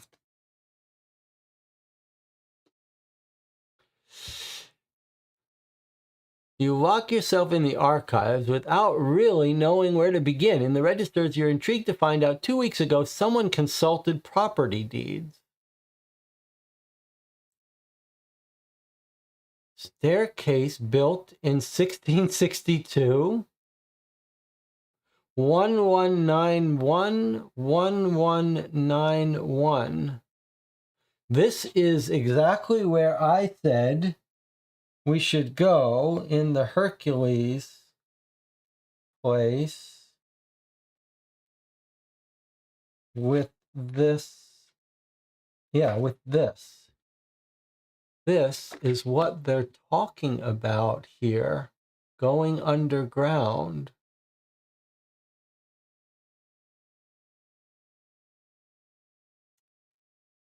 So it absolutely seems like they're talking about a way down underground.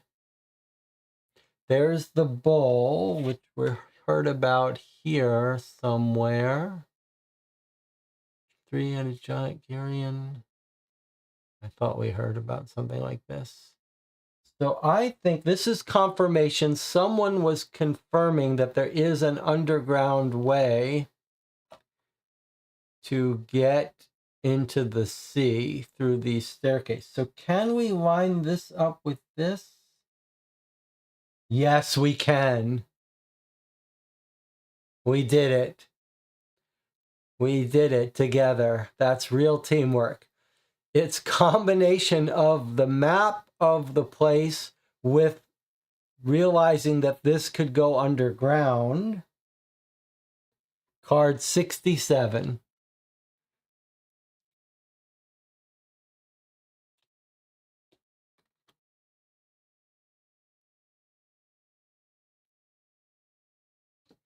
But before we do that, time ticks by.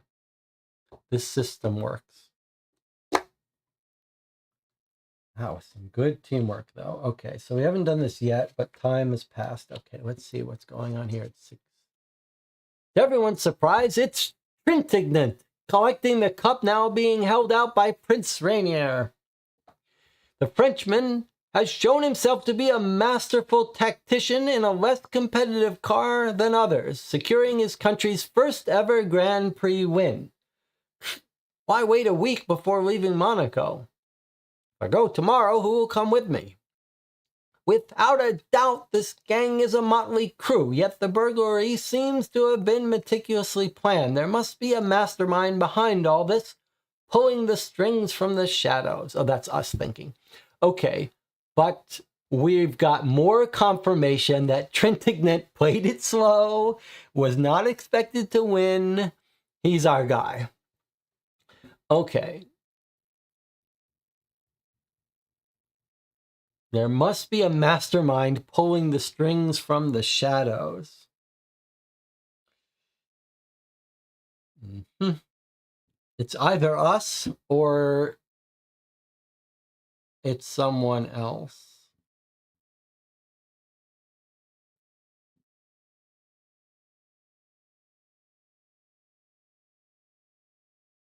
Could it be Pierre Gallant? Remember, he saw us and he ducked out. Oh, hello. Wait a second. What's this?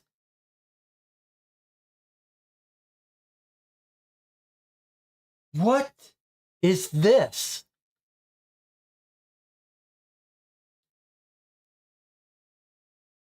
His room at the Hermitage Hotel?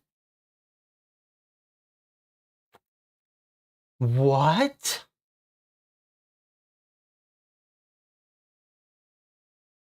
Have we found our mastermind?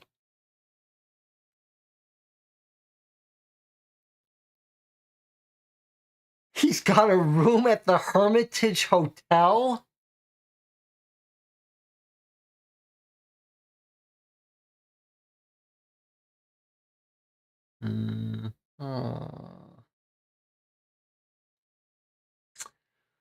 Very interesting.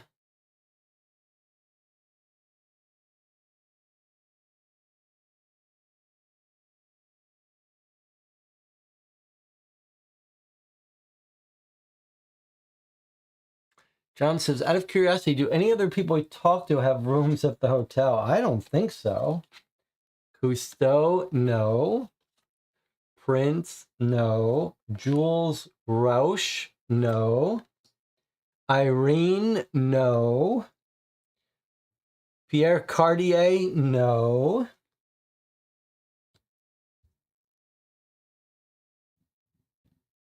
That may be it.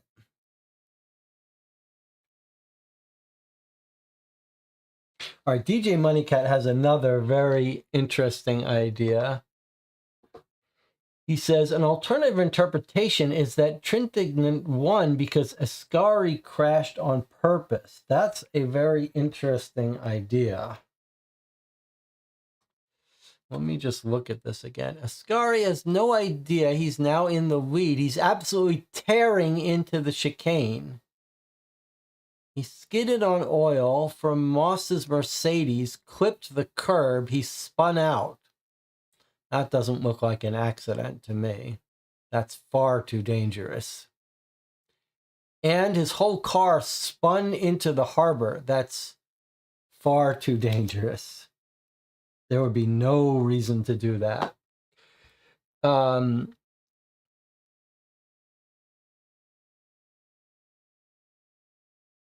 This is all getting very interesting here. So we've paid for this time now. Let's look at this underground thing. The chat wants him to wants us to give him an interview so we could get into his room.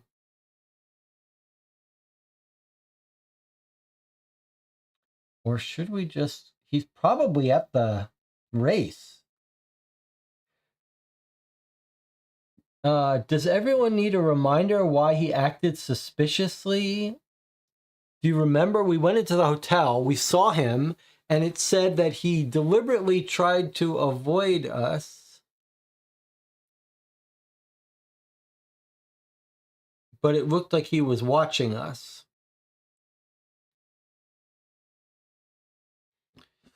Okay, we've paid for the time. We've paid for the time.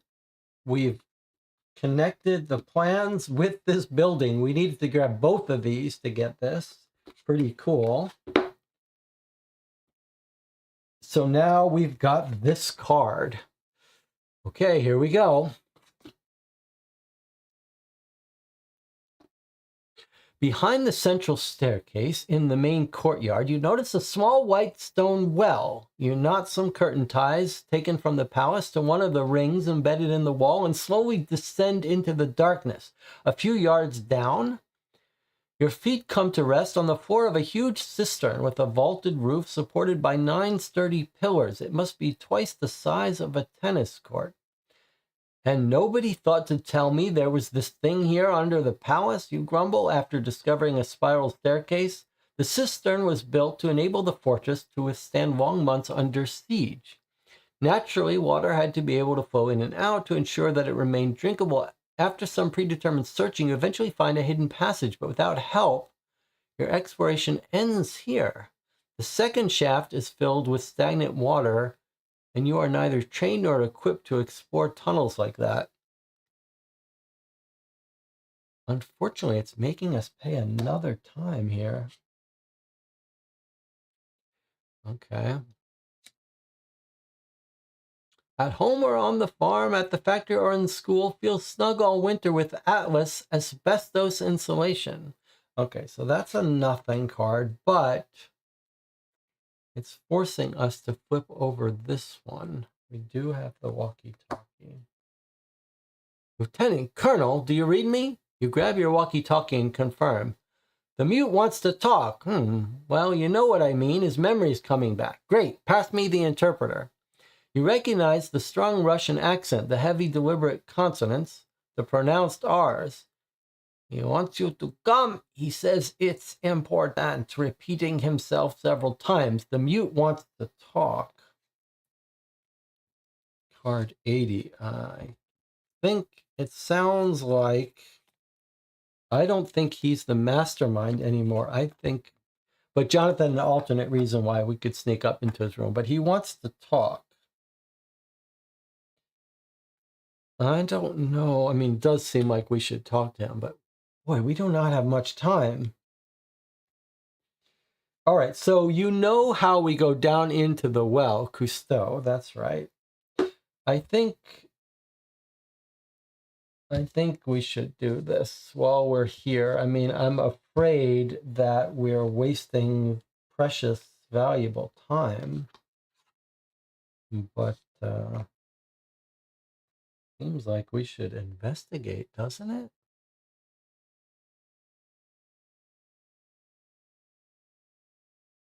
Surely we've gone to so much trouble. I'm not passing this up, even though we already knew about this. So I'm a little bit afraid that we're wasting our time here. But yeah, I do worry that all of this is for no good reason, but I'm too committed to turn back now.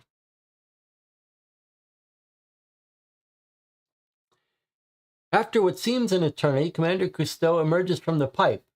About 300 feet in, there is a narrow passage and a dead body blocking the way. All right, we found Diesel. He seemingly effortlessly pulls himself out of the water, hand you a wallet containing a diagram. There's our diagram again. Oh, it's the name of the person. So the previous one we found... The previous diagram we found, the blue writing was the name whose page that was.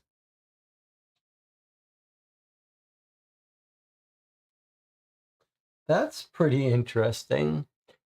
He says, funny, this cave map disguised as a botanical search, he says. After pulling the dead man's diving cylinder from the pipe and seeing his face, he assumes he's the same man whose ID he found in the wallet. I didn't die for nothing. It seems this was floating next to him. It's what you are looking for, right? As you roll the gemstone between your fingers, it gleams like a drop of blood in the beam from Cousteau's headlight. Notice it's floating. It's because it's this fake glass. Okay, so we have identified diesel. If you hadn't identified the botanical sketch, then it takes longer. Okay, but we did, so we don't have to pay for this time. Now, we've found the cylinder. We've found his name. It's Louis Duels. That was one of our names on our sheet. And we've identified him as Diesel. Louis Duels. So we could bring this to the hotel to check his room. We could talk to someone about this diamond, which we've now recovered, which is no doubt going to be fake because this guy is not the mastermind.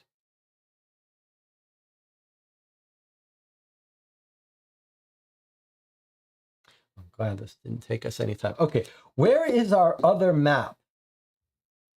Where is our other botanical map? Because now I think it's clear that the name in blue is the name of the owner. So I think this belongs to Grand Blue, and one of our robbers is nicknamed Grand Blue.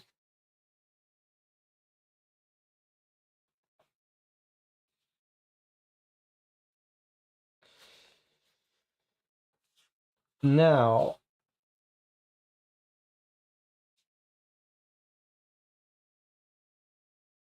that matches one of our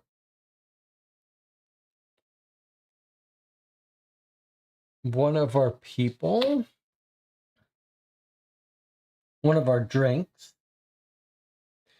Does that shed new light if we really do think it's Grand Blue is a person's name?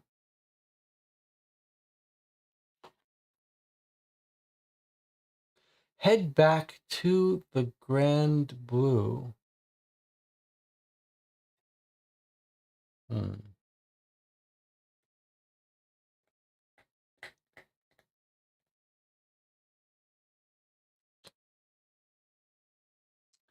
Is there anything about the names that would suggest to us which one of these people would be Grand Blue?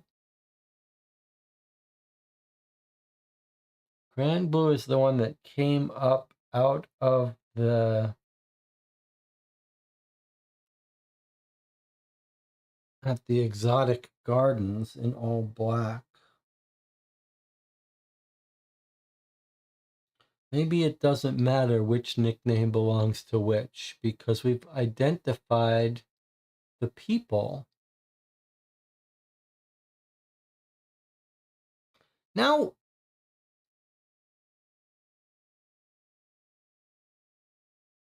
wait a second. Why are we worrying about who the driver is? Don't we have the full list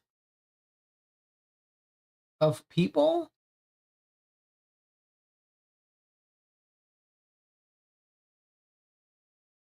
Now I'm got myself confused. Don't we have their full list? Why are we thinking Monaco is Trintignant, Trintig whatever, if we've got the full list? Does that mean... What does that mean? That this does not include all the robbers? That some of these people are innocent and were hit on the head by the robbers who took their place?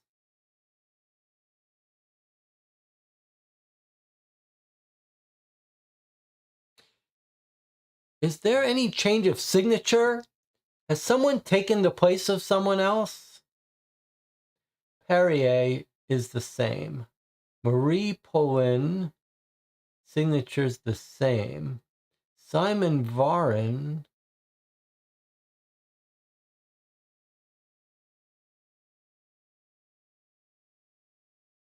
Simon Varen's name has changed. Holy shit. Holy shit. Simon Varen's signature has changed. Someone hit Simon Varen over the head and is impersonating him. What about Lionel? Same. Same and hard to impersonate. What about Louis Duels? Louis Duels has been impersonated too. Holy shit.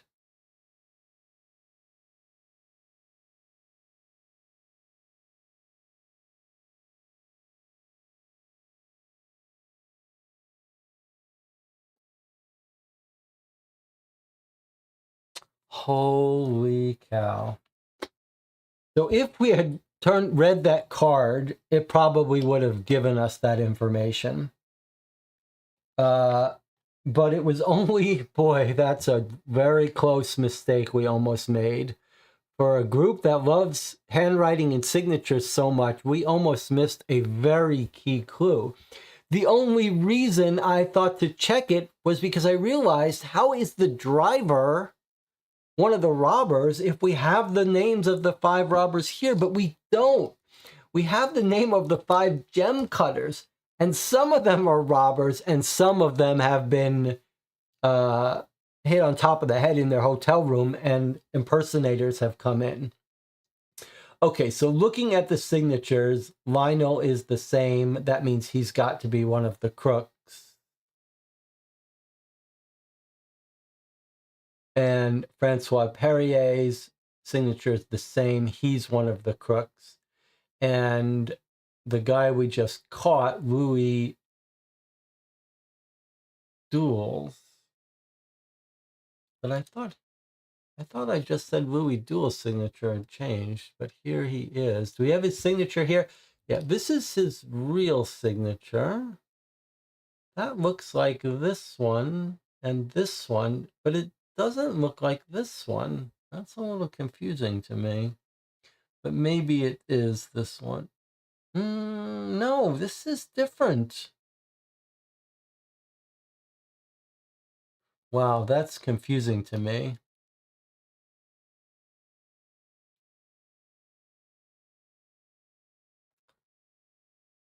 I wonder now if that guy has been... All right, one thing at a time. I wonder if someone set him up to be the dead Patsy. I don't know how you'd get him in there, though, but that's interesting. All right, well, let's do one thing at a time. Look at Louis Duel's signature. Okay, so I want you to notice, we'll start with him.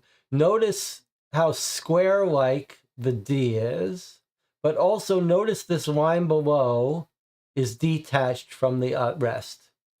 Same thing, square aspect ratio for the D, the line is detached. Same thing here, square aspect ratio for the D, the line is detached.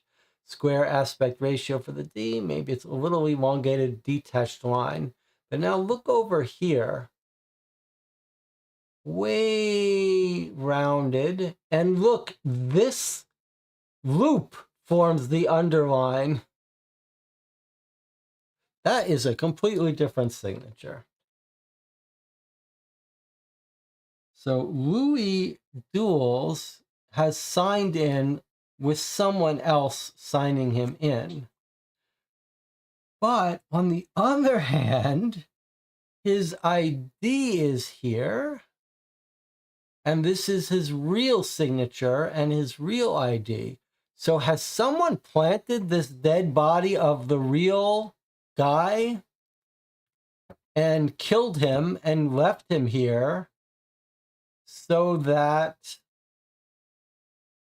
he would be fingered as one of the robbers while the real robber got away?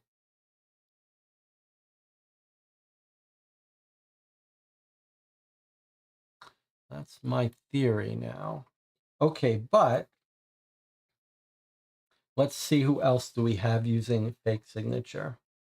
Okay, then the other one was Varin.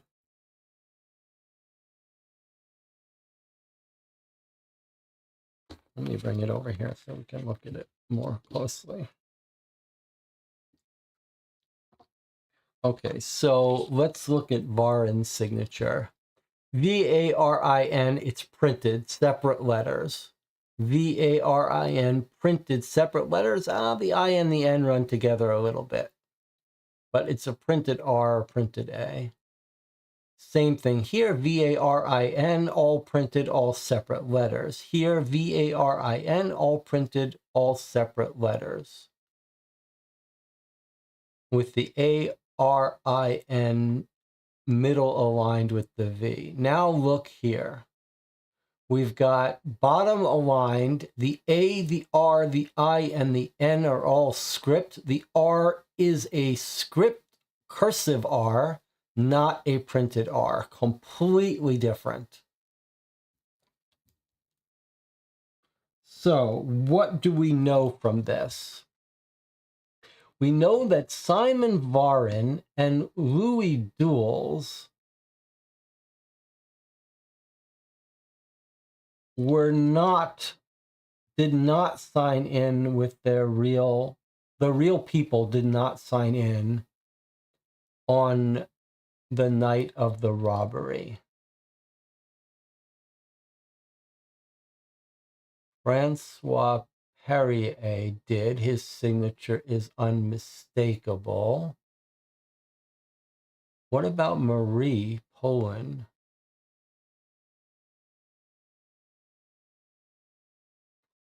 Marie Poland, that looks like her signature to me.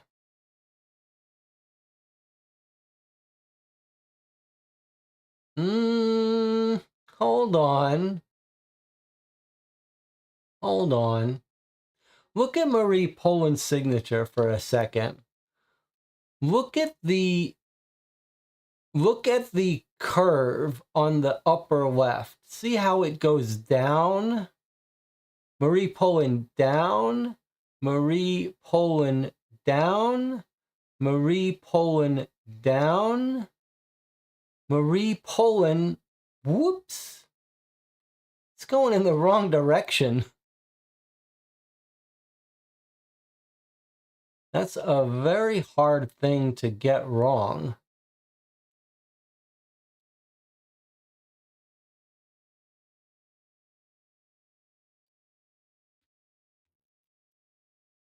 What do you think? It's a very messy signature, but to me,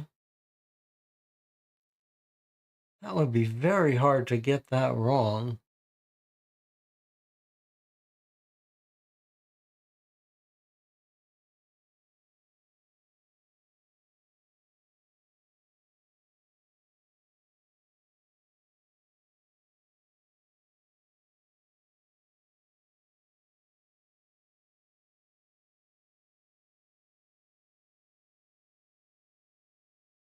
DJ says, maybe I was going a bridge too far by saying they planted his body. Maybe they're just using his ID. That makes sense. That makes some sense. On the night of the murder.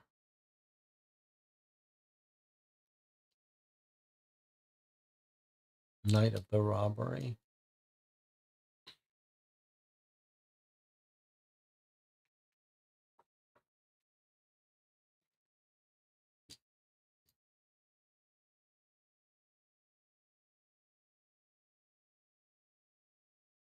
All four have differences. Only Perrier's real. Is there? Let me see. Why did I think the other one looked right? Let me see. So the other one I said was Lionel. Let's take a closer look at Lionel. His signature is very hard to copy. So here's Lionel with the 2 lines off to the upper right, 2 lines off to the upper right, 2 lines off to the upper right, off to the upper right. And then Oh, I see. Yes, that does look different, doesn't it? Let's study it a little more. That's a hard one to detect, but oh yeah, you're right. It's so clear. Look, two parallel lines, parallel lines. No. Okay, so we've caught them all with fake signatures.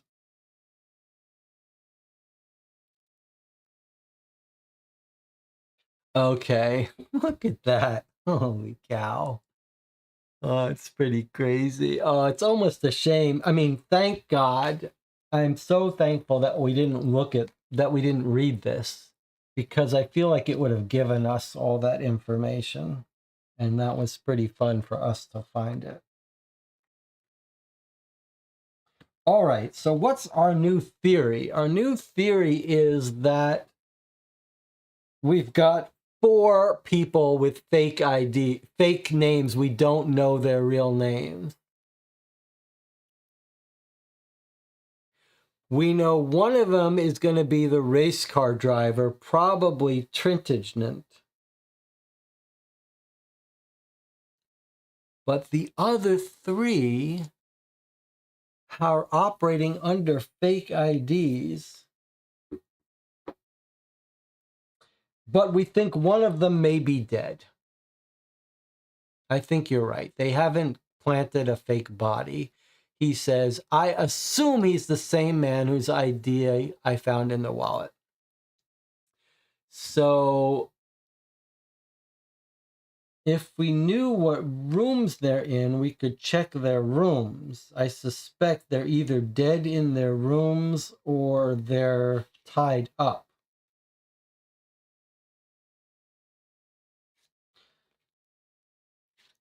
So this guy we don't care about. So that means we have four robbers and two of them are caught. One is a race car driver. That still means there's two we don't know how to ID. I think one might be this newspaper guy. All right, the chat's trying to catch my attention. What about?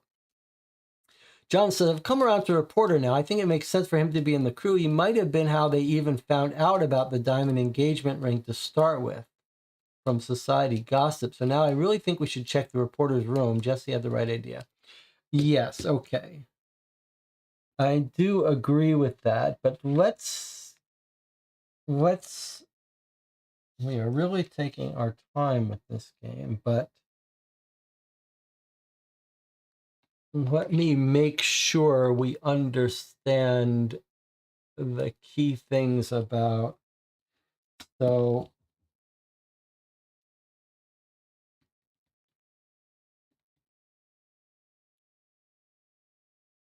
So here's what we've got now.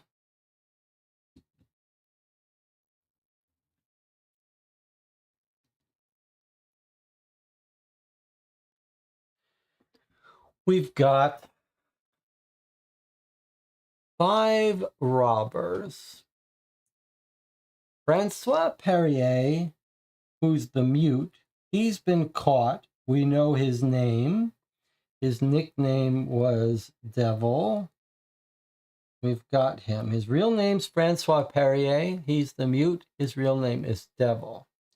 We believe Louis Duels was operating under the name Diesel, the nickname Diesel, and we believe he's dead.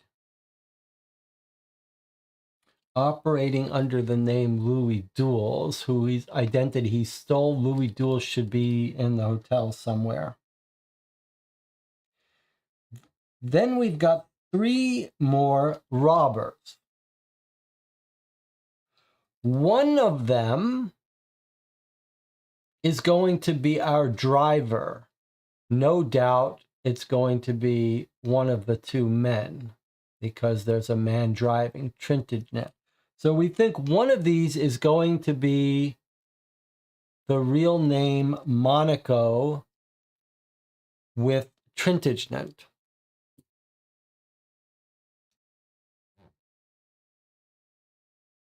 The other two,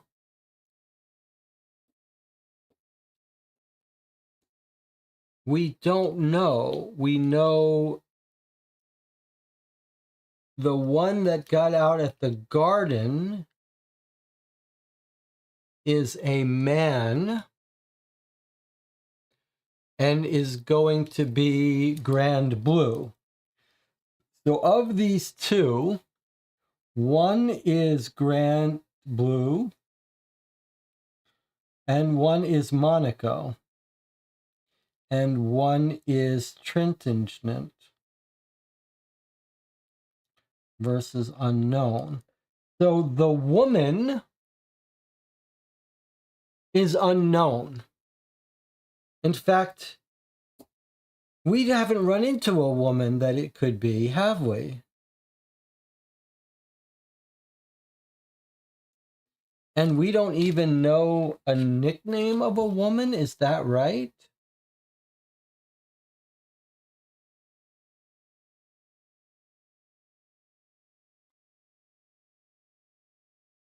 Where's our drinks? What drink is she likely to be, if I'm right about this?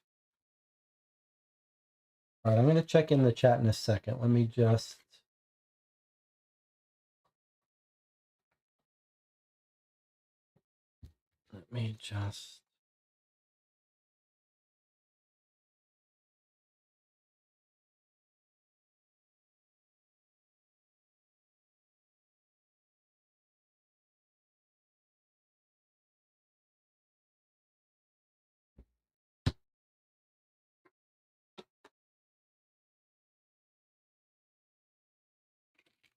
Oh, sidecar is someone trying to pretend it's sidecar. Iroquois, White Russian, Bijou.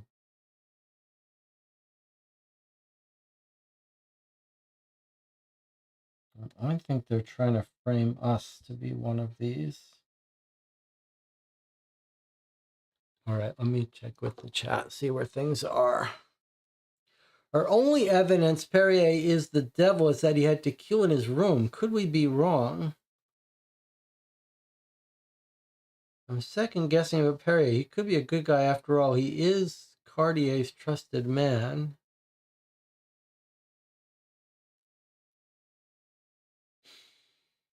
It's true. Someone else could have left that, but why does he want to, and why does he want to confess and talk to us? Like he wants to talk to us about something. He must have more information to reveal.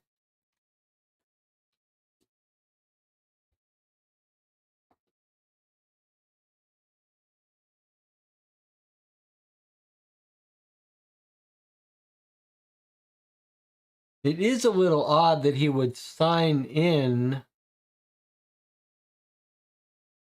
Like, why would all the rest of the robbers be using fake IDs to sign in, but he's not? Maybe he is innocent. We may have to talk to him after all.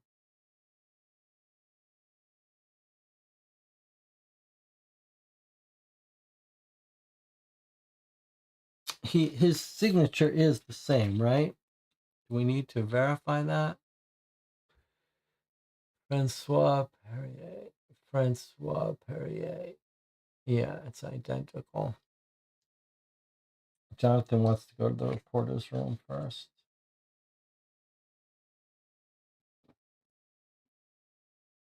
I think he's going to confess. And I think we're done with the...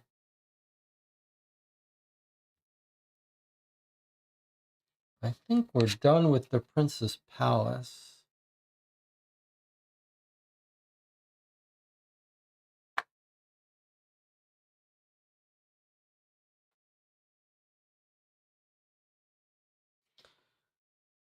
Once owner is empty, the devil didn't follow us. That's got to be our Perrier. I think he's going to confess. No more Diesel because he died. He's still there. Okay. I don't think he's the mastermind, though, anymore. I think the mastermind has gotten away, and maybe he's the reporter. Can I see Marie's name? Is it really Marie? Because we haven't encountered a single woman here. So, is Marie the mastermind? But then it wouldn't be the reporter.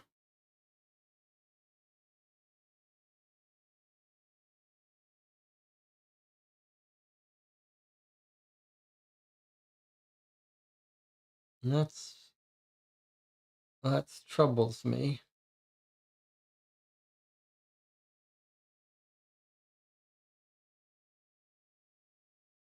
That troubles me. Like, we don't have a nickname. We don't.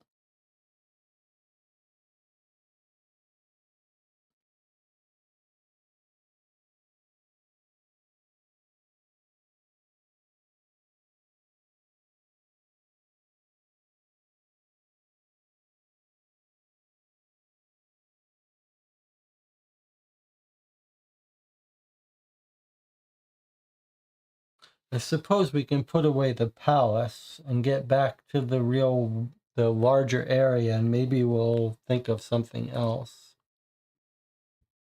Jonathan wants to go to the reporter's room. I'm inclined to do that too.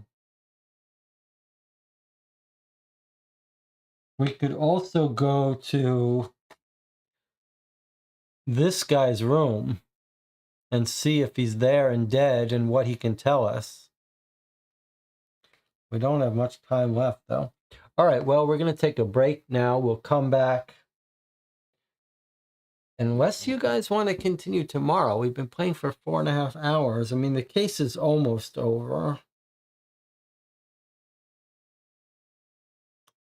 Well, think about it. I'll see you in 8 minutes.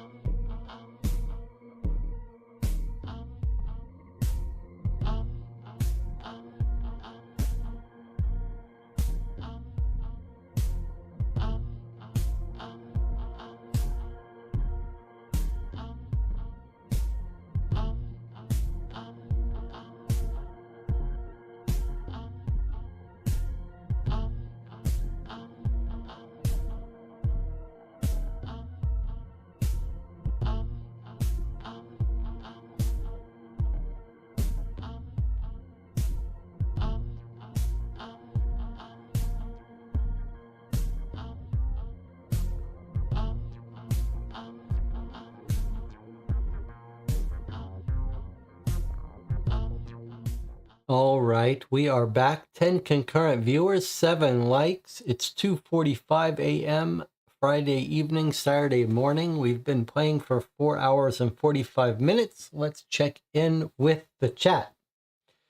John says, there was a nurse at the hospital, wasn't there? Is she a character we can interview? Could she be a member of the group? Maybe she helped the mute sneak out of the hospital. Well, there is a nurse at the hospital. She doesn't, I don't know. Here she is. Irene. Oh no, that's the daughter of Curie. We can't talk to the nurse then. She's talking to the nurse, but that's all we have. Okay, so the nurse is shooing us away, but it's only Irene we can talk to. So surely Irene, the daughter of Curie, is not our suspect. Okay, next up. What about Julia, who seemed to sign out and disappear? So Julia, we don't know who Julia is, do we? Where's our list?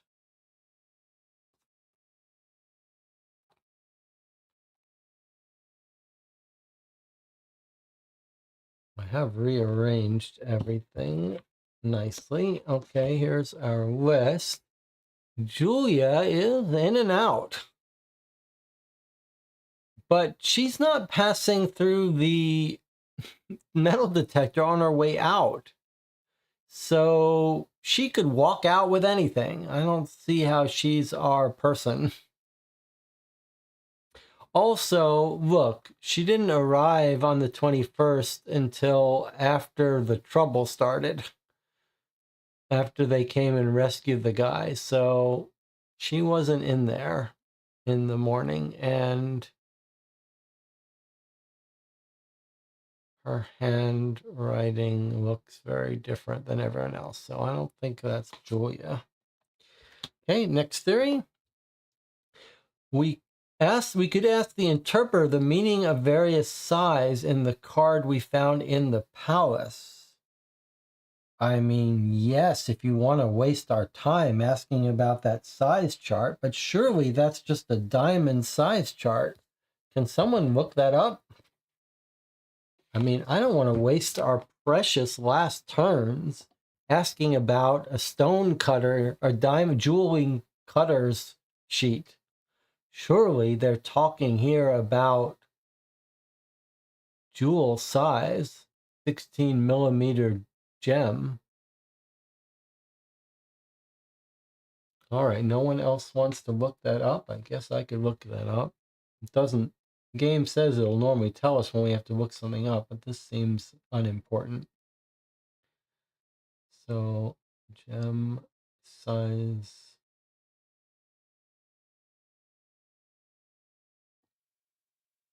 French. Okay, so I really wish I could figure out. It didn't used to keep its connection. Now it requires me to replug it in sometimes.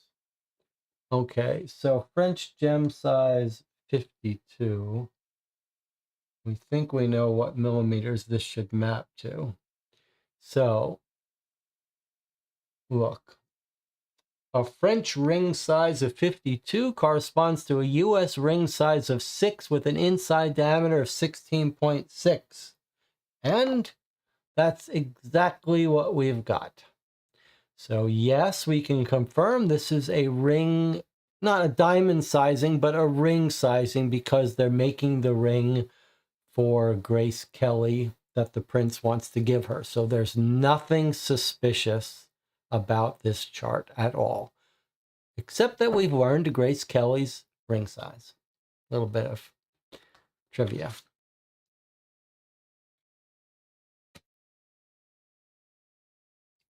All right. Moving on. All right. Now, getting down to real business. Let's talk about what we can do and what our plan is. It's now 7 o'clock on our watch. The game is very nearly ended, but actually looks like we could have half dozen turns left, maybe less.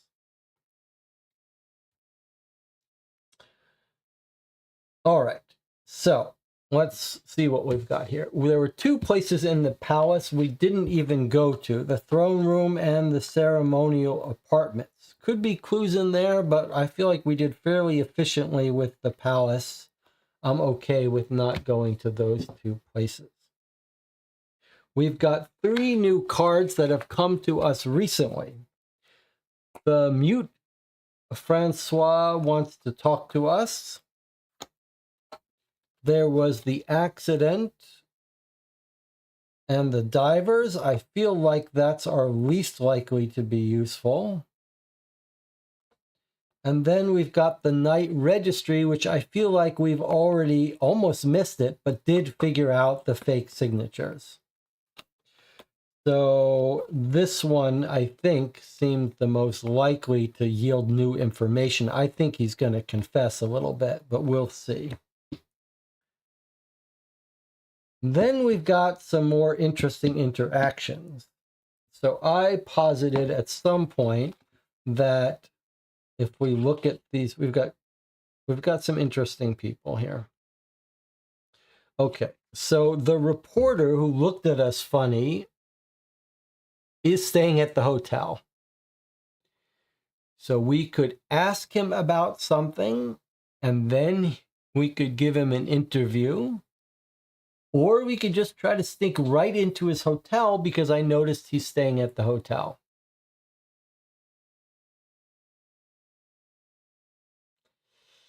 He is a known writer, though, so I don't know if he's a real writer. Is he real? That feels like a little bit of cheating, but if he's real, he's unlikely to be our mastermind. Pierre Gallant,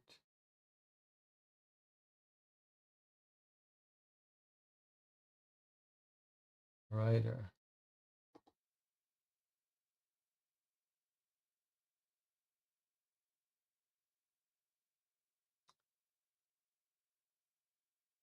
Well, he looks real.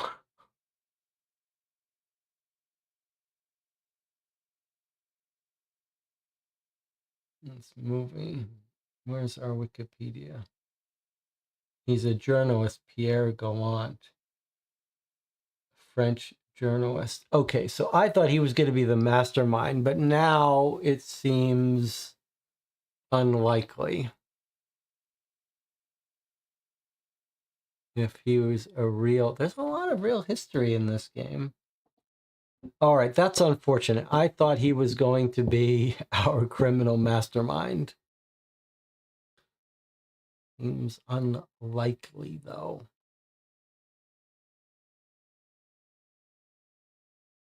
But he could still look up information for us, and we could break into his hotel. We could still break into his hotel and maybe get some information. All right, and then we've got the receptionist who we could ask about various things, and we can get into a room.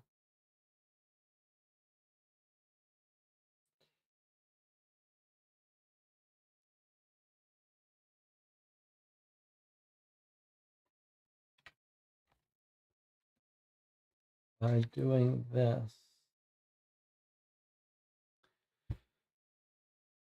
So we could absolutely go to the reporter's room and see if we can uncover some information. I'd be inclined to try to do that for sure. But I wonder if we couldn't ask also the receptionist guy to look up the room of... Oh, wow, we can't have him look up the room of Lewis. I thought for sure he'd be able to look up.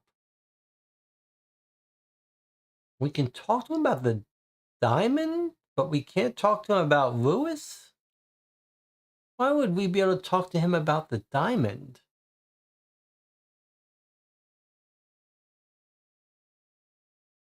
Why can't we talk to him about... Oh, wait. Let's see. This is another card of his. Why can't we talk to him about Lewis? We want to ask him if Lewis stays at the hotel.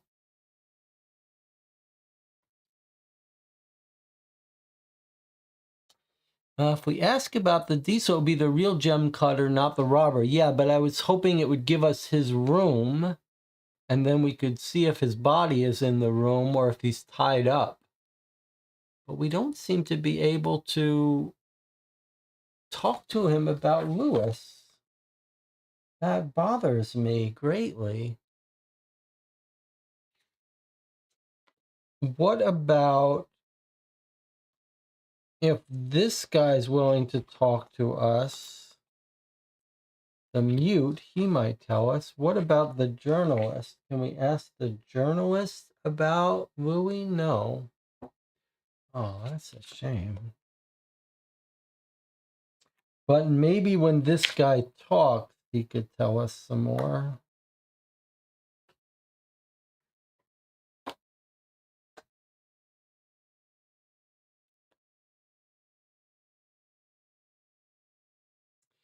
We could ask Cartier about this guy Lewis's ID. No, he has nothing to say about it. Mm-hmm. All right, well, let me ask something separate here. Let me ask something separate. Could the woman be staying in the royal apartments? Doesn't seem super likely. She would have to be a dear close friend of the prince, in which case seems like she could have stolen stuff differently. So here's my question to you.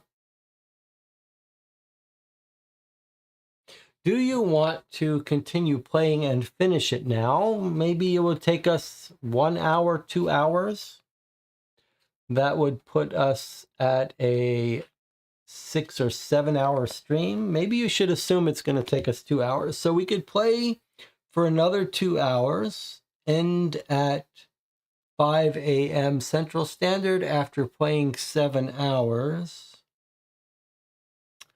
Or we could take a break and continue tomorrow night or whenever you want to meet to play. Not all of you have wide open schedules. So let's see what the chat wants to do.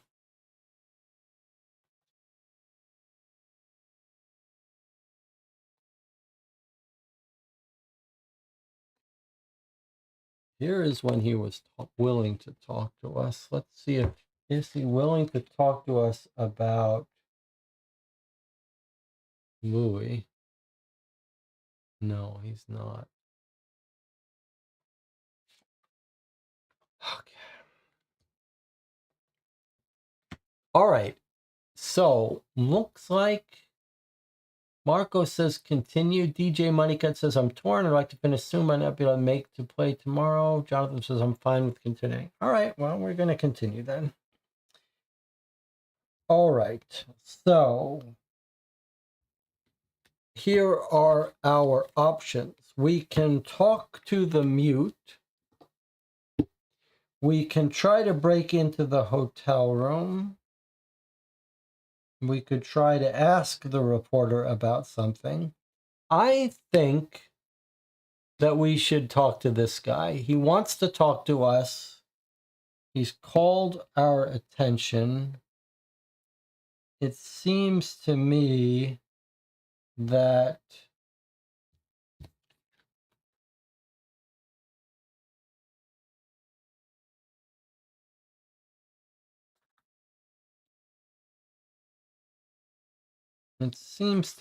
he might unlock some new information for us. And we're going to have a chance to go to the reporter at some point anyway. I think we should do this. I'm worried he's framing us. It's more of a trap, but don't have strong alternative to explore.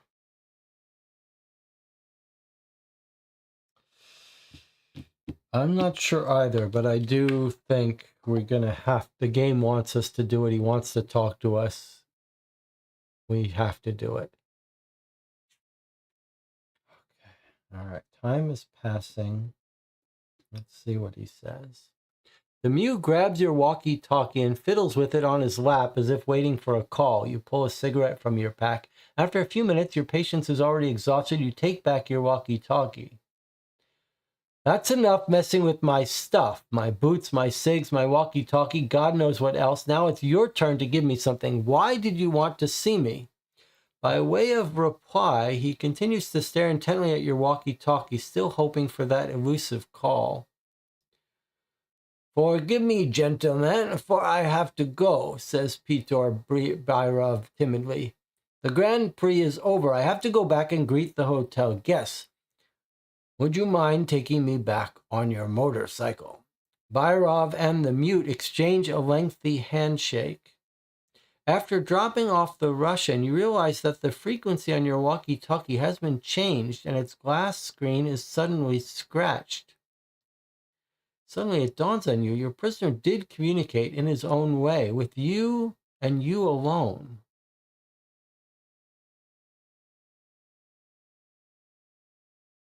HH.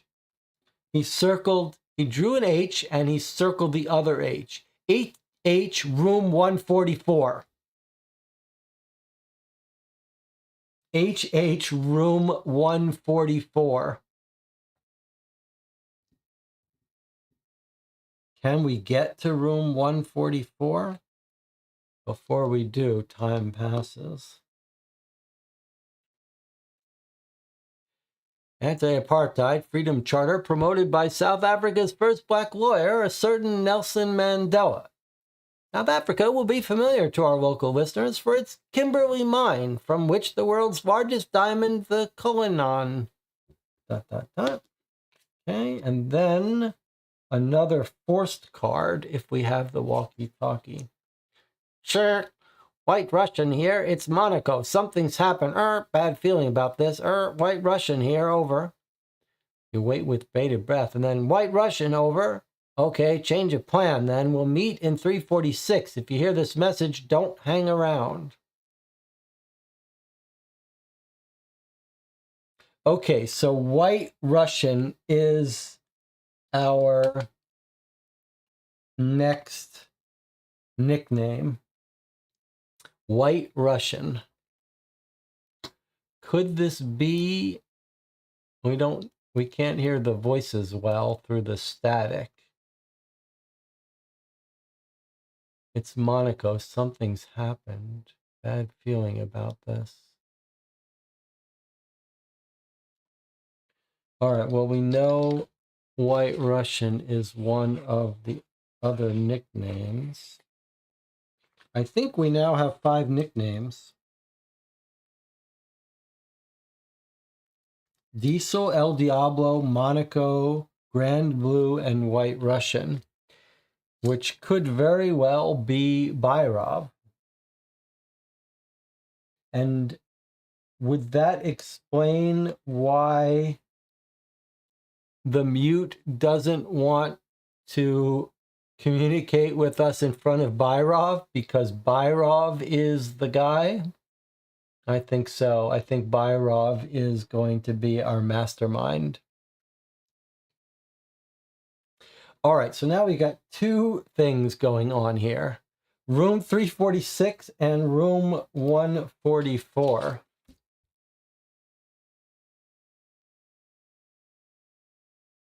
.346, but this is Byrov trying to tell us. Or, yeah. Has he changed our walkie-talkie? Maybe it's just so that we'll hear this, though. So let me see if it really is, if we could go to room 144, if that's not real. Oh, boy, okay. Well, clearly we did the right thing by going to talk to him. And clearly he's in on it, so he is one of the criminals. All right, let's see what rooms we can go to now.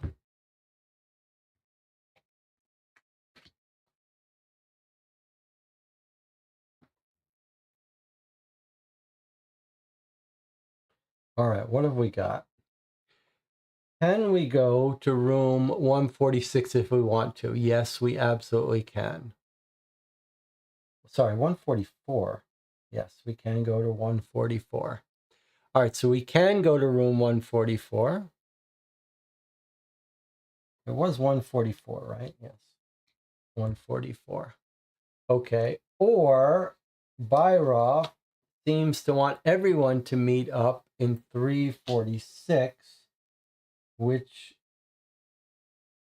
we can also go to.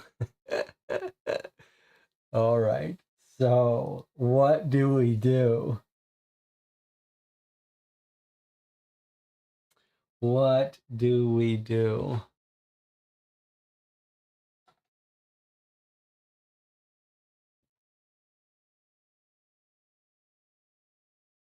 What room do we go to?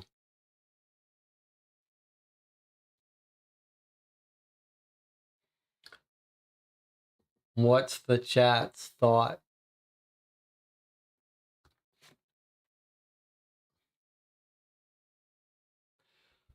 $144 or $346? Seems we have to do both. Which one first? I guess we could. It could either one could be a setup to frame us if that's what they're doing. Did Byrov steal the diamond from our sidecar?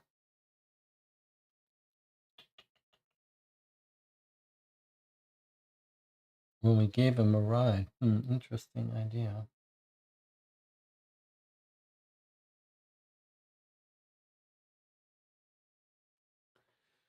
or plant it? That's a good question.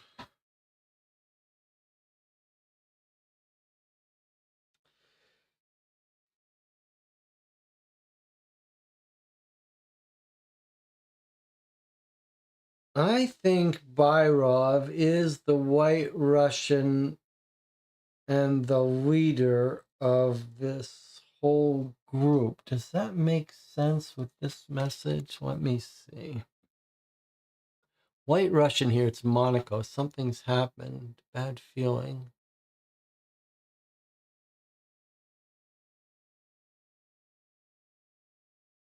Hmm.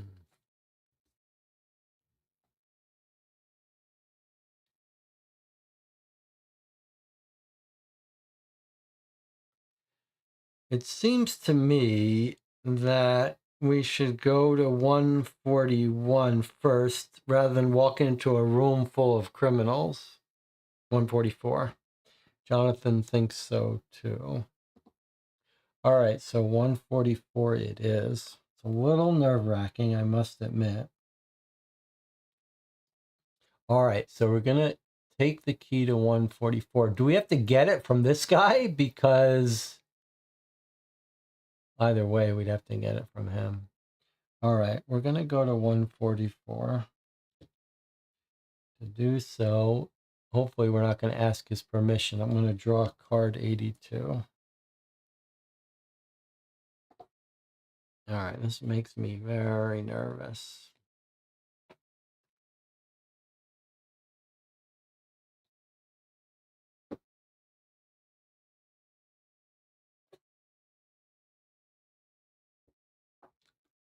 With the key to room 144 in hand, you check the register to see who booked it. To your horror, you discover the name in the record is your own.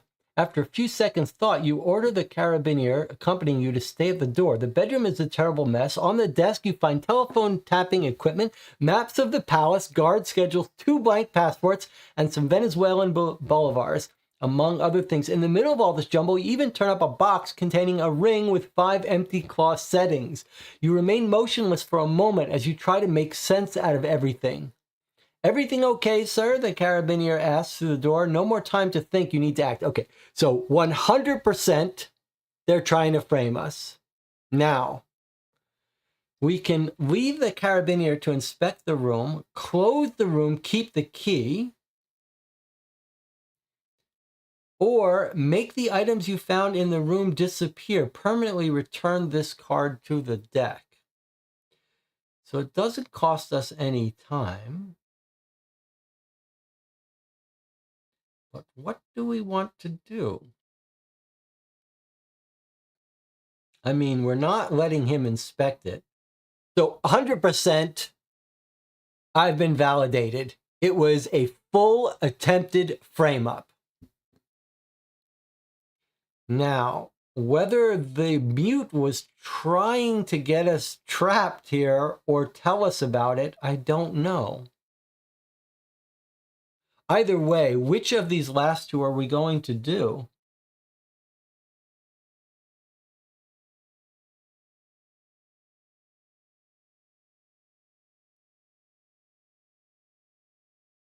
DJ Moneycut says, I think the mute was trying to help us by tipping us off before it's too late. It's certainly possible, a little ambiguous.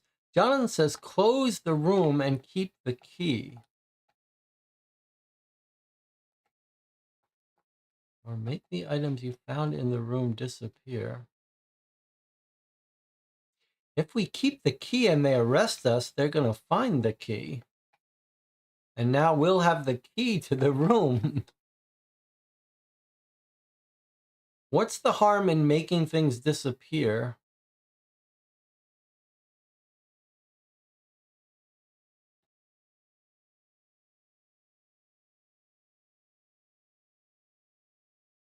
Why not just make it disappear?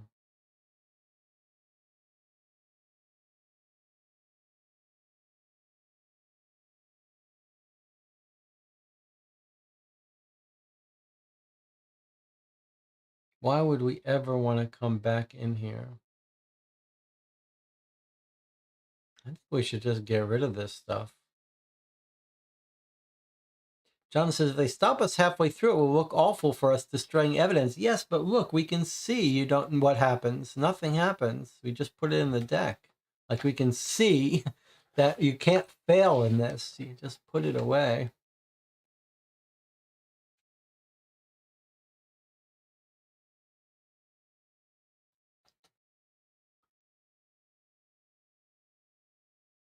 It could come back in the epilogue. Yes.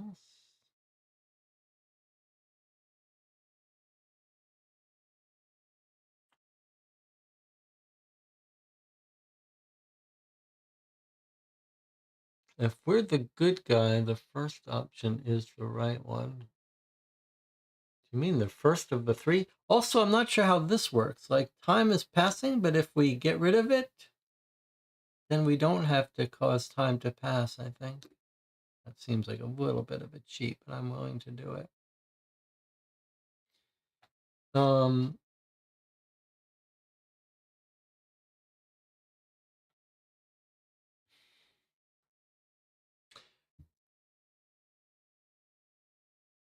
There's good guy, and then there's being a chump.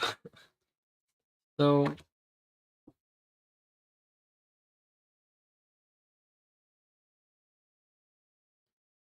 you could argue that if we never found this key, this would be in the deck and could come back to bite us. So maybe we don't want it in the deck. The fact that we've discovered this, the one option that would help us would be middle.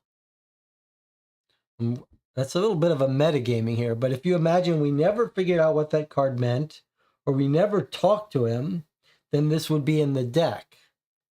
So maybe the meta analysis of what would be most interesting for us is if we took it out of the deck.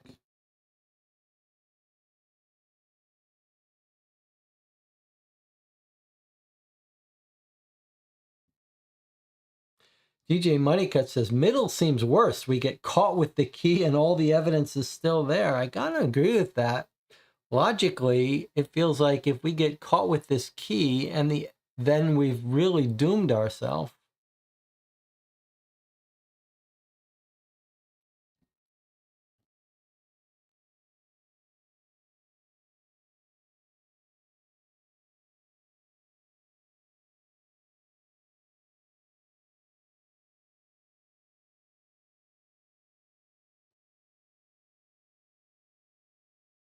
If they investigate the registry, they can come up into this room and find everything.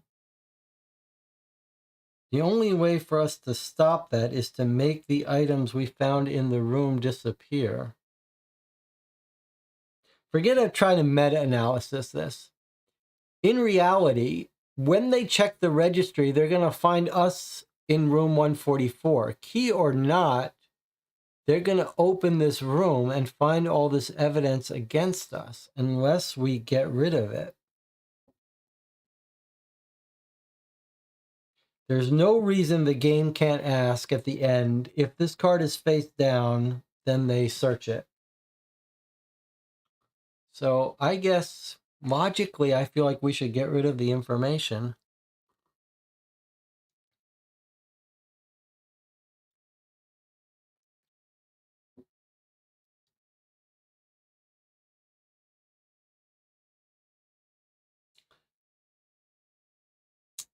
John says, I think getting rid of the evidence is playing into the mute's hand. So you think the mute is trying to get us caught? And half the channel thinks he's trying to help us.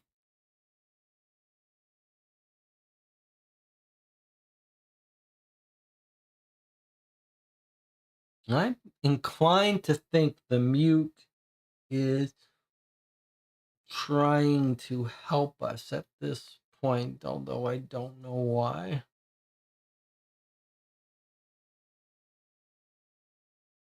It depends whether you think he's the mastermind or not. If he's the mastermind, he's trying to get us caught.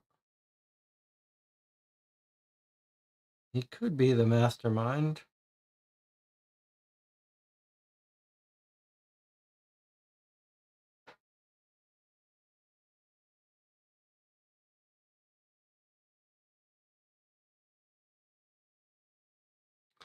DJ Moneycat says, if he's trying to frame us, why the secret message that we could have missed? Yeah, I think that's a good question. Why wouldn't he just tell us, especially if Byrov is a bad guy? Why wouldn't he just tell us? Why would he be so subtle?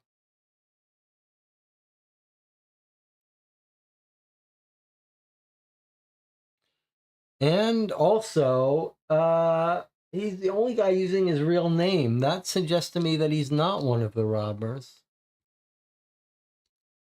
So we may be misjudging him. Oh, but he knows about this room, so clearly he is a bad guy. He's clearly a bad guy because he knows about this room. So he was in on it, but has he had a change of heart?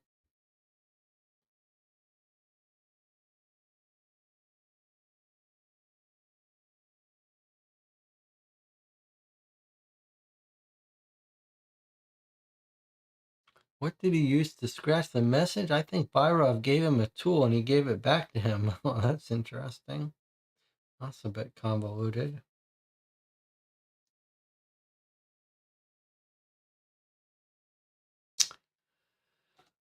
Ah. He could have just overheard the bad guy's plan during the robbery. Plan room 144? That seems unlikely.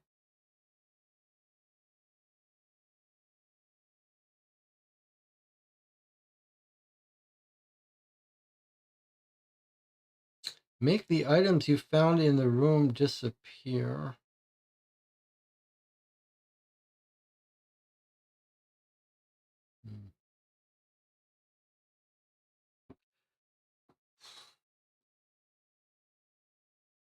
Okay, well, we know we're not going to let the carabinier inspect the room. Close the room and keep the key.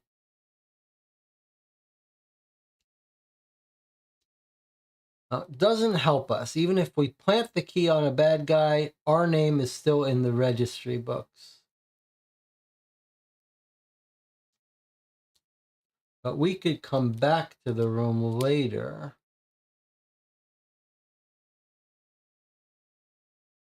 If we close the room and keep the key, we could come back to the room later.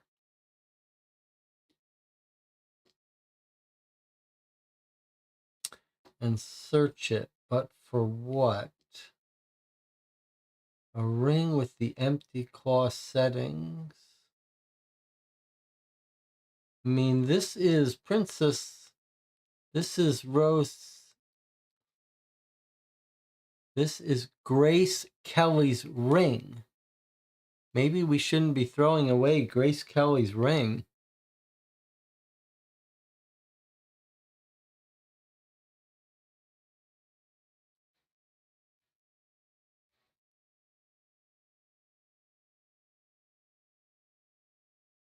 Maybe we shouldn't be throwing away Grace Kelly's ring.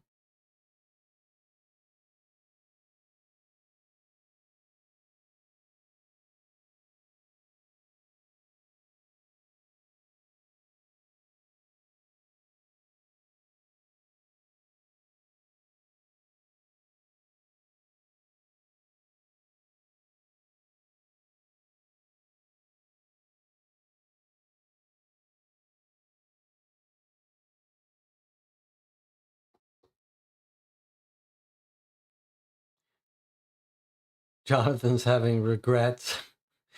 In retrospect, it makes more sense to have gone to the other room. All right, well, we're here. We're here.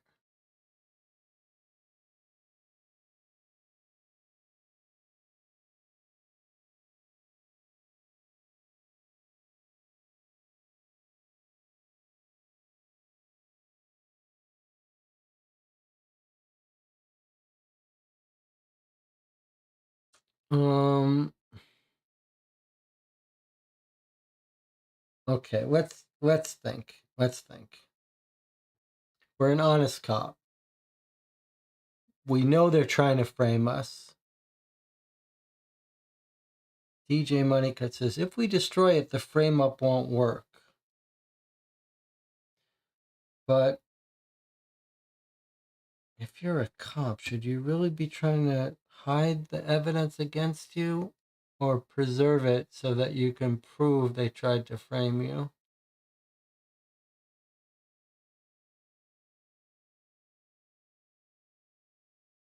Sure looks guilty trying to get rid of this evidence.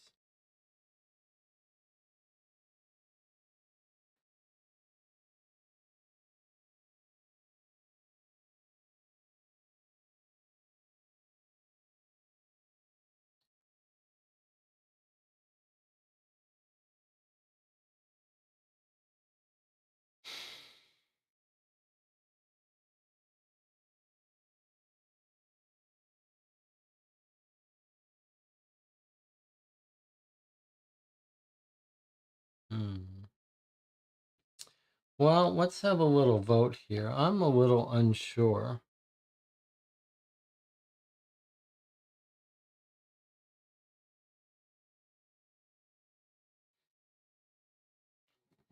Because it's Grace Kelly's ring, I'm starting to feel like maybe we don't destroy it. Maybe we try to get out of this whole case as the real good guy, proving that they tried to frame us.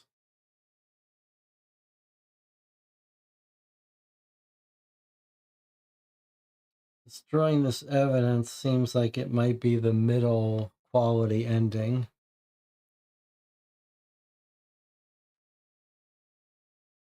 We want best ending. Maybe we got to preserve this, including preserving the ring. Could be an expensive ring. Jonathan votes closed door, keep the key. I guess I'm going to vote for closed door, keep the key. Jonathan, can you vote for me by proxy? That's right. Jesse votes for closed door.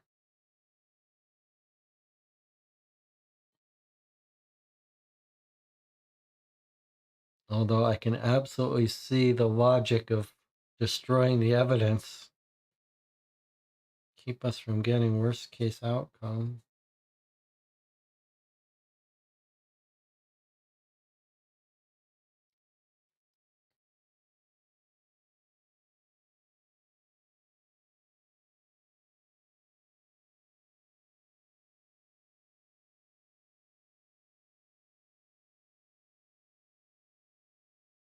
Tricky decision. Also a realistic decision.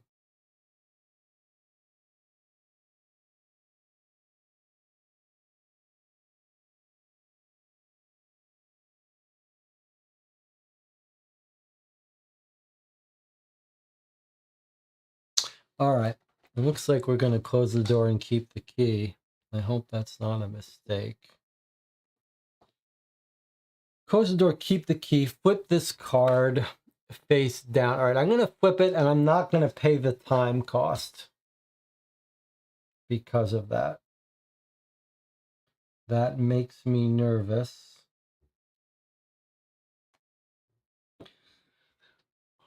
Makes me nervous.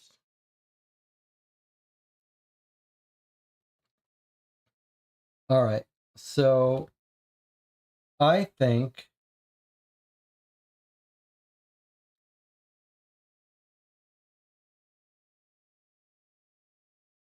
now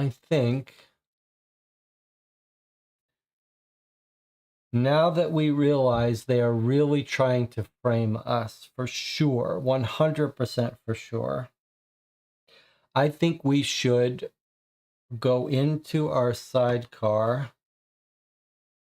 We've got lots of items in it.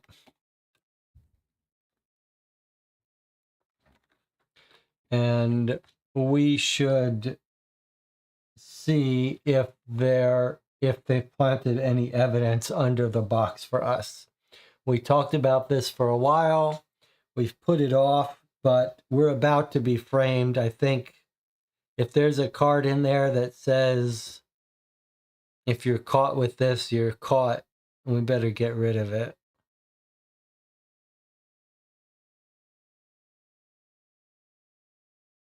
How does the channel feel about that?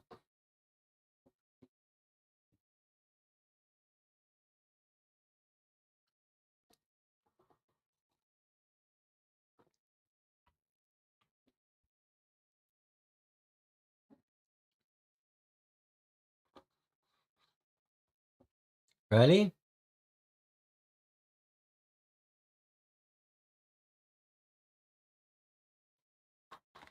I mean, normally I think you should wait until the game prompts you to do it. But I feel like, should we wait until the game prompts us and consider that we've done it? Or now that we know we're being framed, it feels like we're right at the end.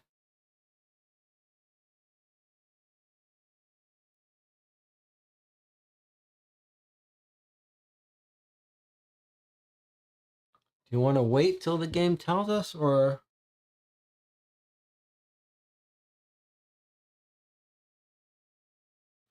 I guess it makes sense. Well, if the game tells us differently, we'll do differently.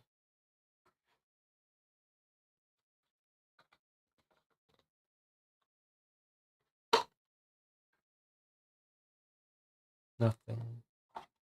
Except... What? It's... The reason it didn't shake is because it's glued.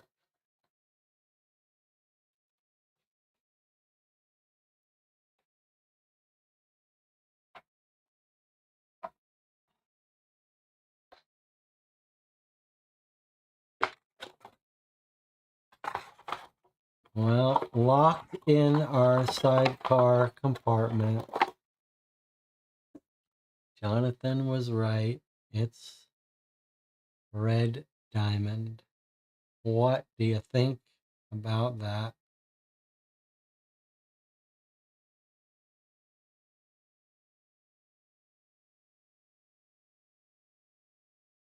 What do you think about that?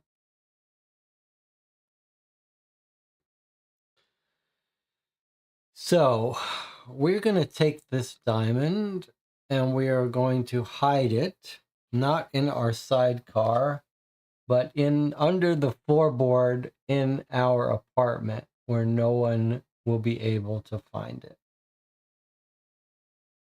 along with the key.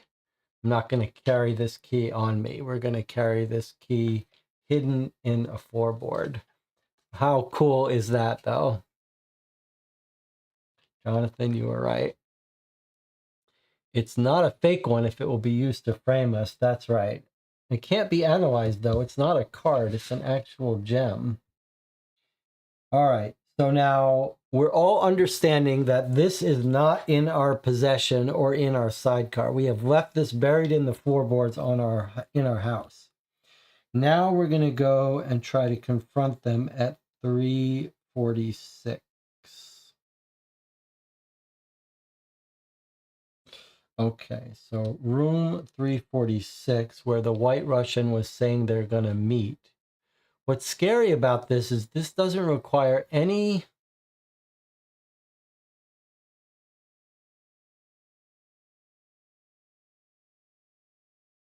This doesn't require any deduction on our part. We're just reading the card. Is there some sense in which we shouldn't go here ourselves? Can we call and tell the police to go here? I guess we are the police. All right, well, they can't double frame us, can they? No, but they could kill us. All right, 28. There's a lot of cards still in here. All right, I'm nervous, I got to admit.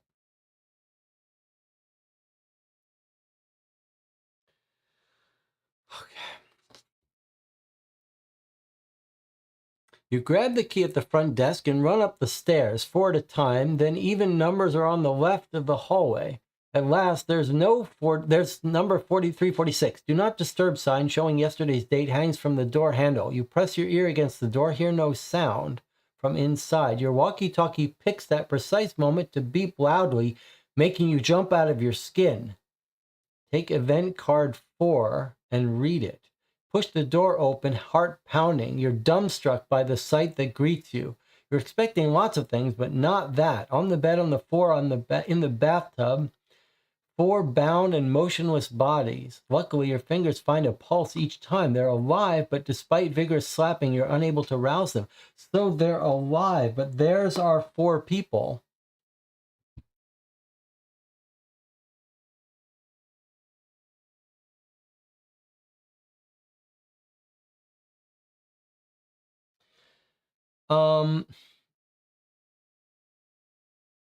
There's one thing that I'm starting to be a little nervous about. Before I do this,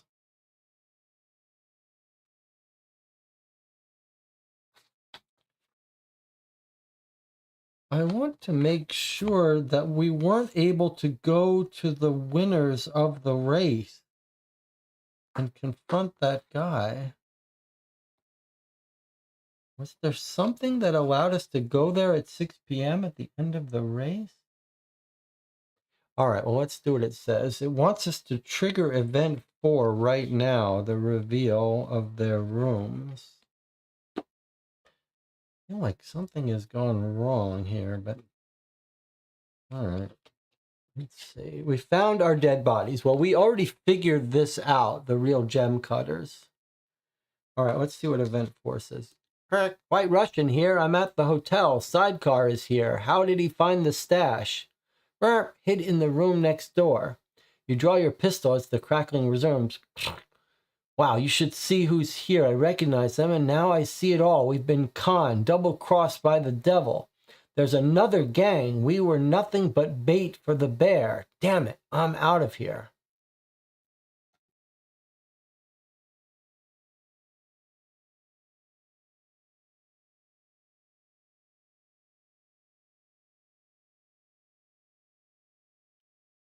White Russian here. I'm at the hotel. Sidecar's here. How did he find the stash?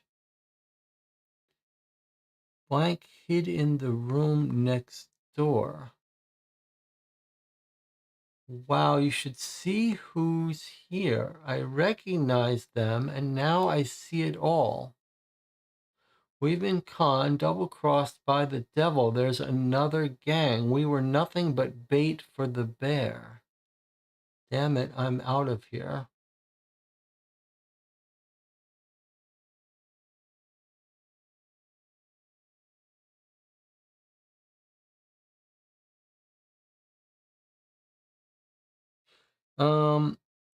It said evens are on the left, so it would be an even numbered room, right? That's kind of important. There's even numbers are on the left. At last, there's number 346. So next door would be 344 or 348.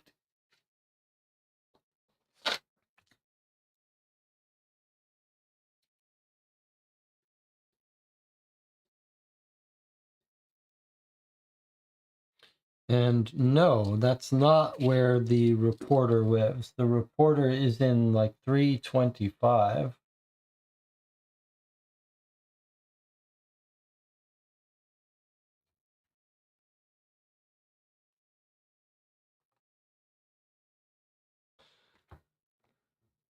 Reporters in 325. All right. Well, we have to move time ahead, so let's do that first.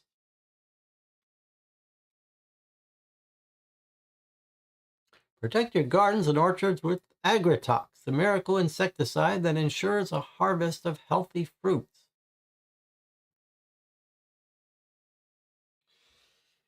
All right, so it seems like, okay, we knew there was a double cross going on.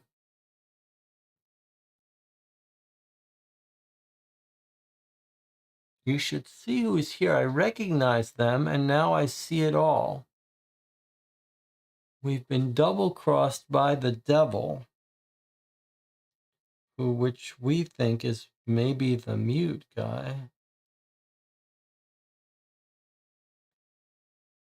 Damn it, I'm out of here. Well, we've got our pistol. If we go to the room next door, assuming we can, that would either be 344 or 348. So we could go to 344, and we can't go to 348. So should we try 344? Worst case, we just waste some time. Seems like we should, right?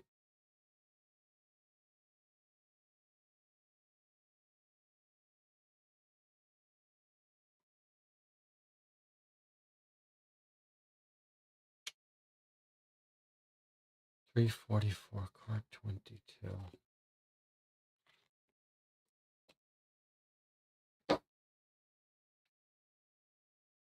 Oh, this is nerve-wracking. Well, we found the bodies. They're okay. Here we go now. We're going to go into this next door room. Maybe it's... Maybe we're going to catch this guy who's the patsy.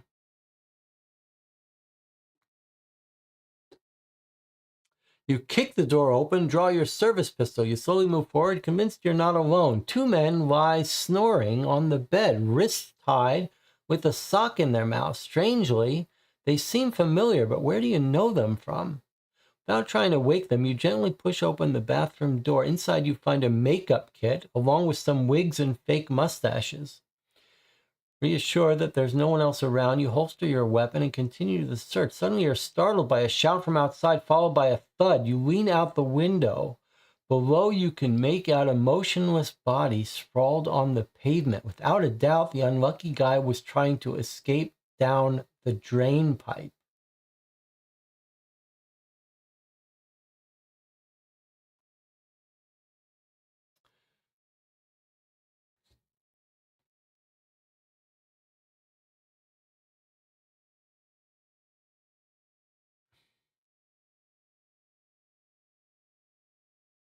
So the makeup kit, wigs and fake mustaches. So this is where the robbers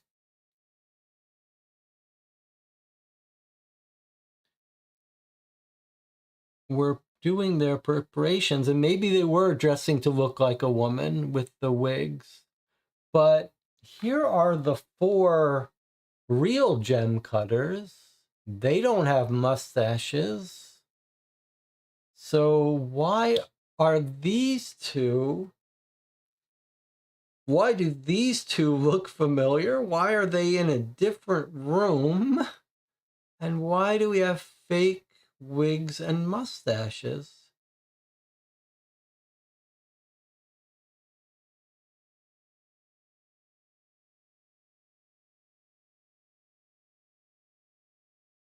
Is one of them Cartier? Cartier would be very recognizable, so no one's pretending to be Cartier, but who are they pretending to be? Cartier doesn't even have a mustache. Who are they pretending to be? Is that guy that guy? The museum director? Surely not. Doesn't have glasses.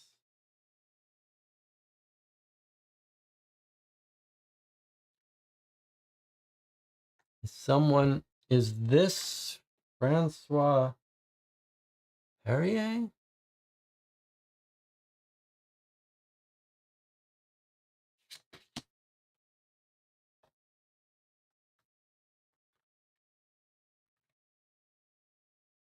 Is this...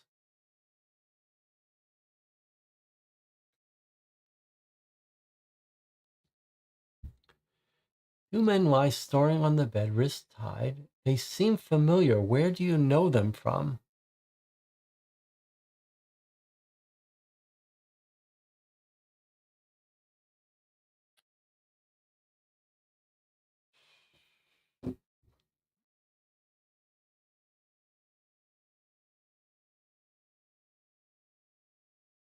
Hmm.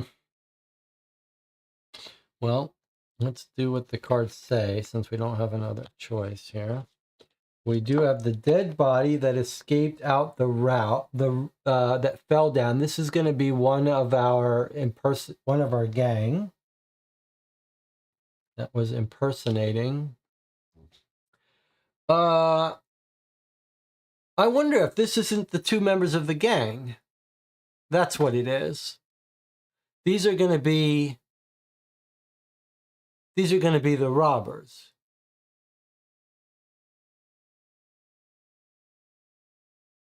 These are going to be the robbers. One of these is going to be Monaco, and one of these is going to be Grand Blue. And then the other one has just fallen. And Diesel is dead. And the mute is at the police station. I think that's going to be all 5. Is that right?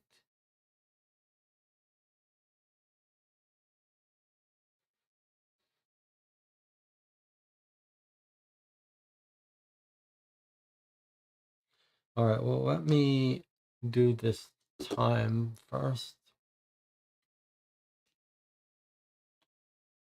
Are you expecting? Don't risk a miscarriage. Choose Distilbane. Bane, for a strong and healthy baby. Yikes. All right. Are these going to be the robbers who have been trussed up to be caught as patsies along with us?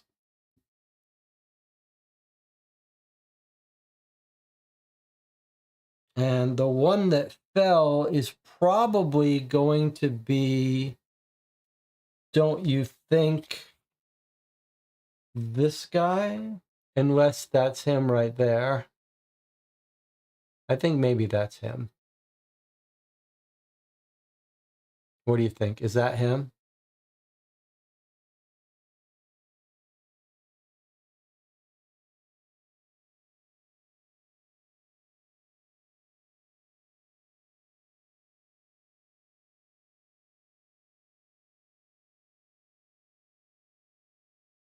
I think that's him. That's the White Russian guy. All right, let's see who this body is. Maybe that will help explain things. Ready? Got to take a break first. See you in 8 minutes.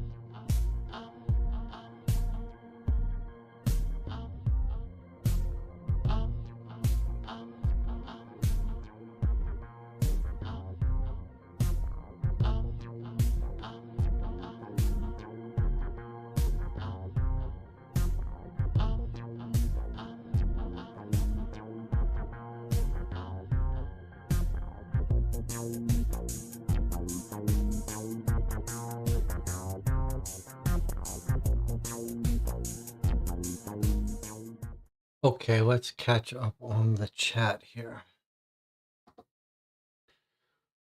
Marco says, now it makes sense the theory to recover the diamond under the water at the car crash site. I don't understand that.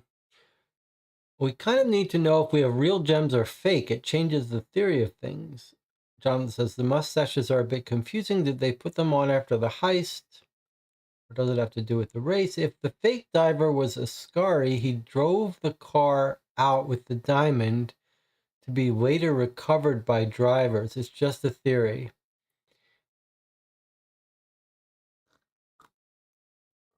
It cannot be that you fake that accident in the car to hide diamonds in the water to recover them. That makes no sense.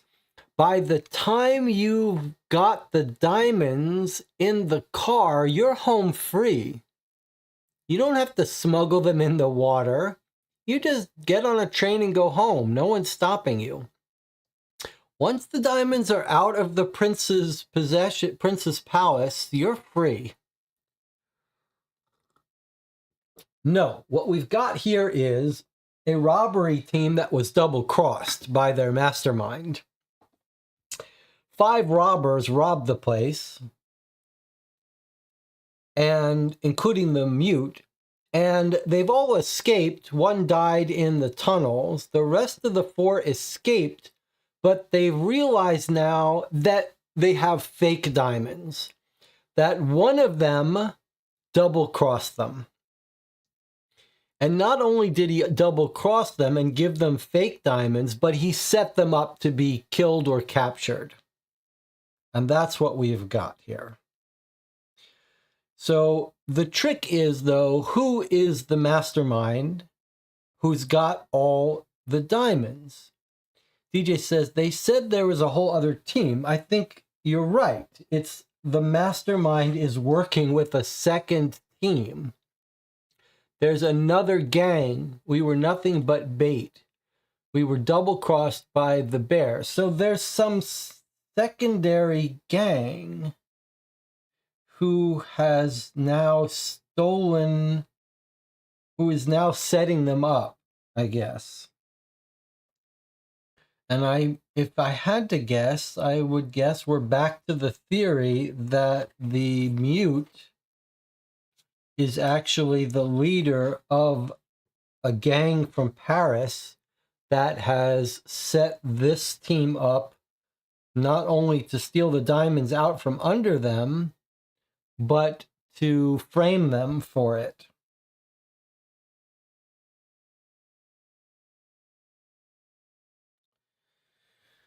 So I believe it's going to turn out that these are part of the first team, the robbers, and I think it's going to turn out that one of them is Monaco and the other one is, I think, this guy.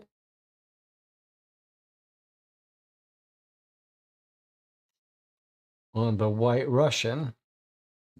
And so I suspect we're going to see the woman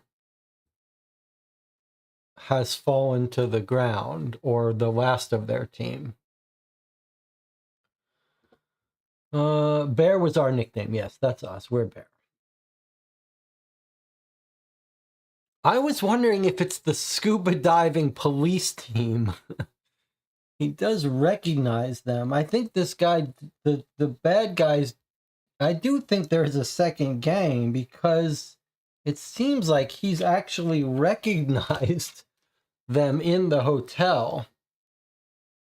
I recognize them and now I see it all. You should see who's here. So I think this criminal has spotted another gang in the hotel, or the police scuba that he realizes he's been set up. But I think he spotted another criminal gang, which we should try to identify. But they're totally unknown to us, but they're probably from Paris. I wonder if the newspaper guy will know something about it. But let's look at the body, because this might get us. I suspect this body's going to have another fake gem on her. And I suspect it's going to be a her. John says, I thought he just spotted the tied up gang members. That's an interesting idea. Okay, so we found the real gem cutters. They're drugged in one hotel room. And then your theory is this guy is spotting.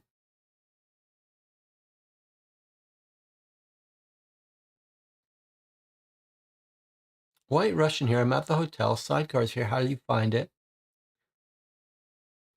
I'm hidden in the room next door. Wow, you should see who's here. I recognize them. And now I see it all.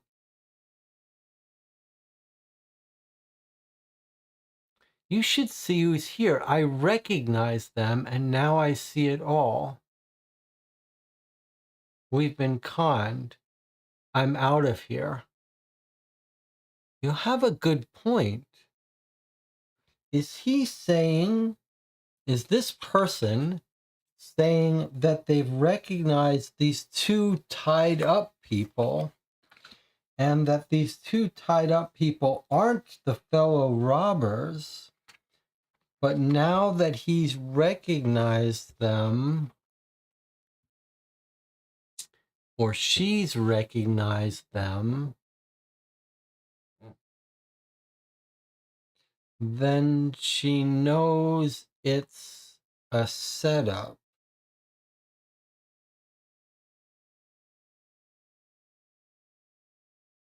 Is it because she's look, he's got a little beauty mark here on his cheek.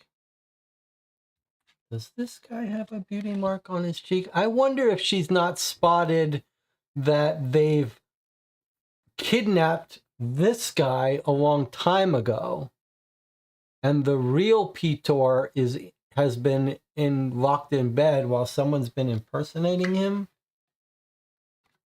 Does he have a birthmark there?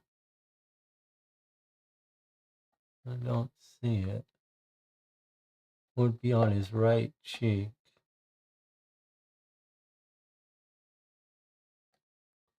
His hair looks very familiar, though.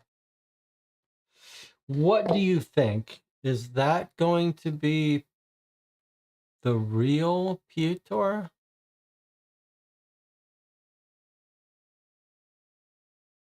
Well, let's look at the body. And I think we're going to find another gem here. Sure enough. We've found Simon Varon, or the person impersonating Simon Varon. Not the real Simon Varon, but the person impersonating Simon Varon. Out of breath and chest tight as a drum, you rush out of the hotel. The man lies slumped on the sidewalk where 2 police officers are already shooing away onlookers. The fall killed him instantly. While going over the event with the police officers, you search the body, finding some ID and a red diamond wrapped in newspaper. The stone is so pure you can read through it. It's fake. Okay. Fangio Ascari Berra. Varon Simon.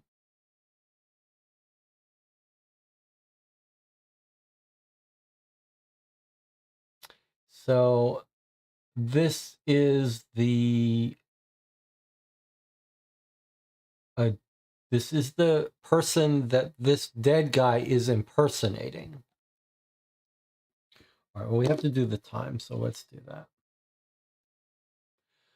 Foreign policy. A march in honor of the French provinces will be held this afternoon in Paris, where while the situation in French Algeria remains tense, with 414 attacks since November.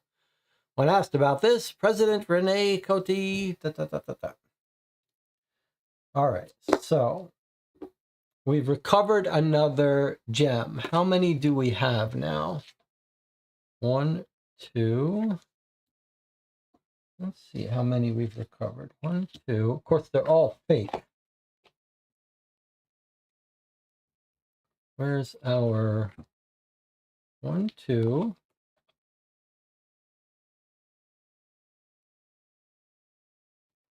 3, 4.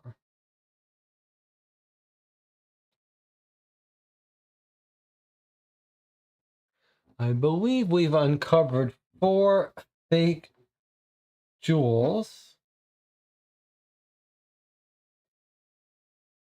Does that mean we're missing one more? No. There's going to be 4 fake ones. Don't need to make 5 fake ones, I don't think. Because one of them is in on it.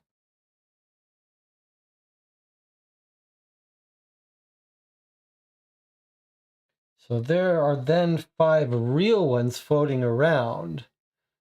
One of them has been used to frame us. The other 4 are being kept, I believe, by the bad guy. The only one I'm in doubt about, however, is this one that the mute guy gave us, because if he is the mastermind, then this has to be real or his story's broken. So if we have Cartier examine this,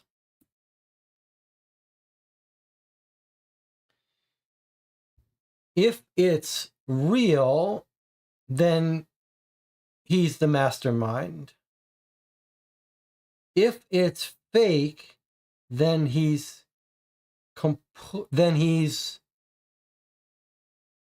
if it's real, he's a mastermind or he's completely innocent. If it's fake, then he's just another robber.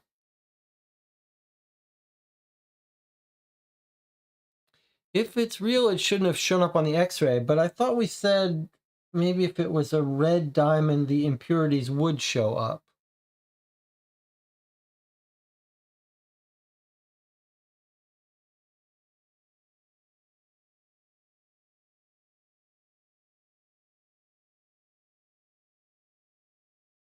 If it's fake, he's just another robber. If it's fake, he's just another robber. I am tempted to get it analyzed. We could still go to the accident scene, but haven't we recovered all the fake gems?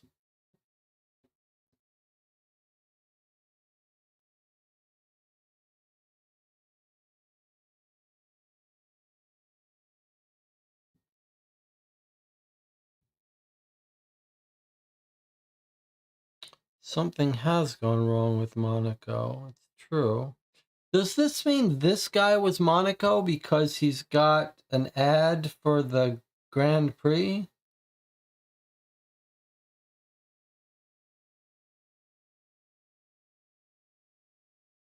There are numbers down here.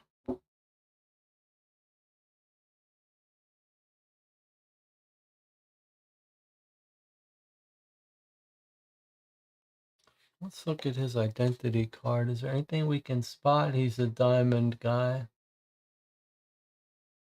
No, really anything else useful? There is this newspaper here, though.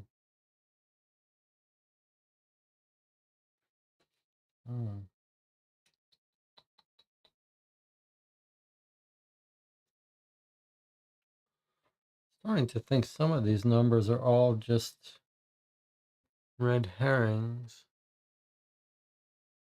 Not all diamonds get the same answer. Yeah, I think they all get different answers, in fact. So you really can't tell by looking at it which answer you're going to get. Every diamond is different.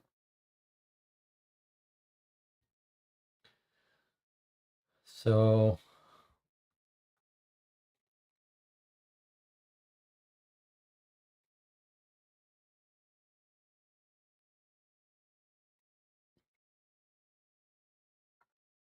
I'm inclined to ask Cartier about the diamond that the mute gave us. The rest, I'm fairly certain, are all going to be fake.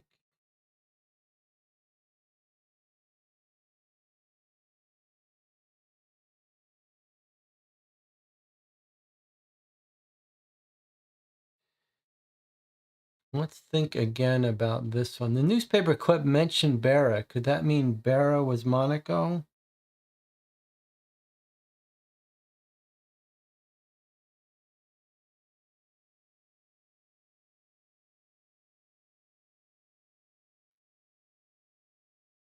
I don't know how you decide which one you think. Why it mentions Fangio, Ascari, Barra. I mean, it mentions all of them, all of their names. So I don't know how you would say it means he was one or the other.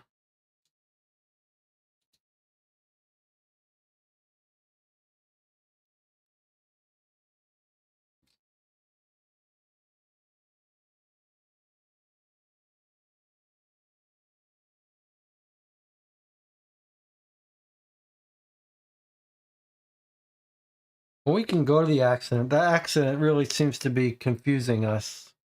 So we could go to the accident. We might have just one turn or two left. I want to think about this a little bit more. If this is our main question, whether the mute is the mastermind, then we go here. Let's say he says it's fake. He says it's fake, then if he says it's fake, then the mute gave us a fake gem but thinks it's real, wants us to believe it's real. That means he doesn't know it's fake yet. That makes him just a patsy.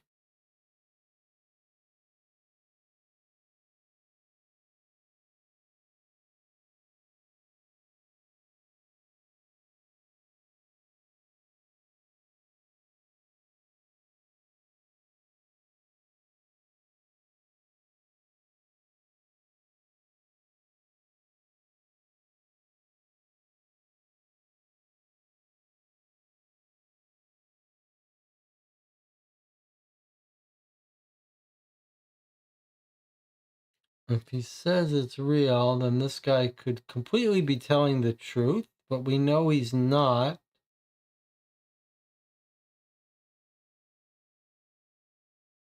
because he knows about room 141.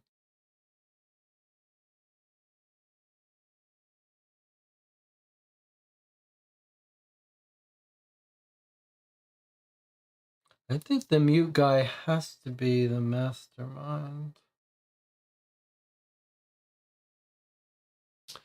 Okay.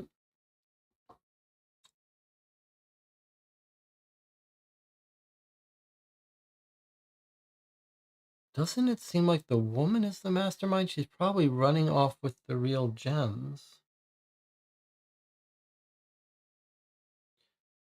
Do we have a real woman? It does seem like we should, but they have wigs and makeup, so one of them could have.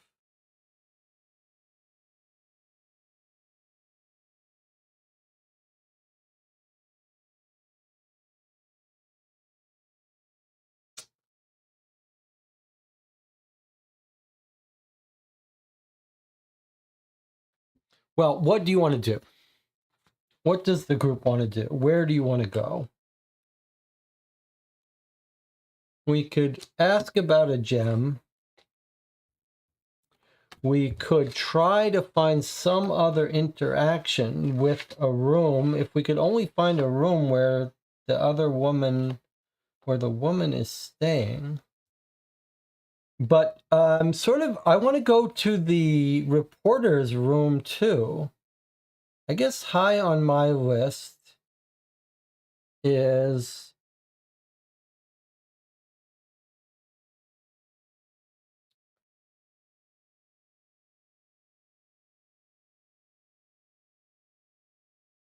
this guy's not being impersonated, is he?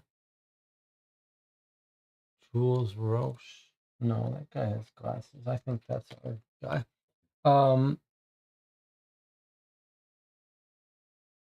I think maybe someone's impersonating.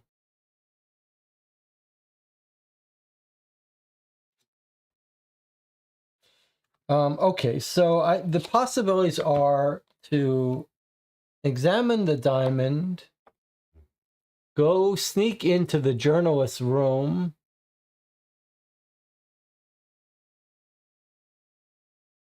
or check out the accident. John says, I guess I want to go to the accident just to try and establish what the accident is, what went wrong. I guess I agree with that. I thought the accident was... I thought we understood who we won, but obviously we didn't. All right, let's go to the accident. The tire tracks lead straight over the edge. You follow them until you skid to a halt near the mangled guardrail. Car 26 is bobbing in the middle of the harbor, half submerged. The Lancia is now being held up by ropes attached to the rescue boat. 3 frogmen are working to free Alberto Ascari from the vehicle. Monaco, do you read me? Be careful. Sidecar is in your area. The voice still emanating from your walkie-talkie can also be heard coming from the empty rescue boat. Looking closer, you can see a switched-on walkie-talkie lying on a bag. Puzzled, you look back at the divers, at which point you spot one of them closing the car's fuel tank rather than assisting the rescue effort. Hey, you yell out from the blue. The startled diver turns his head towards you like a street urchin caught stealing fruit, then visibly starts looking for a way to disappear underwater.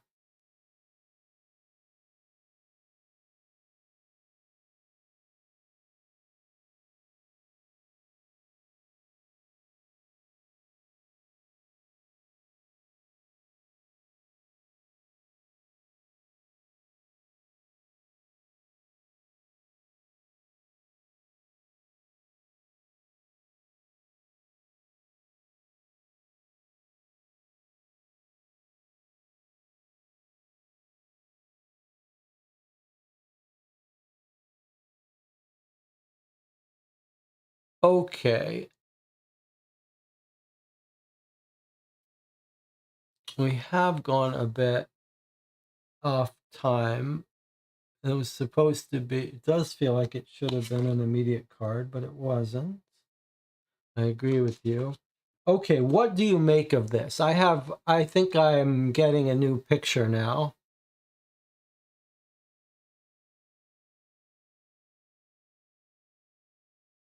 I think I'm getting a new picture now.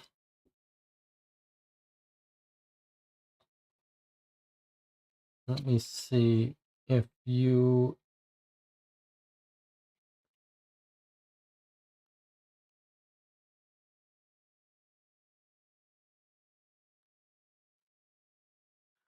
See if we're on the same page. Okay. Gems in the fuel tank. I don't think so. But here. Here's what I think. We concluded that Monaco was a driver. I don't think that's right. I think Monaco is a rescue diver. And if you look at the statement we read, when we thought it meant he was still in the race, take a look at it more closely. It's quiet for Monaco, still no crashes. That's not a comment about Monaco being a driver and it's quiet. It's a comment about him being a rescue diver and it's quiet. There's no crashes on the road. And then it's Monaco. Something's happened. I have a bad feeling about this. I think what's happened is we've overheard him. He's been spotted by us. Monaco, do you read me? Be careful, sidecars in your area. So I think that Monaco is a rescue diver. He's not one of the winners of the race or the crasher. He's just doing this. Okay. You see a switched on walkie-talkie lying on a bag. Puzzled, you look back at the divers, at which one you spot one of them closing the car's fuel tank rather than assisting the rescue effort. Hey there. Hey, you there. Sorrow driver turns his head towards you like a street urchin caught stealing fruit, then starts looking for a way to disappear underwater. So I do think he may have seen us and is trying to hide his ruby. So we may have a choice here. We can either catch him or get the ruby, but I thought we found all of the fake rubies. I think we did find all of the fake rubies. Maybe we found 3 fake rubies and 1 real one. I think in the wrecked car we will find the fake Ascari. Yikes. I don't believe that. I don't believe you can fake a race car driver. But we could find a ruby that he's hidden in this tank, or we could catch him. What's more important?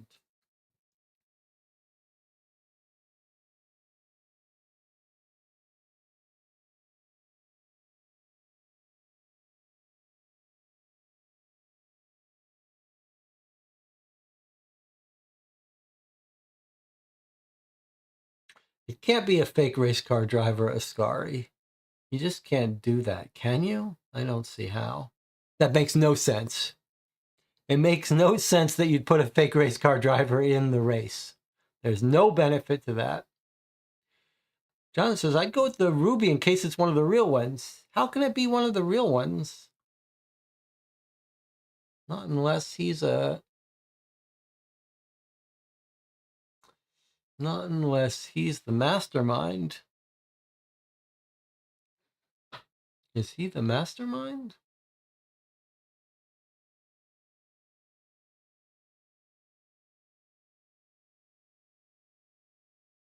No, I think we gotta catch the...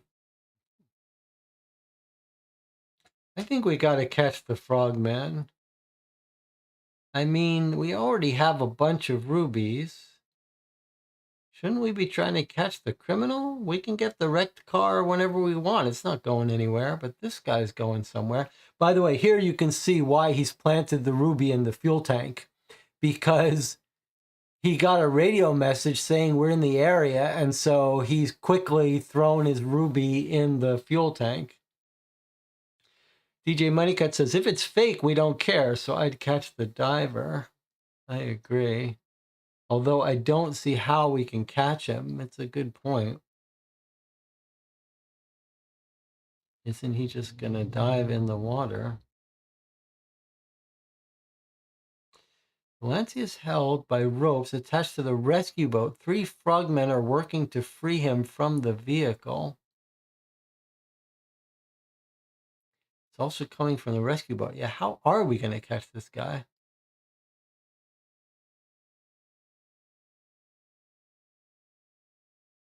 All right, let's catch the frogman. If we can. Surely if we can't, we'll get the ruby. Whoop! You jump into the water to grab the diver and prevent them from disappearing. Amid the streaming bubbles, you rip off their mask and discover the diver's a woman. She manages to detach her cylinder and slip away into the dark water. You struggle back up to the surface, breathless and with salt in your eyes and mouth. Under the bewildered gaze of onlookers, you gather up her belongings, including her diving cylinder with the SAS. The other 2 frogmen describe an experienced new recruit hired the previous week. You inspect their cylinders. They're not involved. They don't have the prince's cylinder. Soaking wet, you clamber back onto your bike. As you set off, it suddenly dawns on you that the thief you suspected of taking part in the Grand Prix was not a driver, but a first responder. Okay, well, this was the right thing to do. We found our woman. Monaco.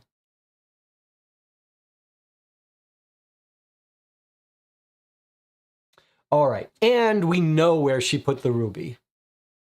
We know where she put the ruby. All right, nice catch. Now, I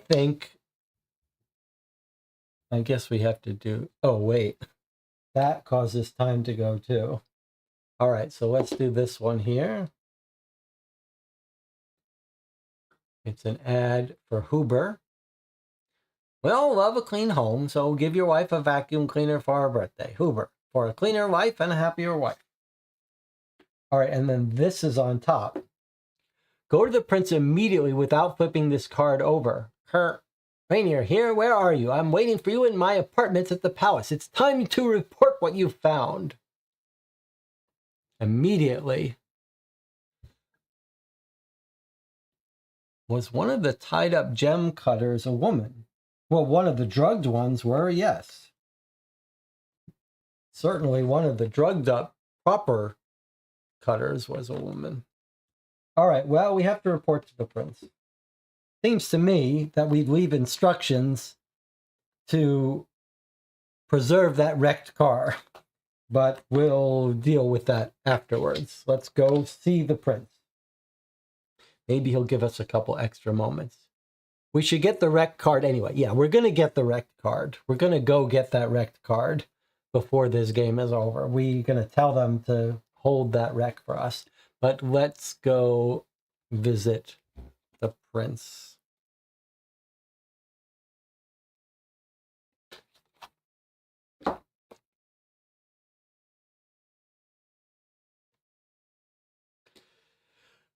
You go back through the metal detector where the mustachioed guard has been replaced. The shift ended, explains the new guard. It's been a very quiet day, doubtless due to the Grand Prix. Here's today's register. Apart from the staff, only 2 people came to the palace. The prince and yourself, Lieutenant Colonel. Are you sure? Yes, sir. The guard stationed outside should be able to confirm that. One question. Was last night's guard searched too? Yes, sir, as required by protocol. The door to the private apartments is ajar. You enter and take the opportunity to look around. Lights coming from one of the rooms. On entering, you find an image projected onto the wall. Judging from the reel with a dedication by the actress Grace Kelly. This is a copy of Alfred Hitchcock's To Catch a Thief, which Grace Kelly was in. A noise startles you. The prince is sitting there in the dark. A movie was shot in Monaco last summer with Cary Grant. It hasn't been released on this side of the pond. I'm glad they didn't steal it. And regarding other matters, I'm all ears. Okay, place all cards with the motorcycle symbol in your sidecar trunk, i.e. in the game box. Okay, so... and time passes? Okay, so it wants us to read this one. Dear listeners, the race is over and it's time for us to go. Francis and I hope you've had a wonderful day here with us on RMC. Absolutely, and with a spectacular crash, the Mercedes team's surprise defeat, and a first ever Grand Prix win for France, we're handing you back to the studio after a simply historic race. Okay, and then everything else is a bunch of blocked events that we didn't trigger. So there's that. All right, so they want us to do the end of game.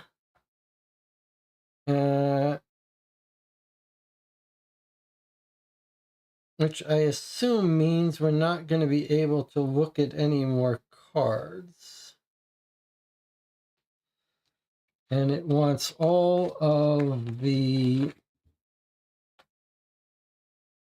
motorcycle cards to be put properly in the box.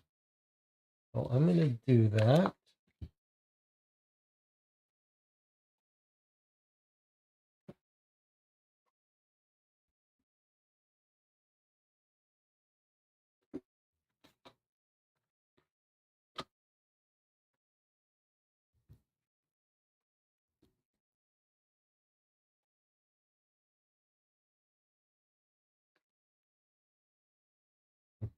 Oops, sorry.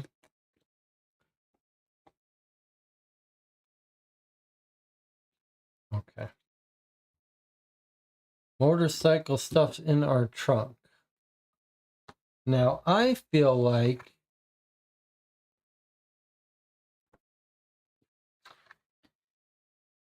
I'm trying to decide what to do here, because I feel like we should get the wreck, and I want to ask him to analyze the one gem that the mute gave us. I'm trying to decide whether we should let that, whether we should do that, whether we should break the rules and do that or not.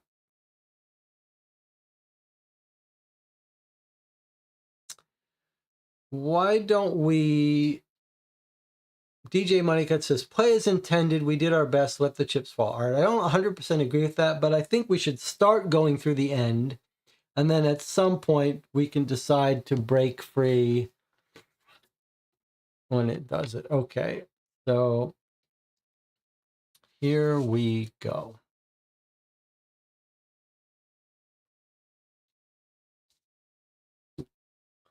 Here we go. You ask the prince to follow you to your motorcycle parked in front of the palace. It's the moment of truth, Skeleton. We're going to find out whether you've lived up to your reputation. You open your sidecar trunk in a hurry to get it over with, but the prince stops you, putting a hand on your shoulder. One moment. I've taken the liberty of inviting 2 experts to join us. Just to make sure you are returning the originals to me. They should be here any minute. The thought of fleeing on your motorcycle strikes you as you fill the silence by listing the items stolen from the prince. Could your motorist skills make you a rich man? Your dreams of the high life are soon cut short by the arrival of Pierre Cartier and Commander Cousteau. Resolve instructions 1 to 4 in order. There's Cousteau and Cartier. Let's begin, says the prince. Start by returning my belongings. Remove everything that was stolen from the prince from your motorcycle trunk. Accurately identify each stolen item, then place them all here. And then the 90 card says what?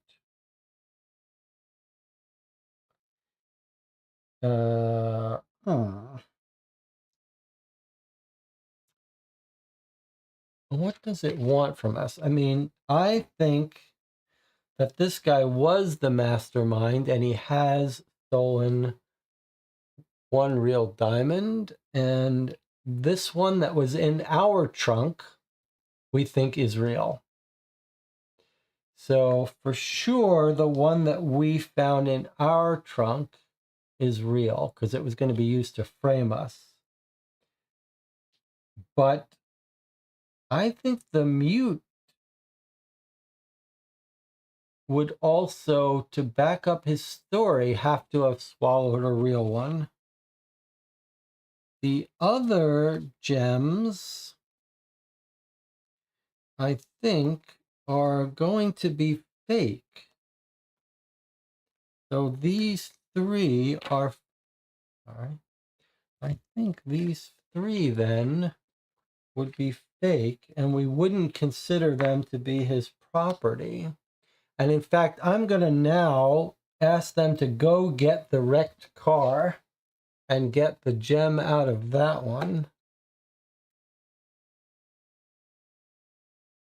No, because we're not returning it as real. It refers to the, if it, okay, I don't know what Marco, you're saying two contradictory things, but that's okay. By my mind, we're supposed to return the stuff that was stolen from him. And in my mind, that's these two. If they want the fake jewels, then we'll give them those next. All right, let's get card 90 and see. Oh, also his tanks, the scuba gear. Yes, Jonathan just said that as well.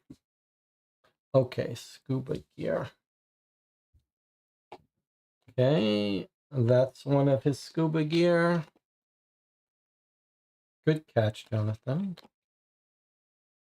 Okay. Marie had a scuba gear. Surely we had some more.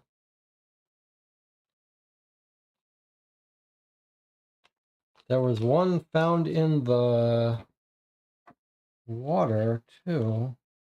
Oh, here. That one. So let's see. 3 and then 4. 4 fake scuba. That's all his scuba equipment. In fact, here are all the fake gems on this, too. So I guess we're counting these. They're not all gems. Okay, that's it then. Okay, there's your scuba diving equipment that you lost. There's the gem, one of the real gems. Here's another real gem that we recovered. Let's see what he says about that.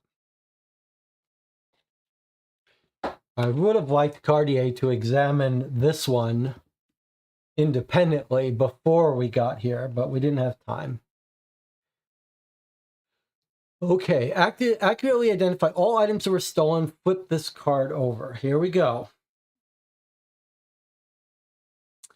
Regarding the cylinders, it's simple. They have custom plates, explains Commander Cousteau. The ones belonging to His Serene Highness are all marked SAS for Son Altesse Serenissime. For each returned cylinder, marked SAS, gain 1 star. For other cylinders, gain a red star. Okay, so we got plus 4 stars for the cylinders SAS. No penalties. While Pierre Cartier authenticates the jewels, the prince turns to Cousteau with a worried look. As you have probably guessed, these cylinders are not my main concern. I asked Cartier to secretly make an engagement ring in the colors of Monaco, set with 5 red diamonds. It is intended for the actress Grace Kelly, to whom Pierre Gallant introduced me last month. Oh, the newspaper guy. Okay. The diamonds on the cards 37, 40, 61, 63, and 1330 are fake. So actually, this one is fake too. So even the one that the mute gave us was fake. That's important. Okay. So you get 1 red star for each of those, and 1 positive star for each fake diamond identified as such and not returned. For each other red diamond, gain 2. Okay, so let's see how we're doing this. We did successfully identify all these diamonds as fake. So this is tricky, but 63 is fake, 40 is fake, 37 is fake, and the 1313 card is fake. And then there's 1 diamond left that we didn't find, but we know exactly where it is. So we're going to tell them, dredge up that car, bring it in, look in the fuel tank. You will find the last diamond. We are going to get credit for that because we know exactly where to tell them to find it. And there it is. We could have catched the frogman still. Okay, doesn't matter. We got it. This still counts. We just told him to dredge it out of the thing. So what did we get? We had properly identified these as fake. So we get 1 point for each of these fakes. 1, 2, 3, 4. Plus 4 for fake diamonds. But we lost a point because I said that this one that the mute gave us would have had to been real in order to trick us. So actually we got, these are all black stars. The red stars are bad. So we got -1 for improper diamond. And then we get 2 stars for each other red diamond. So we have 1 more red diamond that we did correctly return, the one that was in our trunk. So we get 2 for that.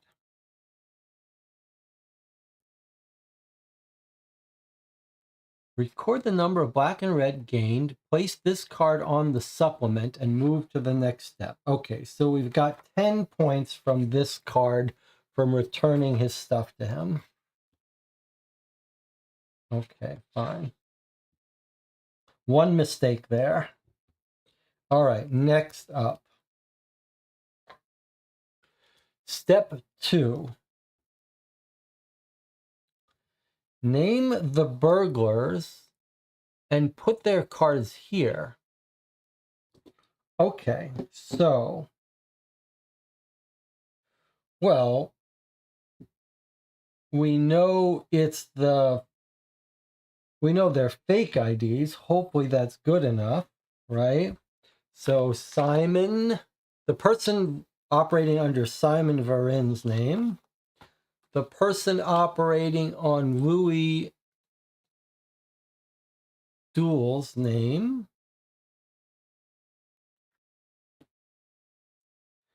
The woman operating as Marie, where is her card?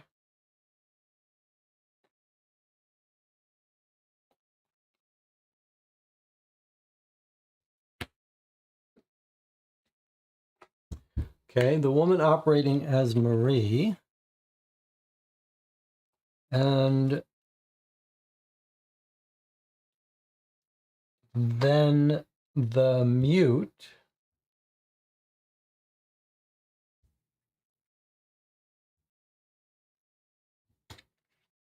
Now, he's not one of our motorcycle cards, but he definitely was in on it. Now, that's 4. And I believe the 5th is our Piotr. What does everyone think about that?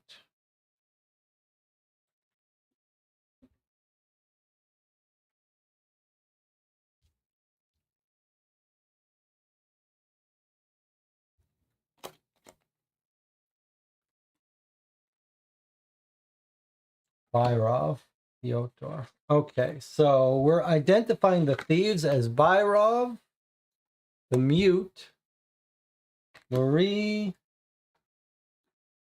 Louis, and Simon.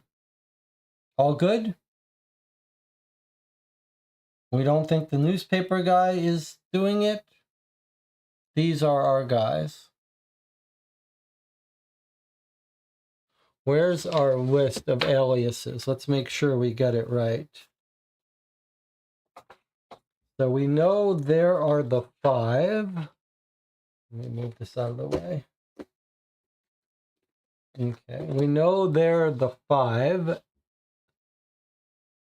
Simon, Lionel, Louis, and Marie, and Francis. So Lionel Darragon. I don't think that's right, though. Where's Lionel Oh, the person imitating Lionel Darragon we think is Pyrov, because that's all that's left, right? Francis Perrier is our mute. Marie we found the person with Simon's ID. We found the person with Louis's ID, but we never found this person. I don't think it's gonna be Byrov. I think we just didn't find this guy. But I could be wrong. We do have White Russian, and we did say that whoever Lionel is, he was either Monaco or Great Blue.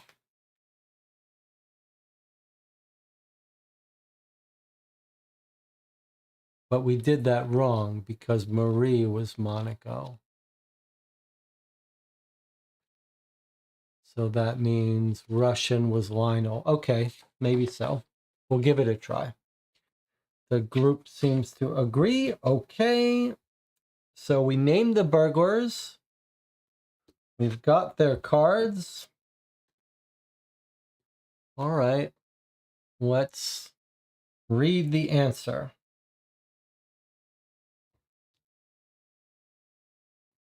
Where do we look it up? We don't look it up. It just says who, and it says put their cards here. And then it says, look at this, bring me the mastermind. Identify one of the burglars as the mastermind behind the scheme. Place their card here to present the culprit to the prince. The designated card, match it up using the paper clips. Okay, so now we have the tough choice.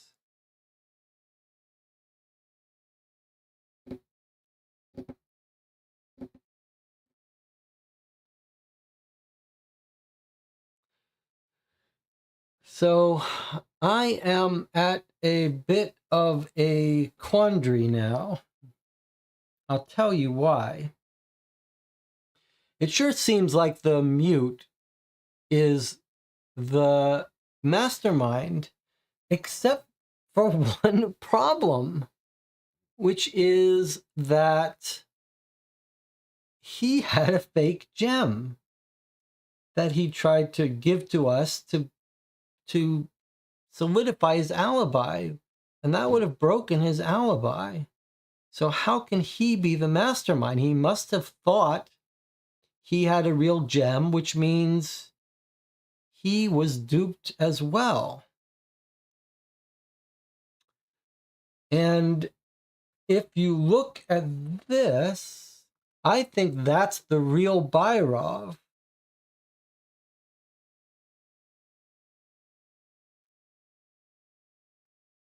And that means that Lionel is the real killer, whose name we think is Pyotr Byrov. But there's a problem with that, isn't there? And the problem is the messages. Let's see if this is consistent. White Russian here, it's Monaco. Something's happened. Bad feeling about this. White Russian here, over. White Russian, over. Okay, change of plans. We'll meet in 346. If you hear this message, don't hang around.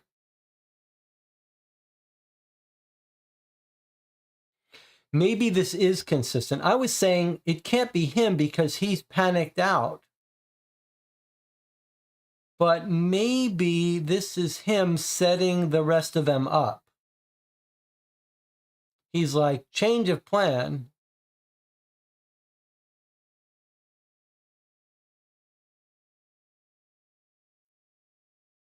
I was thinking he sounds panicked, so how can he be the mastermind? But maybe he's orchestrating it. Looking at the chat, I guess Byrov now, since the mute had a fake gem, Marco says, I agree with Jonathan. He's also had the occasion to put the real diamond in the sidecar. That's a very good point. Mastermind might not be a burglar. Someone not involved with the robbery. Could be DJ, but out of the actual thieves, I'd go with Byrov. And he did give that guy a long handshake. Well, let's see if he's not. Who could he be? Who could the mastermind be if it's not Byrov? The only possibility is someone we haven't met, or the journalist, or Jacques Cousteau, or Irene, the nurse. It seems to me these are the only real potential alternatives. But we think Pierre Gallant is a real... I mean, for a moment, I really thought he was the guy. This guy, we have no reason to suspect him. As long as he's not this guy, which he's not, right? Different mustache, more glasses. All right, so if we rule him out, can we ask that we search his room before we commit? I feel like we should search his room. He can't be the guy, the journalist, the well-known journalist. Can't be him. Okay. I think it's more likely that it's Byrov if we can convince ourselves that that's Byrov. Can everyone be convinced that this is Byrov?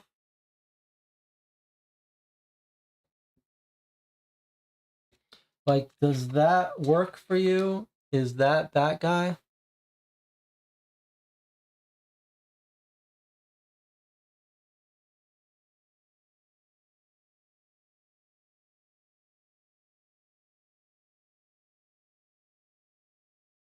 So that's the real Byrov, I think. And this guy is person unknown. All right, you ready? Where is this card? Is not it because this has no paper clips. So where's the other Byrov? I mean, it could still be the mute giving us a false card because he doesn't want to give anything away. So do we even have Byrov with paper clips on the left?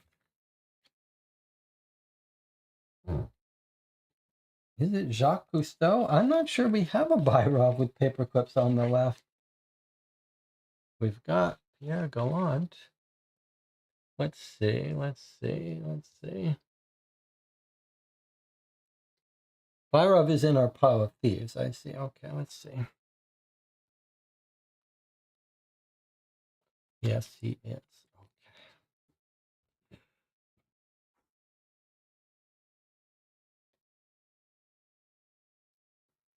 All right. Well, there's Byrov.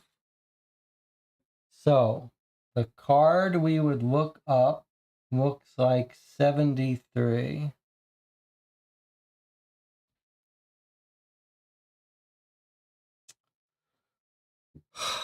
Are we going to be right or are we going to be wrong?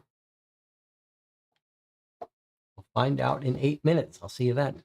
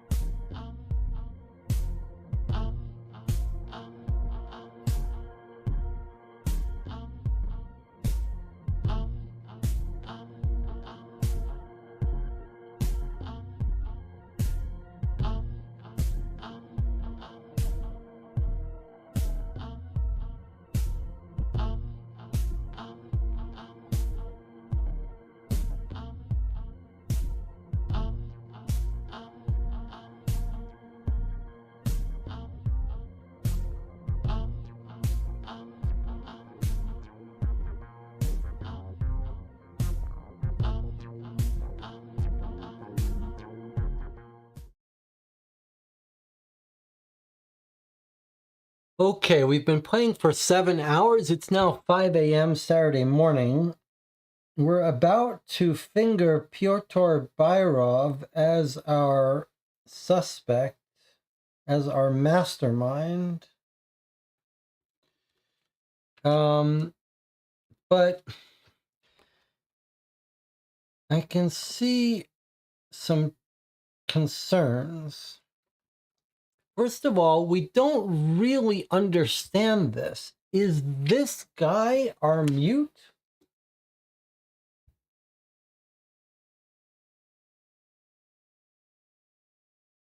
And is this guy Pyotr?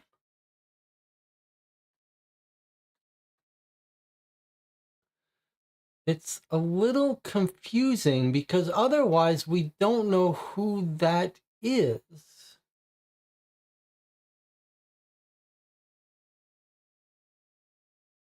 I suppose it could be Simon Varin, but it's a little confusing to me that we don't know who these two are. I believe these are our robbers, or the people that the robbers impersonated. And it says we recognize them.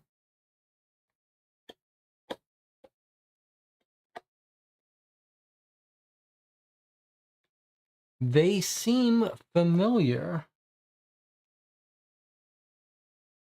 So I feel like those two are these two. I feel like those are the people being impersonated. Now, let me recap that we've got two people that are candidates for our mastermind. It's either Pyotr or it's the mute. Now, for a long time, we were convinced it was the mute.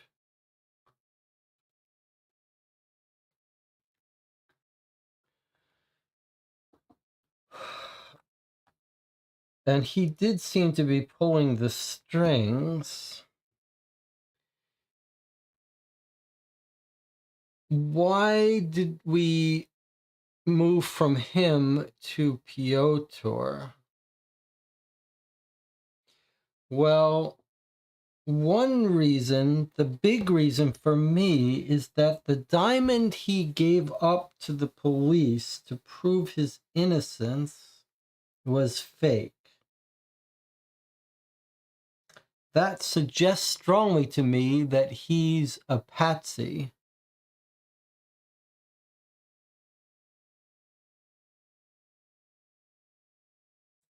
And he was not in on it.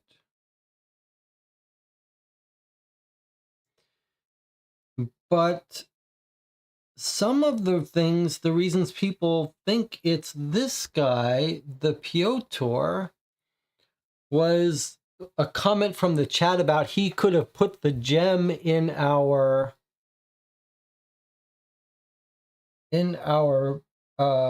motorcycle boot. But I just want to point out that does not make him the mastermind. They shook hands, right? So they're both robbers, but Piotr may have planted it, but not been that part of the plan. The plan was always to frame him. So just because Piotr planted the diamond doesn't mean he was the mastermind. I guess you could say the same thing about the boots. But Jonathan says, now that you mention it, one of the tied up guys does sort of look like the mute, but it seems like he'd go to jail for having the fake gem.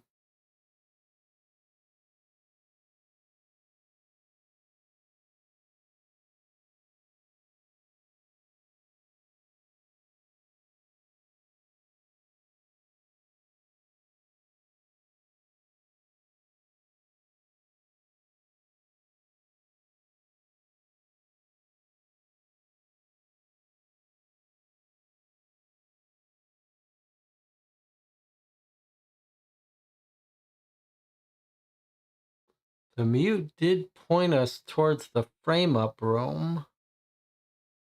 Why would he do that if he's not the mastermind?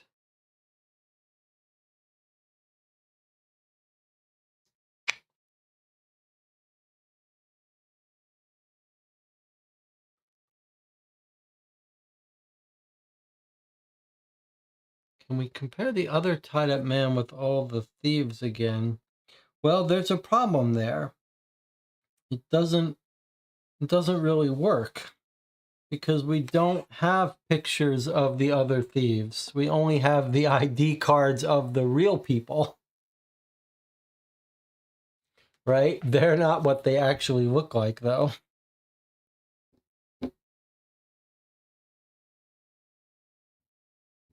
It's only Piotr and the mute who are pretending to be themselves.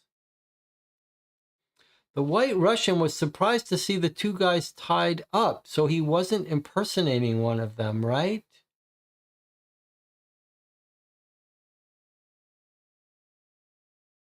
I don't know that the White Russian was surprised to see them tied up.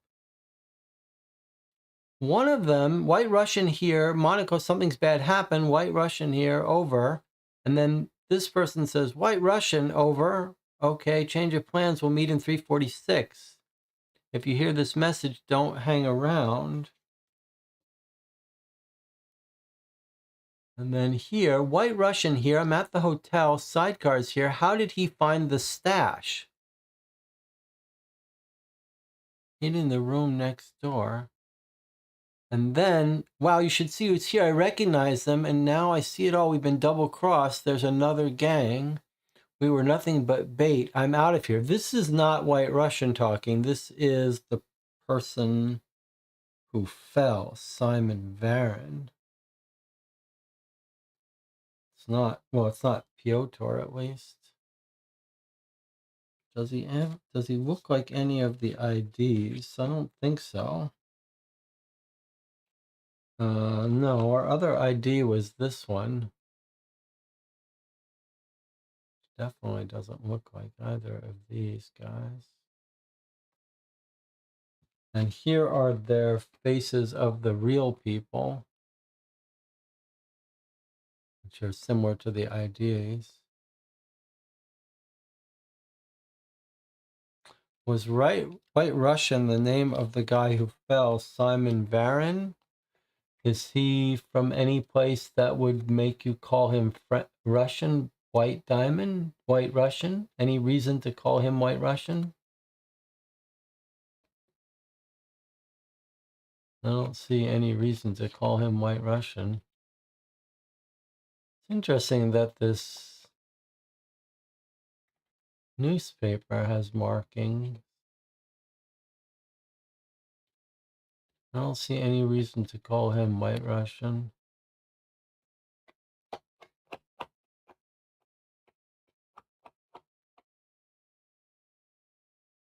Well, to me, it's either the mute or the guy or Piotr.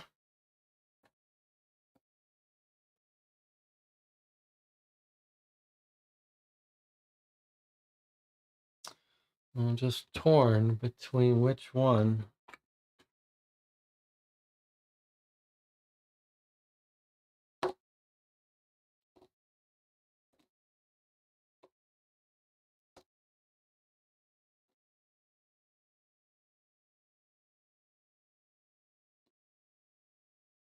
Is there any other evidence we have that would lock us into one or the other? I mean, we can hear on the radio White Russian. If we think that's Piotr,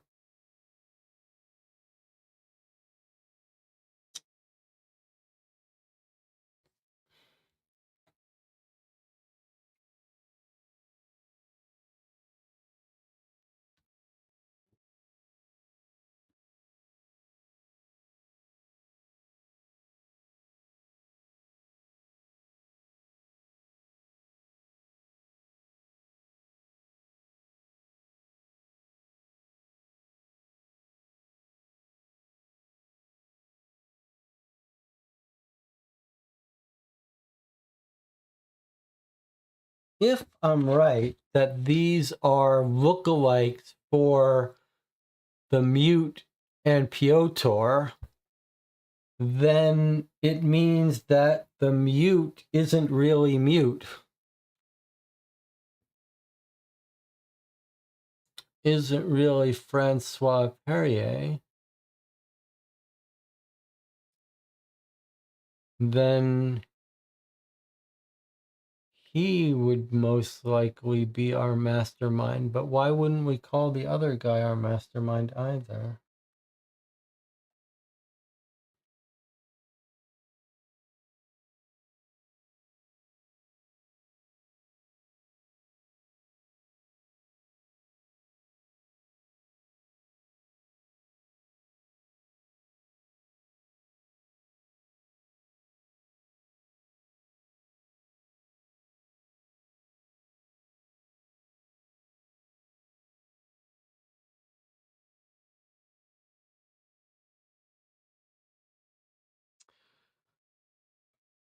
Okay, I think we're going to have to go with Piotr.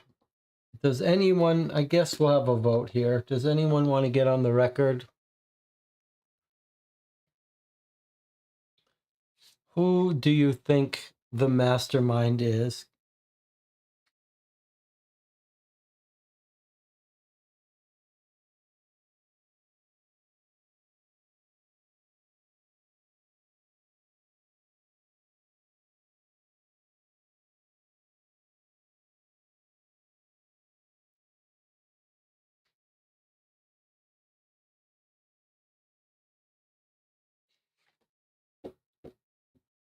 Here's a reason to think it's the mute. He's been actually certified. So shouldn't he know when he's got a fake diamond?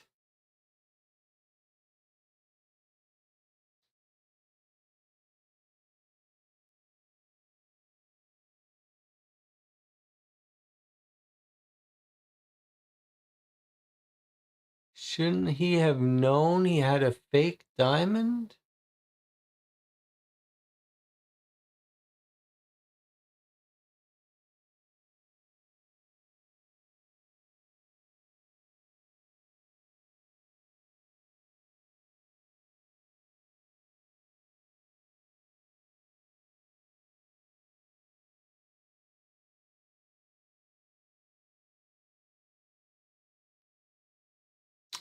Jonathan says, wait a moment. All right, let me stop this vote here. All right, let's see. What are you trying?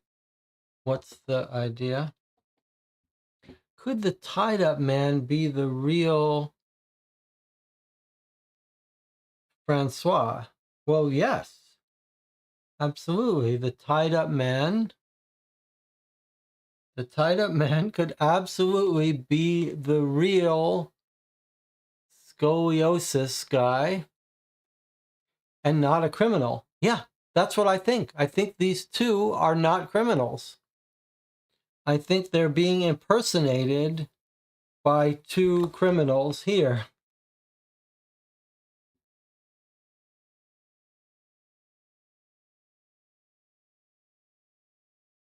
Or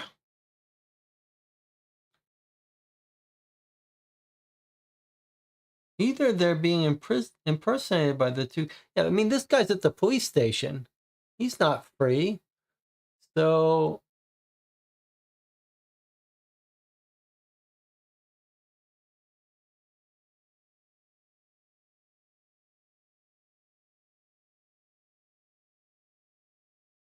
but wow, this is this is confusing. Is it possible that one of them? All right, here's something that's kind of confusing, that's kind of important. Is it possible that this guy is the real tied up Francois Perrier, and that this guy is a mastermind in the police station? And then is it possible that it's not that this guy's impersonating this guy, but that this guy is actually tied up?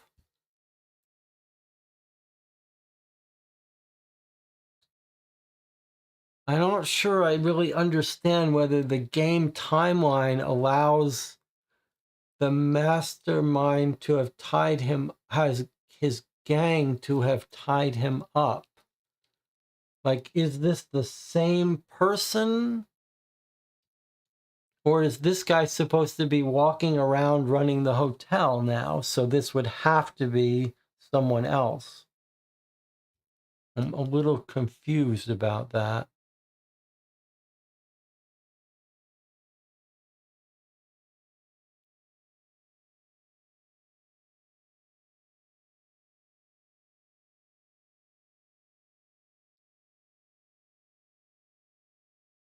He's also been at the hotel for 2 years. Would he really be undercover planning this for 2 years?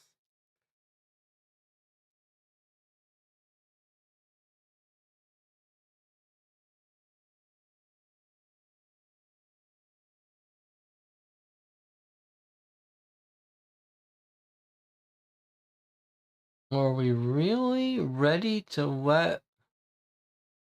I suppose he didn't have to be planning it for 2 years. He could have just taken the opportunity.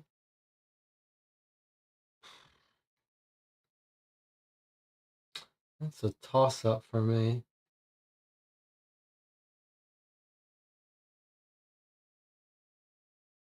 Can we ask Cartier to examine this diamond again and make sure he's really sure that it's fake?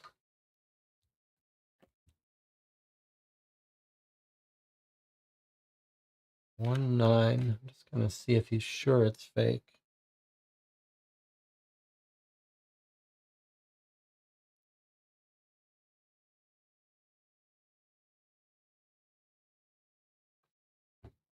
He looks at it. He says, "What a beauty. Stunning. Come to the shop tomorrow. X-ray it to confirm that it's genuine. If it really is pure Carmen, it shouldn't show up on the film." Okay, I guess he's just confirming that it is fake because we know it does show up on the film. All right, we were already told it was fake. I just wanted to confirm that it wasn't a bug. Is the mute's signature on his diploma anywhere? Can we compare that with the guard book? That's a very interesting idea. Yes, his signature is on his diploma.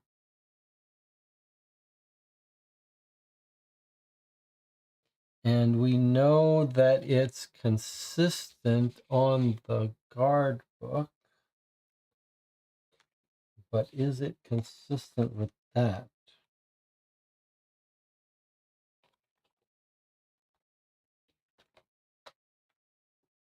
Let's see.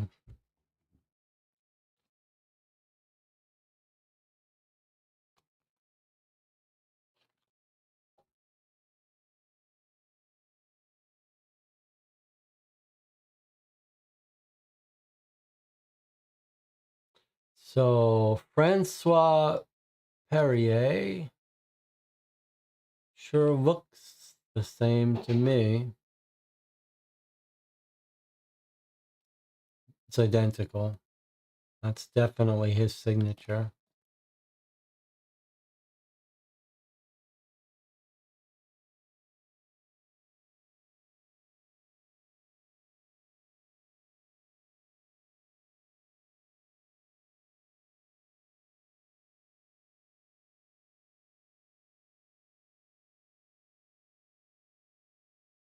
John says, okay, then I'm switching to the mute being the mastermind. Can you explain why the signature being correct is what convinces you that he's the mastermind?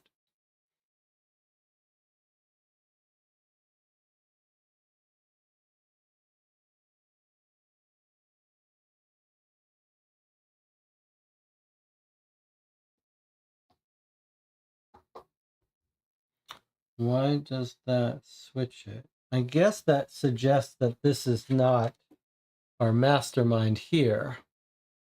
I mean, this is not the mute. So they didn't replace Francois.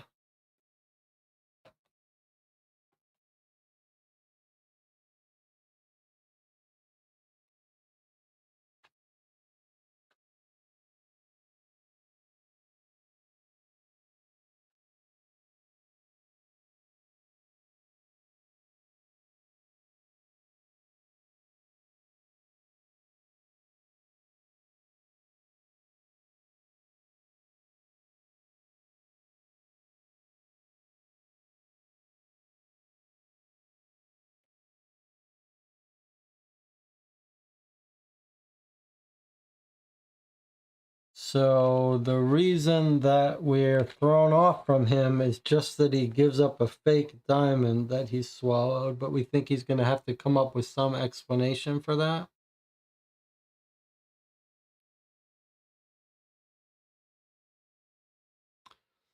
Jonathan says, so it seems the thief who came in there would have been surprised to see Francois's body, not the hotel manager body, if they knew the hotel manager had been replaced. Okay, I don't understand that at all.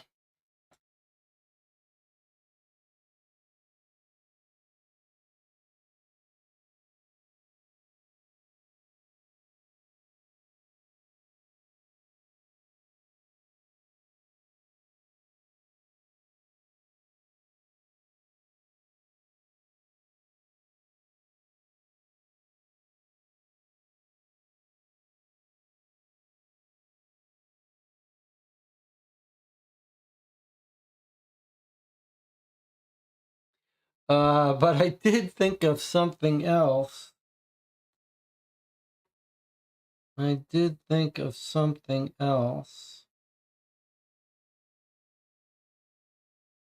Before I forget it, let me explain it.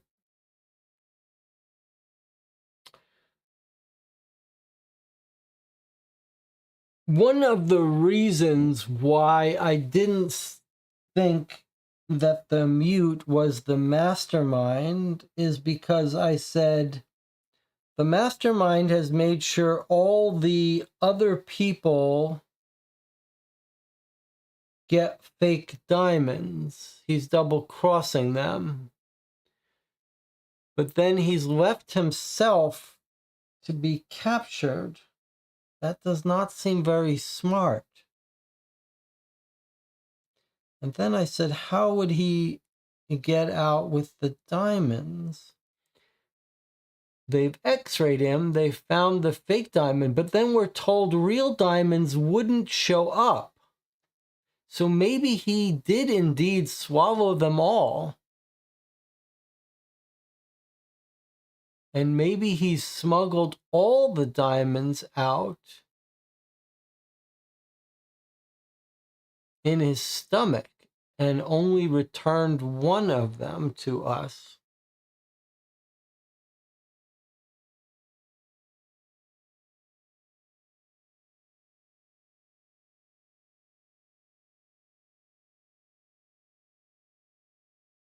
I'm just not sure how we would know how to pick between these two. I mean, if we're right that Piotr is one of the criminals,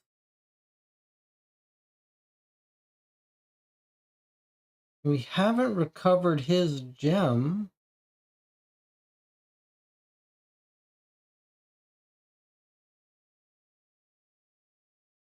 Why is that? Because he doesn't have a fake gem, because he's the real criminal.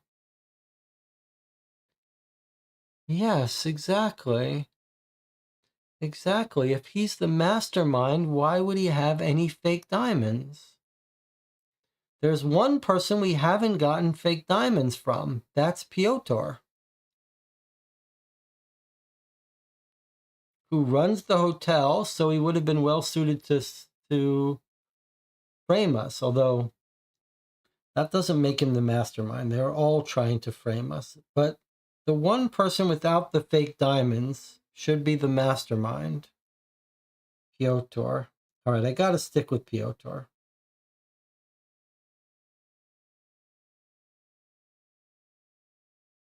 If you were the mastermind, why would you arrange to have yourself caught?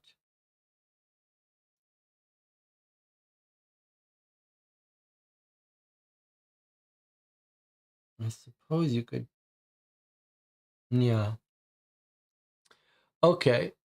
In the long handshake, I think the mute gives the real diamond to Byrov to plant in the sidecar. Well, it is fun to think that that long handshake was doing something like that. But even so, that doesn't tell you who's the mastermind. It just tells you that the plan was to frame him.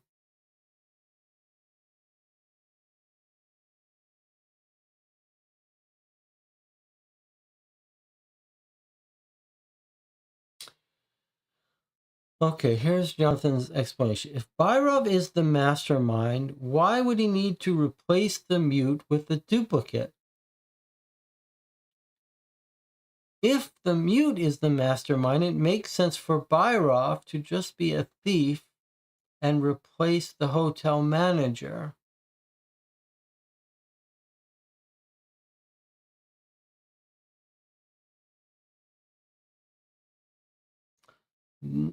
The problem I have is that there's no scenario where you should be replacing the mute. And the mute couldn't have been replaced, so I don't know who this is. I agree it looks like the mute guy, but I don't see how it could be. How does that make sense?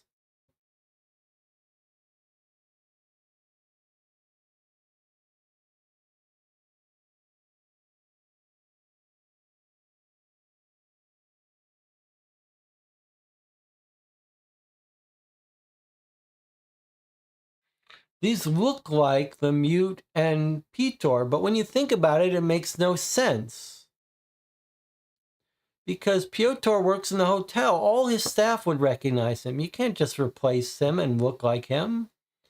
And the mute, what's the point? And his signature looks the same and has never changed. So I don't understand. I don't understand what these bodies are. I don't understand why these two are tied up.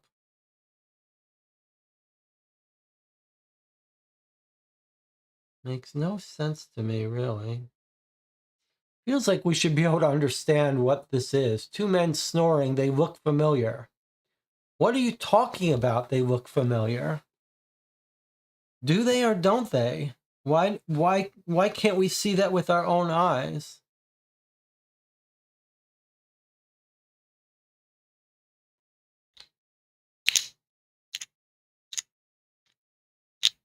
Are they guards?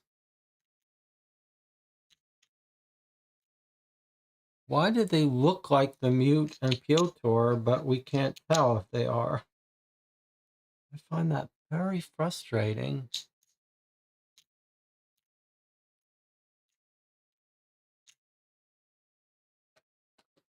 Not like the radio guy, is it?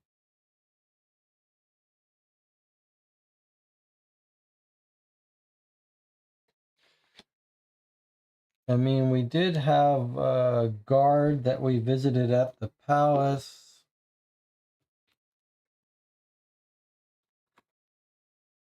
I don't know where that is.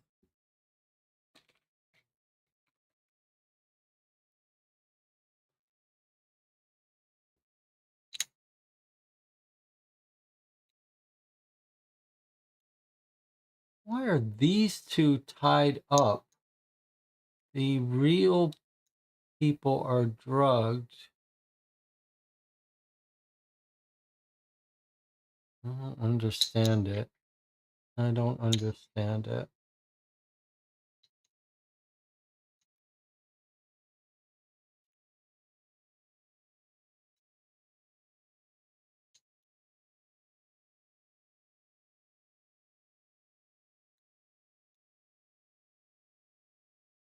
All right.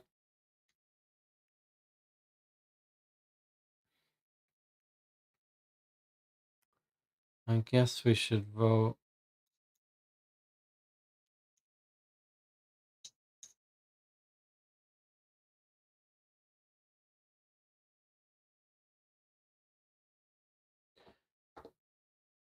All right, get your vote in.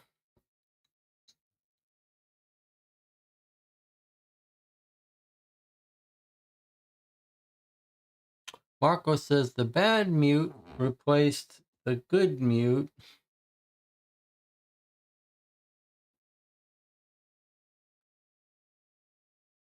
Bad Mute replaced the good Mute a couple days before. That explains the signature consistency. Well, that doesn't really work because it's not just that the signature doesn't change, it's that the signature matches the diploma. So that's the real guy who got his diploma.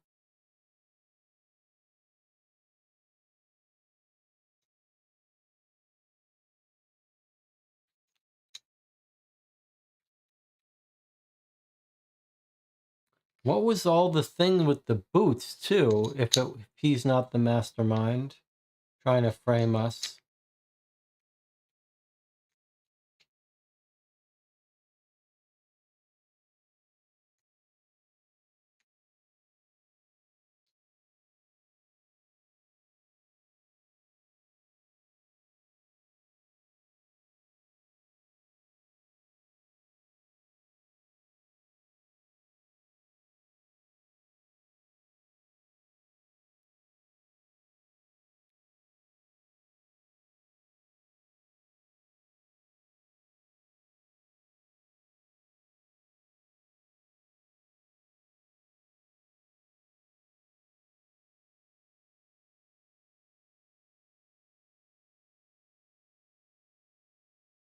All right, DJ Moneycut and Marco, get your vote on the record, please.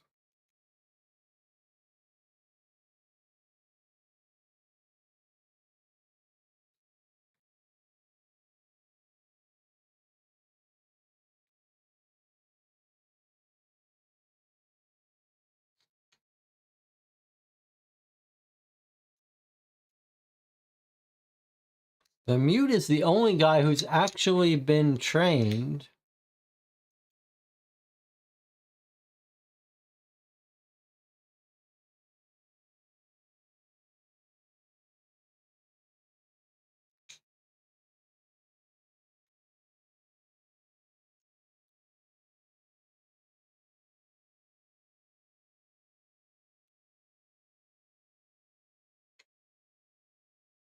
All right, we've got 2 votes for mute, 1 vote for Byro.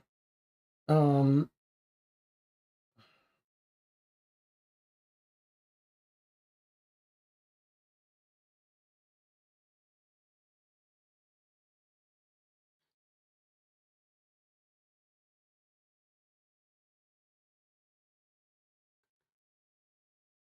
going to have to vote for Byrov.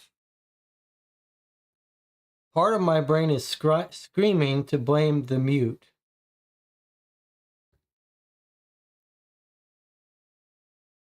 But it seems to me if the mastermind is the mute, he should not have a fake diamond. He should not have a fake diamond.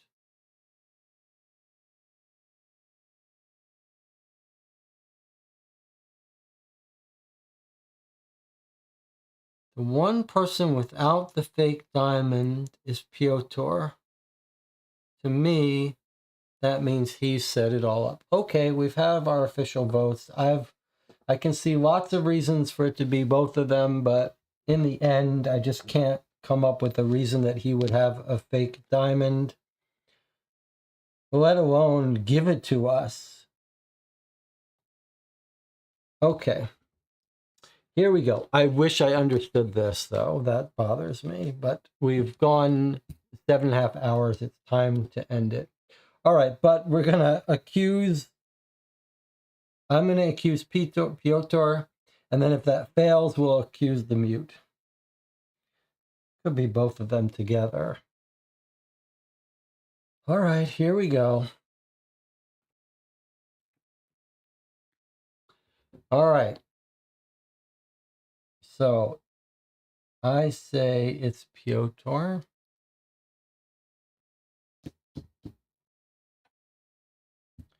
Should we write these down? Let's write down our 2 best guesses. Okay, 73 is Piotr.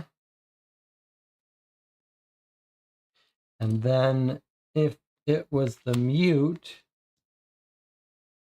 it would be 95.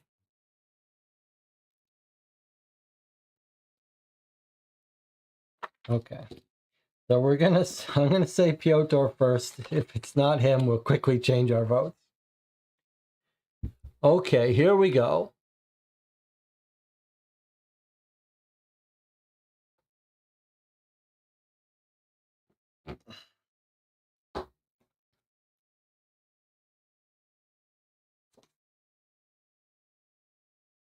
Crouched low on your motorbike, you speed back to the Hermitage Hotel where you expect to find Pyotr Byrov, but to your surprise, you find a woman at the front desk.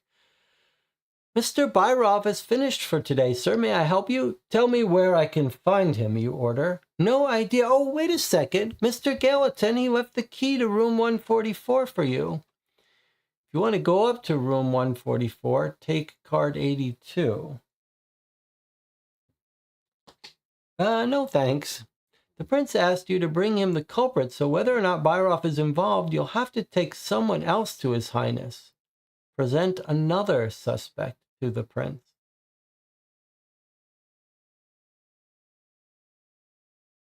All right. Well, that's easy enough. We do have another suspect. 95, the mute. Byrov is guilty, but it wants to send us up to his room. I guess we have another choice now. Do you want to destroy the evidence against us? Or we're just going to leave it closed? Before I take this card,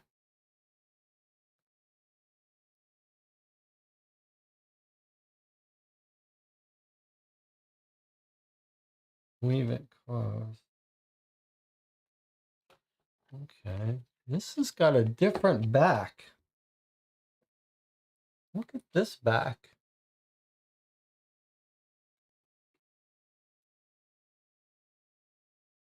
The mute is guilty. You take your leave of the prince and return to the station to look for Francois Perrier, certain he's behind the spectacle.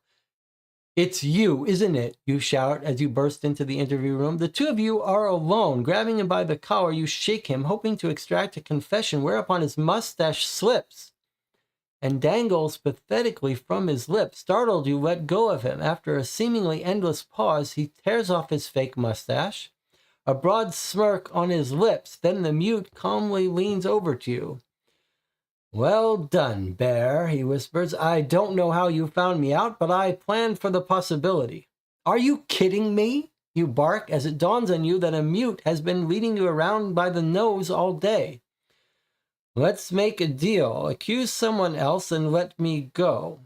If you turn me in to the prince, you might regret it later. On the other hand, bullshit, you snap back, slapping his mustache back onto his forehead. It's your turn to keep your mouth shut, Bear.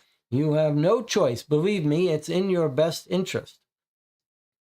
You listen to his proposal. You, a guy who spent his entire life struggling to protect other people, could look out for yourself at last. Take it easy. Enjoy a golden retirement.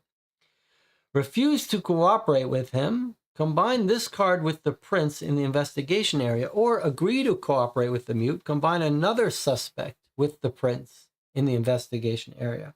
So it sounds like the game is allowing us to consider both of these people and decide which one we want to present.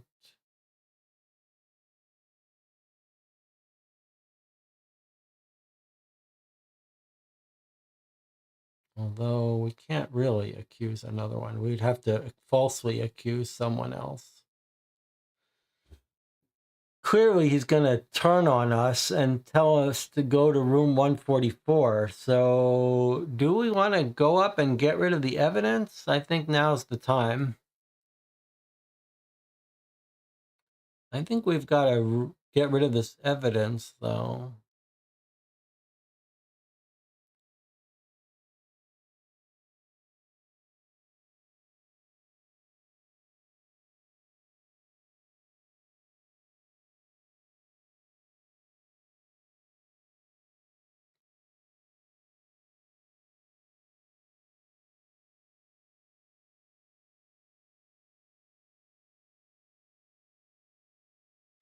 Well, we're not going to turn someone else in. We're not going to turn someone else in. We are going to accuse him. The only question is, should we go up to the room? Why does not get fixed? I turned off that function. I don't know why it does it. Okay, the only question is, should we get rid of our evidence first? Jonathan thinks it'll bite us if we destroy the evidence. All right, well, Jonathan, you were right about the mute, so I'm going to take your word for it. We're going to accuse him. At least we've gotten rid of the gem in our possession, so they're not going to find that, but they are going to find the rest of it.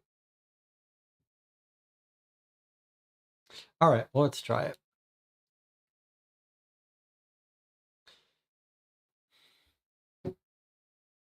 Are you sure?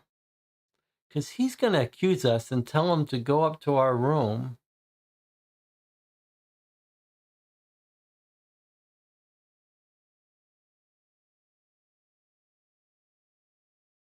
They're going to find the key on us.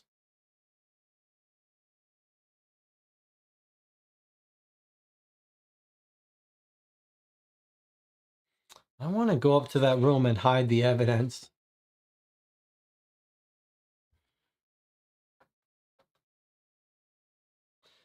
Let me remind you what they found what's up there in that room.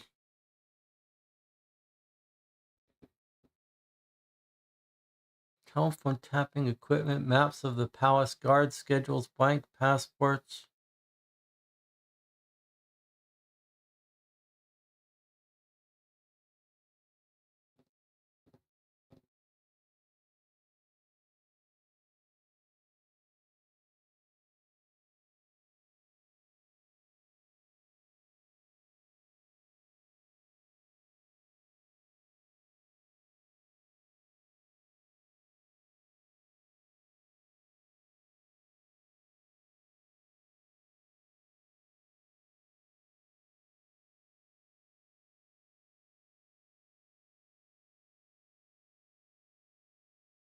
I'm going to get rid of the items in the room. Jonathan has on the record saying this is going to bite us, but I'm going to try to do it. I don't want to go to jail.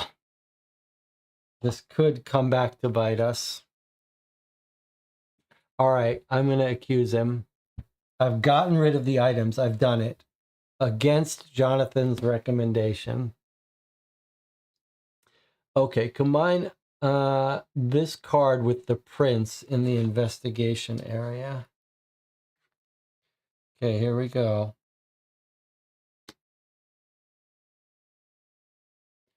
So we're now turning to card 96. I have cleaned up the evidence in the room.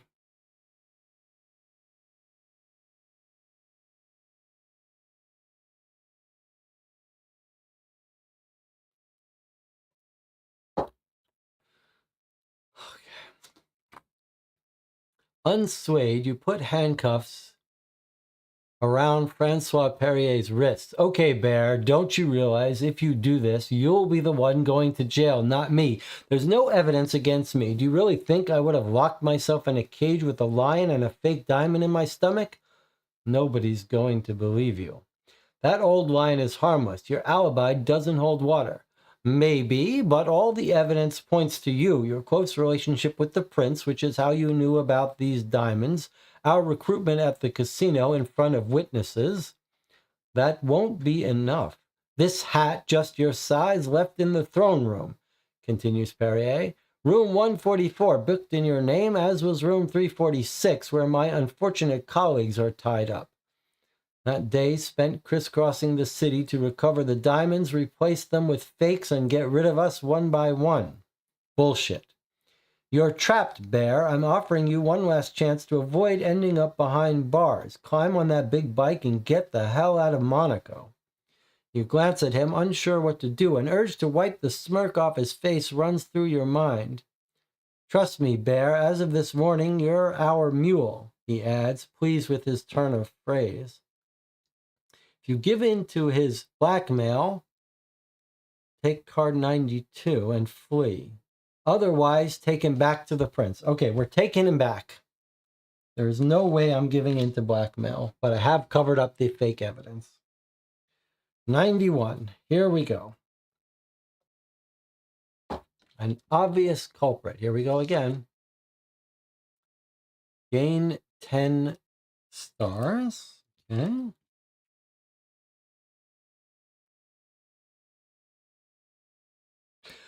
You roar back to the palace with the handcuffed Francois Perrier in your sidecar. The prince is waiting for you in the main courtyard, arms folded. Wait. You're telling me the injured gem cutter I took to hospital this morning is the culprit? He splutters, dumbfounded.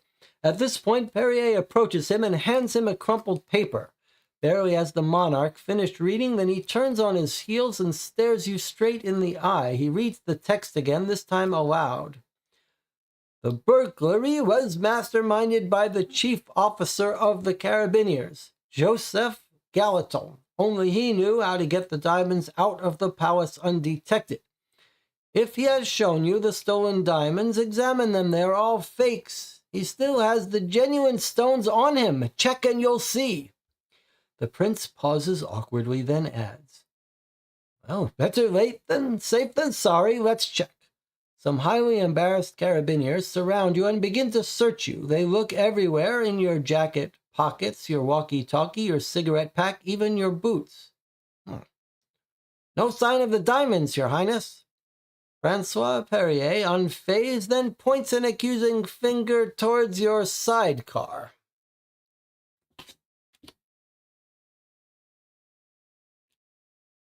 It's not gonna work, Francois. An accusing finger towards your sidecar. If you follow your gut instinct, flee on your motorcycle. Otherwise, read the bottom section of this card.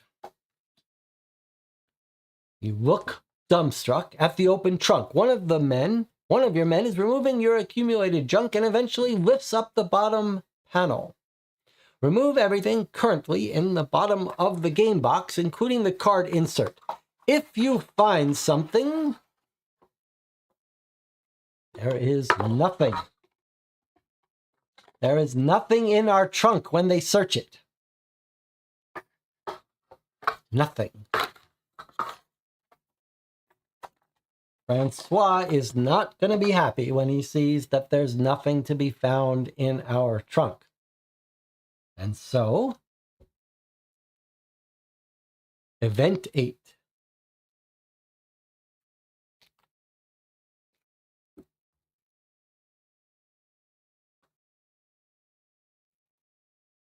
Francois thought they were going to find the stolen gem, but didn't find it. The carabinier closes the sidecar trunk. No jewels to report, Your Highness. Obviously, because I was holding this for safekeeping, you retort, brandishing a red diamond. I knew the thieves would try to frame me, so I waited for them to make their move, and now they have. The prince looks at you warily. Score 10 and set this card aside as a reminder.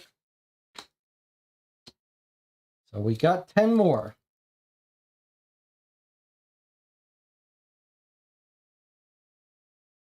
Okay. Don't sort the floorboards in our house. It's true. Okay. And now we get event 6.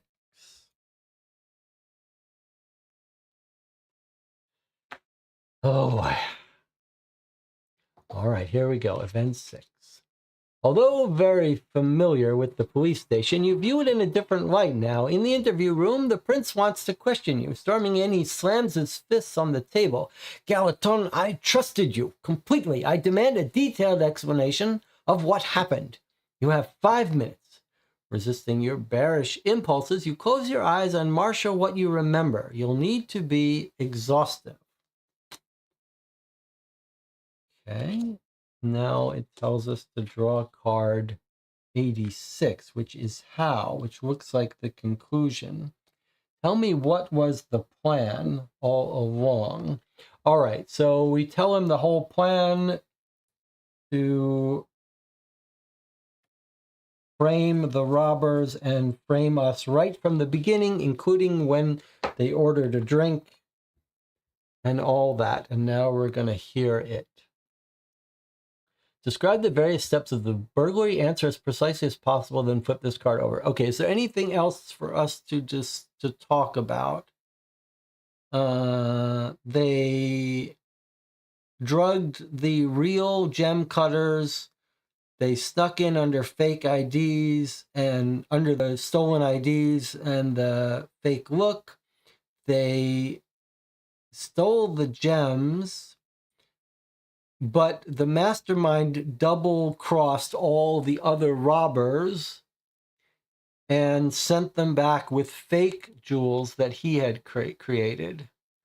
The only thing we don't understand is these two bodies. Okay. When Francois Perrier chose a career of a gem cutter, it was with the secret hope of pulling off the heist of the century. When the opportunity arose when Cartier recruited him to the team tasked with cutting 5 priceless red diamonds, and he knew his time had come. Several obstacles had to be overcome. The other 4 gem cutters, getting the diamonds out of the palace where everyone entering or leaving is searched, avoiding arousing suspicion. Life on the run rarely ends well. To solve the first 2 problems, Perrier selected and recruited 4 thieves, less cunning than himself. The plan was simple: kidnap the other gem cutters and send the thieves to take their places, imitating their signatures. With the aid of the prince's diving equipment, the gang would then escape through the flooded tunnels in the cistern, underneath the palace, which led to various locations in the city. Each gang member had a cave map disguised as a botanical sketch and used a code name inspired by a cocktail. I guess we're supposed to be giving ourselves points here. Recruited the thieves, sent the thieves with the signatures, escaped through the cistern, cave map, cocktail. So +5.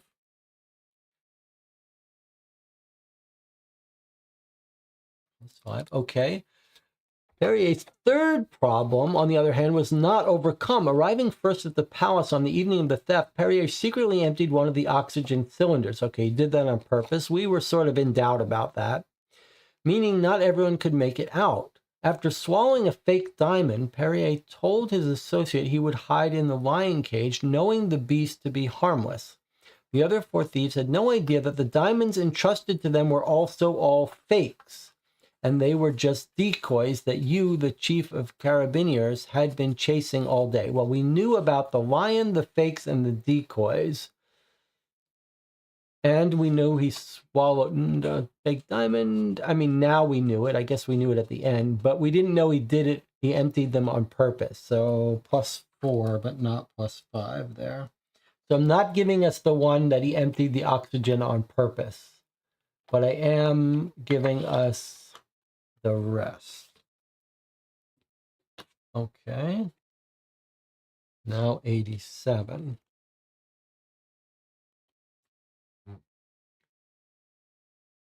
He still had to get the real diamonds out of the palace.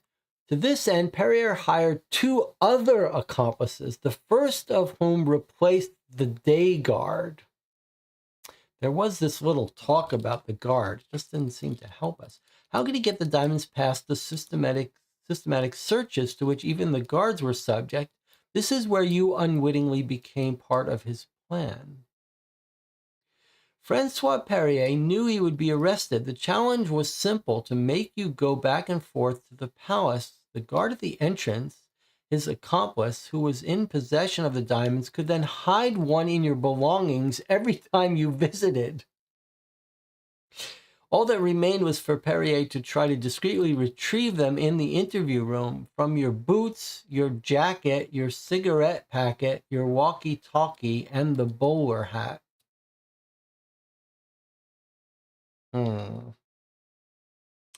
Jacket. We never got a card about our jacket. We gave him the boot. I don't know where the jacket would have come in. Cigarette packet 66. That is out of the deck. I guess we may have given him a cigarette. Bowler hat. I don't remember anything about a bowler hat. I don't know where those came from. I don't really understand that. Okay, well, we knew he had accomplices, but we didn't understand anything about the mule. Then Perrier had to quickly get the diamonds out of the police station, which is why he pretended to be mute. It was no accident he chose Byrov as his interpreter, who was in reality his second accomplice. Pyotr Byrov might be searched before entering, but obviously not when he left. That was the handshake, I guess.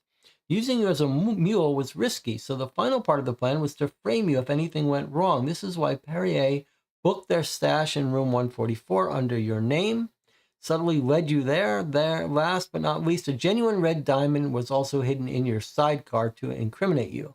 As an experienced gem cutter, he knew the diamond was fake. Swallowing it proved his guilt. That was his biggest mistake. Well, that was the biggest thing that threw us off, because we said he wouldn't have done that. That's what convinced me that he wasn't the guy, but it's saying that that was his mistake. Okay, let's see what points we get here. 2 other accomplices. Well, we knew he hired another gang, but let's not give us points for any of this. So I'm not going to give us points for any of these or any of these, or any of these. We knew he was his second accomplice, so we'll give us 1. And then we knew he planned to frame us if things went wrong 2. We knew that's why he put the name thing under our room. That's 3. Hidden in our sidecar, that's 4. The diamond was fake. Proved his guilt. 5. Definitely give myself that one because that's what I agree. So I'm going to do +6. Add up all the stars over the course of the game. Subtract any red stars. If your score is 20 or higher, read event 9. Okay, so let's look at our score here. Is this our entire score? Okay, if it's 20 or higher and subtract. Well, we've way exceeded that. We got 4 + 4 + 2, so we get 10 here, 20, 30, 45, minus 1, 44. So our score is 44. Oh, if it's face up, gain 2 red stars. If it's face down, gain 1 red star. So no penalty from card 82 because I got rid of all the evidence. Add up all the stars, course of the game. All right, so 44 points. Did we get 20 or higher? Yes, so we go to event 9.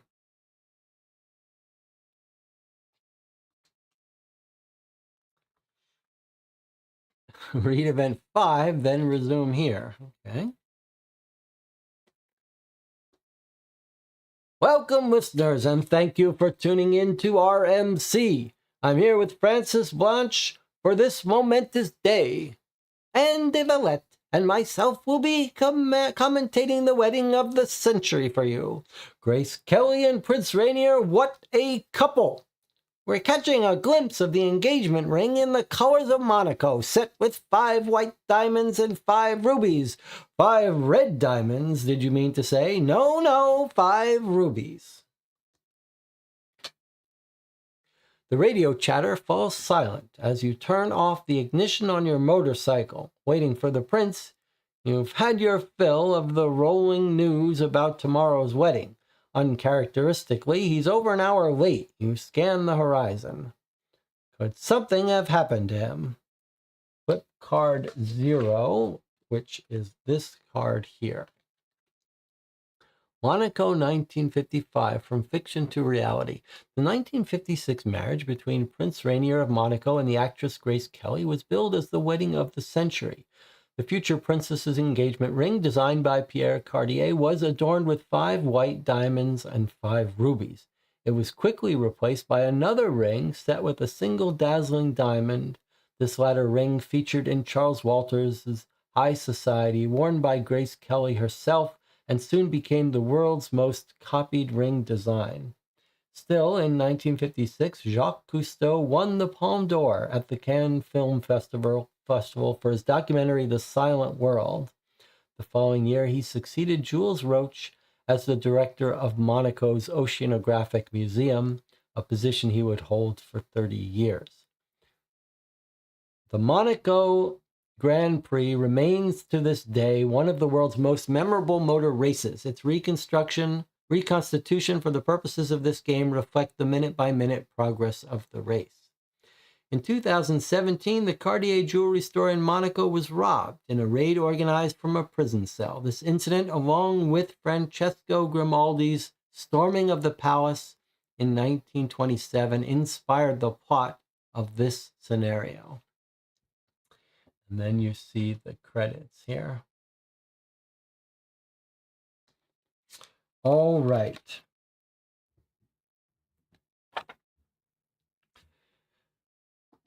Big game here.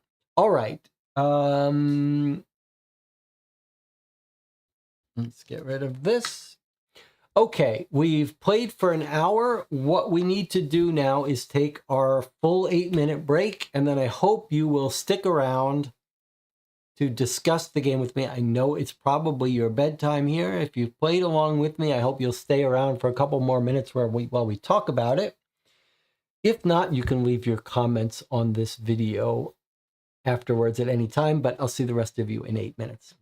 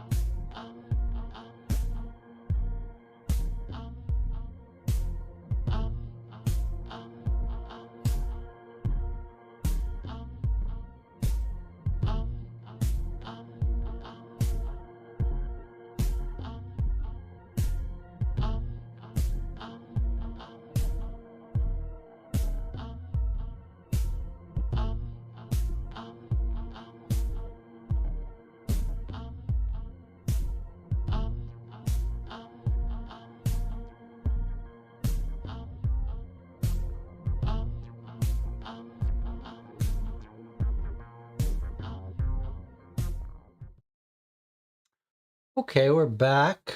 We've been playing for 8 hours, and now we're going to talk a little bit about the game and what we thought.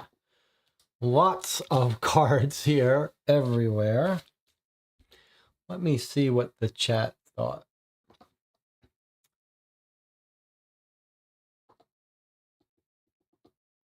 Okay. John says MVP goes, Jesse picked up on the frame that we were being framed between sessions 1 and 2, got rid of the incriminating evidence. I think this was a real team effort.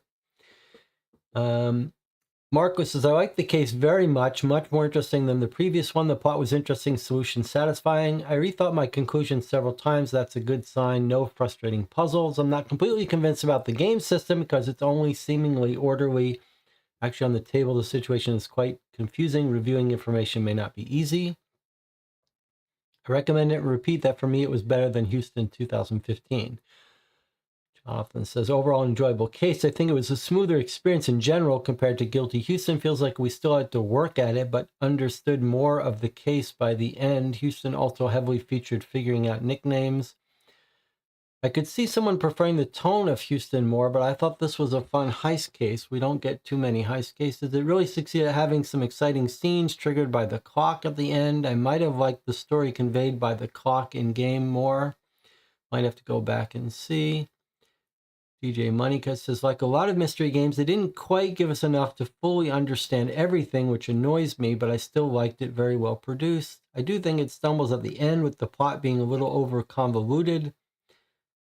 Duplicate replacements, I think, might have caused more confusion than they were worth.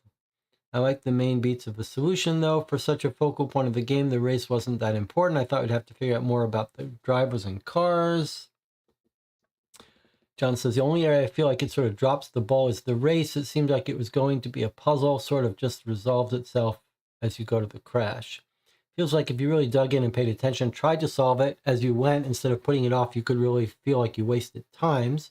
There was a typo near the beginning about which landmarks to reveal.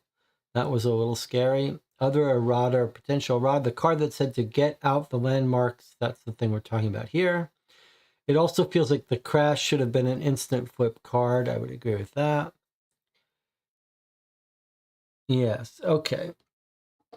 Well, so for me, this was an amazing experience. This was just a very richly satisfying game.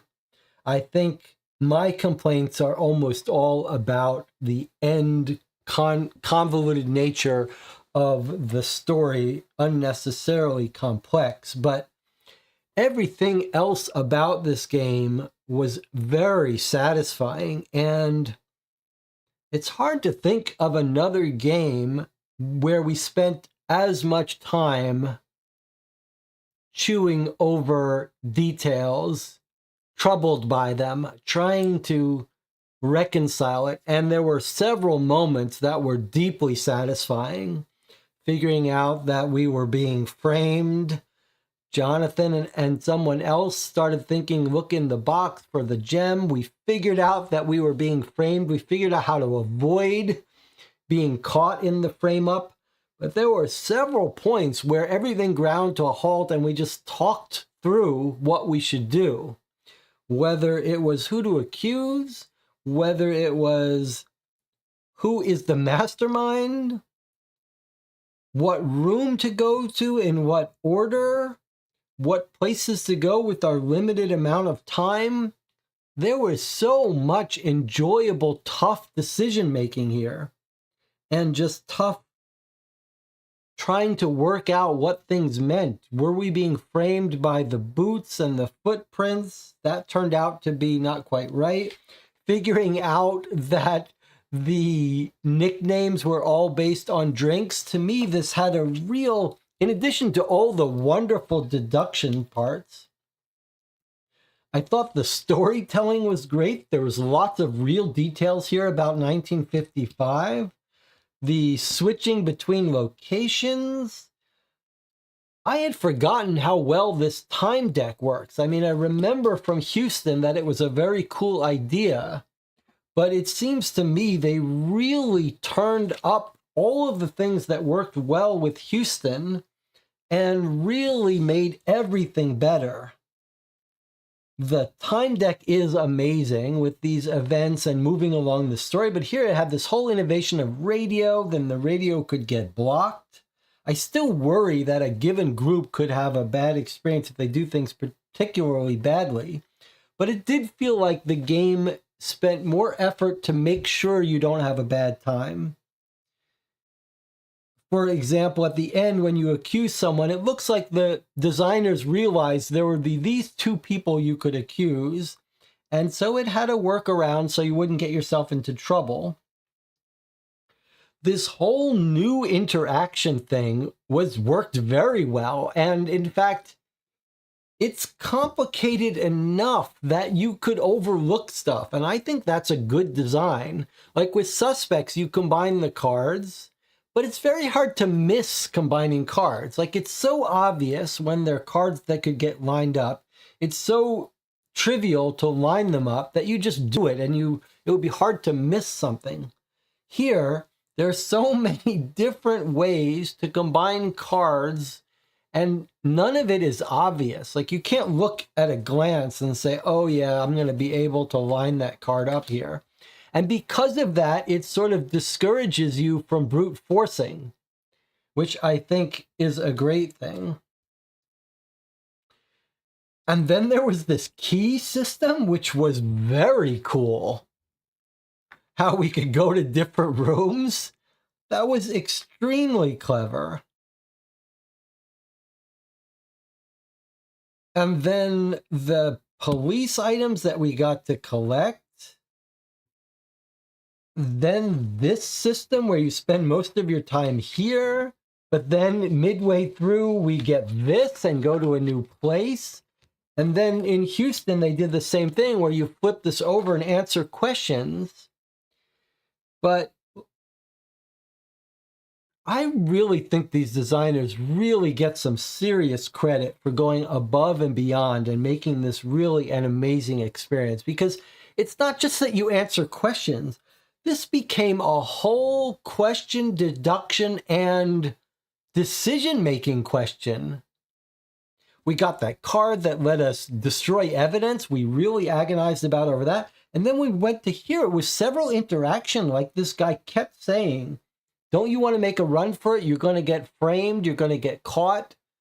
And you could have gotten caught. Like, what if we had run away? We might want to look at some of these cards. But I think that's amazing to make a game that's so much of a deduction mystery solving game, but then also have these agonizing decision points about whether we're going to be framed and can't get away from it. And you could imagine if you had a better score, then maybe you should just run and you'd escape with a diamond. Amazing. So I think I had an amazing time playing it. I loved it. I loved playing with this group here. It's not without a couple of problems, and we can talk about those, but I had a great time, and I loved it. I loved the deduction here and all of the psychological choices along with the solution, and it felt like a movie. Right from the start, it was structured like a movie. The thing about, you're reading these radio cards, and then it's like you're watching a heist movie, and this really felt like a heist movie, and a proper heist movie with a frame up, a double cross. I mean, I don't know what more you can ask for. Grace Kelly, all that stuff. Okay, so let's maybe talk about some of the weaknesses. The group didn't like the racing commentary. I liked it. I thought that was just flavor. I guess instinctually I got the idea that we didn't have to spend too much time trying to solve the race until the end. That race was another good example, though, of how the game led us in one direction, and we had to work hard to unmoor ourselves from that. We thought Monaco was a driver. Was his car red? was the fact that he was driving slow meant one person was the criminal. And then in the end, and then we had these radio messages that were partial, and we were always trying to think, how do we reconcile those? There's some little subtle detail in the radio message that tells us something. And frequently there were. There were several times where we had to rethink that radio conversation that we heard to make sense of it. And there was a cool moment where it turned out, oh, Monaco is not a driver. She's a diver, rescue diver. And then when we went back to look at the radio message we intercepted, it said it's quiet with Monaco. We realized, oh, okay, that's because no one has crashed yet, all that stuff. And we knew where she hid the jewel, and it made sense that she heard we were near them, so she hid them. I mean, so good. So much of this, so good. The only part where it sort of fell for us, let's say two parts. First of all, at the very end, when it came down to picking the mastermind, the one little detail that convinced half of us that the mute wasn't the mastermind was this fake diamond that he's presented to the cops. And that doesn't really make sense. Now, the game gets away from it by saying, oh, let's look. His one mistake was he should have known the diamond was fake and he shouldn't have swallowed it. That's a little unfair. That's kind of like solve this mystery, and then when you figure out the key that solves it, the game says, oh yeah, that would have solved it, except that that was a mistake that the person made. But I guess, I mean, you either should have the mistake reveal that they're the mastermind or prove that they're not the mastermind. That's a sort of catch-22. It's sort of like it could go either way. If you're saying the way you catch the mastermind is he wouldn't make a dumb mistake, or you say the way you catch the mastermind is they made this dumb mistake, then what's the point of them being the mastermind? That was a little... So there was that. But I think the whole thing about these two bound up people in the room and this whole extra convolution, first of all, I think this is how we're supposed to recognize he's the guard from that mustache. I mean, I guess that does look like his chin, but that's the guard that was there. But then who is this guy? That was just another guy, not the... I think that's dangerous to have people that look like so many other people. And then, but I would say if there's one big fault here, it's this craziness. And again, from my standpoint, I would rather have a convoluted game that's got a slightly cartoonish ending that makes us think for 8 hours than I would have a game that's so straightforward that you figure it out. But let's look at this for a second and give this game the criticism where it deserves. This guy breaks in. He's a mastermind, right? He's broken in with 4 robbers, and they're going to escape safely, bypassing the guards by using this scuba thing.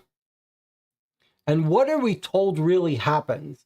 We're told of the 5 robbers, the 4 with the fake gems swim out safely, right? One guy dies, but the rest of them get away safely.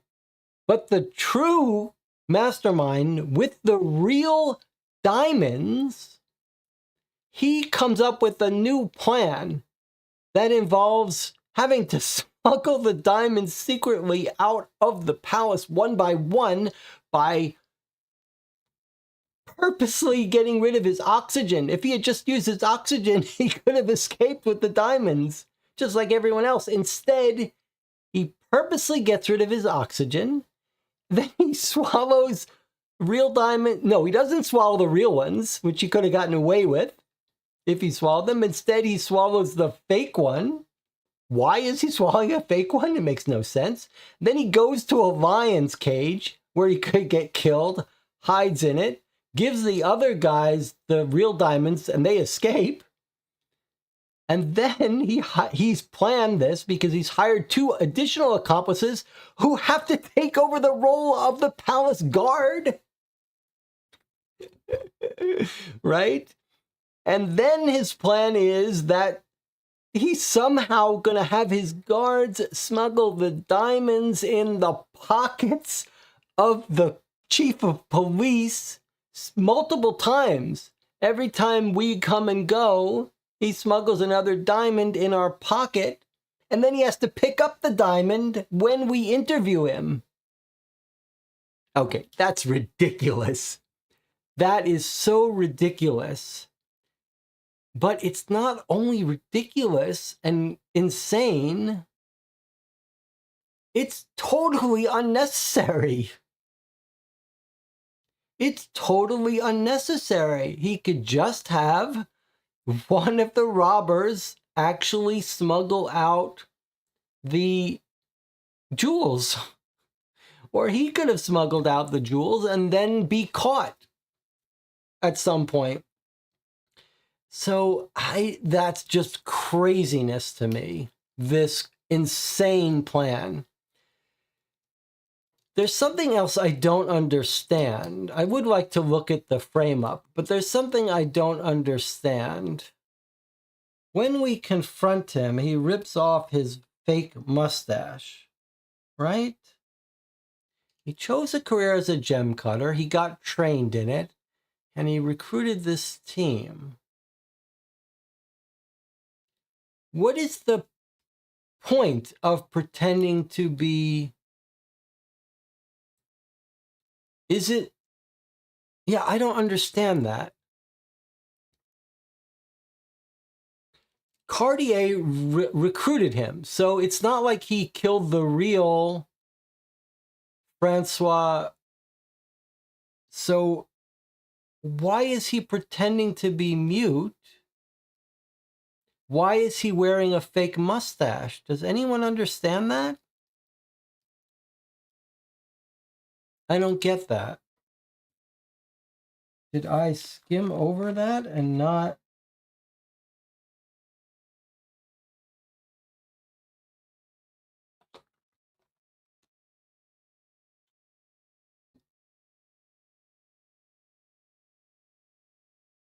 Hat, just your size, left in the throne room.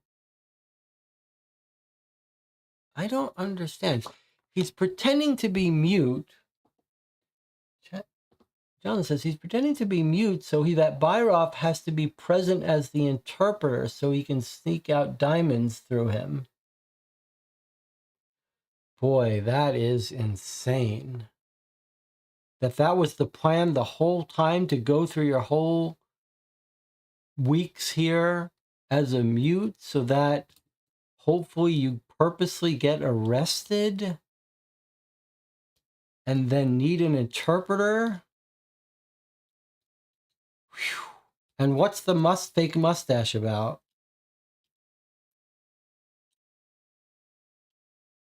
You're not pretending to look like someone. The fake mustache wasn't even part of the case. It was just like this scene at the end. I don't understand why you do that.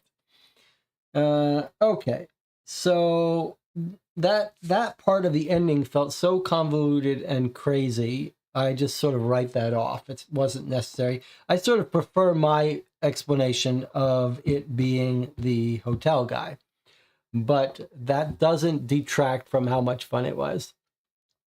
Okay, John says, to clarify earlier, I meant I like the story told by the clock in Houston more than the story told by the clock in this game. I don't remember. I loved the story told by the clock here. John says, I'm a little less hot on the radio commentary and ads. My impression is I like the story bits revealed by the clock in Houston more. I recall them being more tied directly to the story. I think you might have a point. The clock in Houston triggered events more. The only event that was really triggered here was that car crash, and that was handled a little clumsily.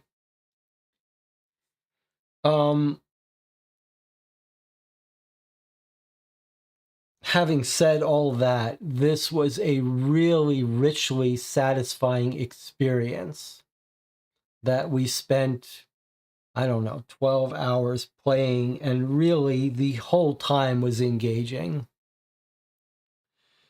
Let's see what would happen if we took his blackmail and fled 92. I love how it gave us multiple choices. Like, you want to flee? And then he was like, okay. And then we bring him to the prince and we're told, do you want to flee? All right. So if we had given into his blackmail right at the beginning, we would have read 92. Flee on your motorcycle. You leap onto your bike and roar off. Turn after snaking turn, you climb above the principality. Seconds seem like hours. As you expected, you eventually reach a police roadblock. That damn barrier. You have no choice but to dismount, open the sidecar trunk, and pull out the jerry can of gasoline. If there's going to be a chase, you'd better start with a full tank. In all fairness, there are roadblocks all over Monaco. Okay. A policeman approaches. Mr. Gallatin, are you leaving us? Absolutely, and I'm in a hurry, you answer, putting away the jerry can. Sorry, sir, we have to search the vehicle. Come on, this is ridiculous. Don't worry, it won't take long. Before the man gets too close to your motorcycle, you take one last doubtful look at the open trunk. If there's anything incriminating in there, there's still time to hide it. If there's an incriminating item in your motorcycle trunk, remove it. Then read the bottom section of this card to learn what happened next. Okay. You acquiesce, and the officer begins inspecting the jumble affairs in the trunk one by one, eventually lifting the bottom panel. Lift up the card insert, see if there's anything under it. Okay, so 6 or 7 from the events. Did we see any of those yet? Oh, 6, I forget. 6 was, if there's anything under it, 6. Otherwise, 7. Okay, let's see. So 7 is this.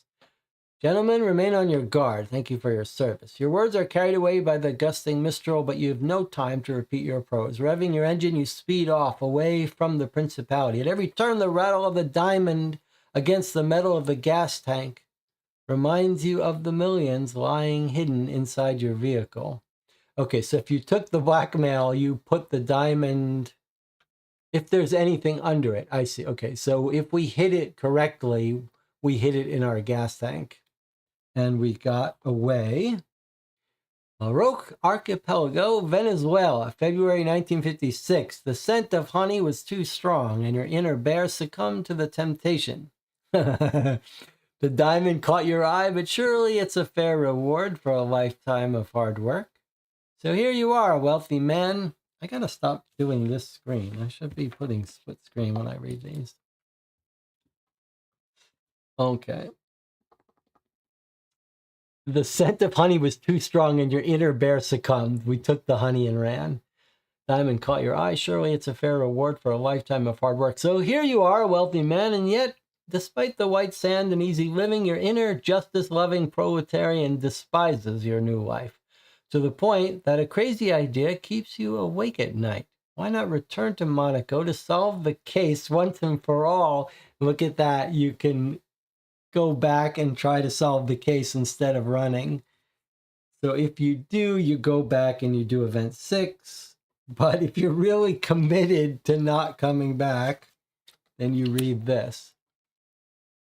Event 5, then come back. I read event 5 before. So Rainier got his hands on some other jewels. No need to feel too sorry for him. You turn down the sound. That was they had their wedding. You turn down the sound on your transistor and order another cocktail. A sidecar, easy on the lemon. Leaving the bar, you stroll along the beach of white sand, savoring the moment as the waves lap over your bare feet. You raise your glass toward the sun in a symbolic toast to your new life. No regrets. Pretty cool.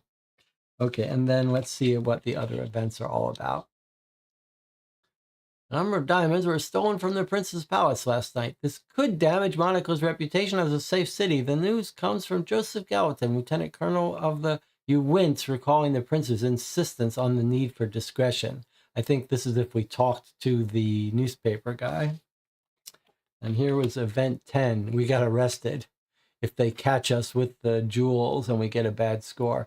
So Prince Rainier never recovered the red diamonds Red diamonds. With a cry of rage, you send the transistors smashing to the floor. You're haunted by the name Francois Perrier. You admire how deftly he pulled the strings from inside his cell at the station. Now caged yourself, you plot revenge. You'll soon learn there's nothing more dangerous than a bear with injured pride. Okay, and then this one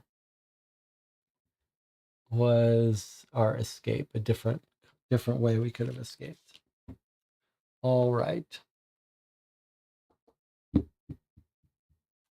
Really, they went above and beyond with this case, with all of the art, all of the new mechanics, adding this new system with these interacting cards where you could ask them about each other or people with the hidden gem. So here are cards we didn't see. A lot of them are analyzing the gems. What have we got here? Look at this. Looking at different gem cuts. If we went to room 345, it was nothing, a wasted time. We could question him about various things. This is you drape your jacket over the back of the chair, so you tried to rob the prince. Where are your manners? Sorry, let me show you these. He forms a circle with his arms in front of him, then he clenches his fist. Okay, don't know what that's about. He's drawing something, I'm not sure what. The diamond in the cave, he says it's fake.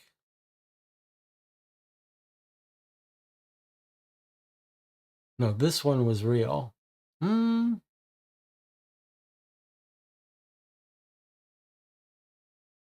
Gives us a gemstone guide. I guess a way to check. The gemstone guide. Gemstone guide. Least rare, most rare. Was this a way we can check?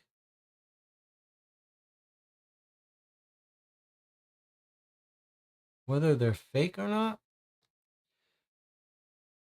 The diamond found in the cave.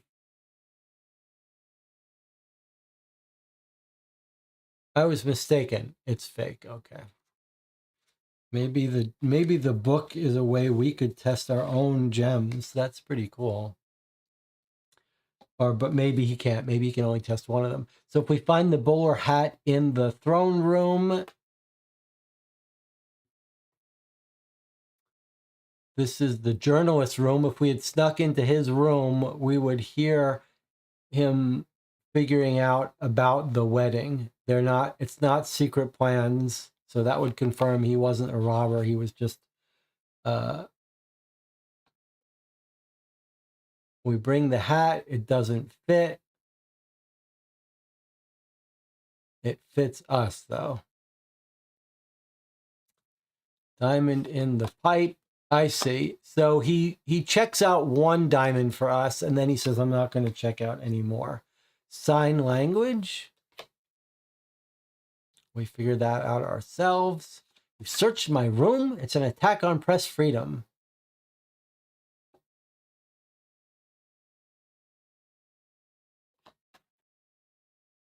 Don't worry, I won't say anything. That's the press guy. Here was the throne room where we could find the bowler hat and someone caused some damage. We went into another room. Oh, that was our room that we destroyed the evidence for.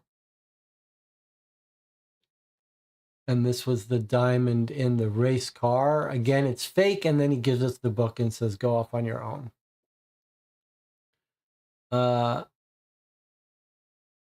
This is when the guy tells on us. And here he is examining another diamond.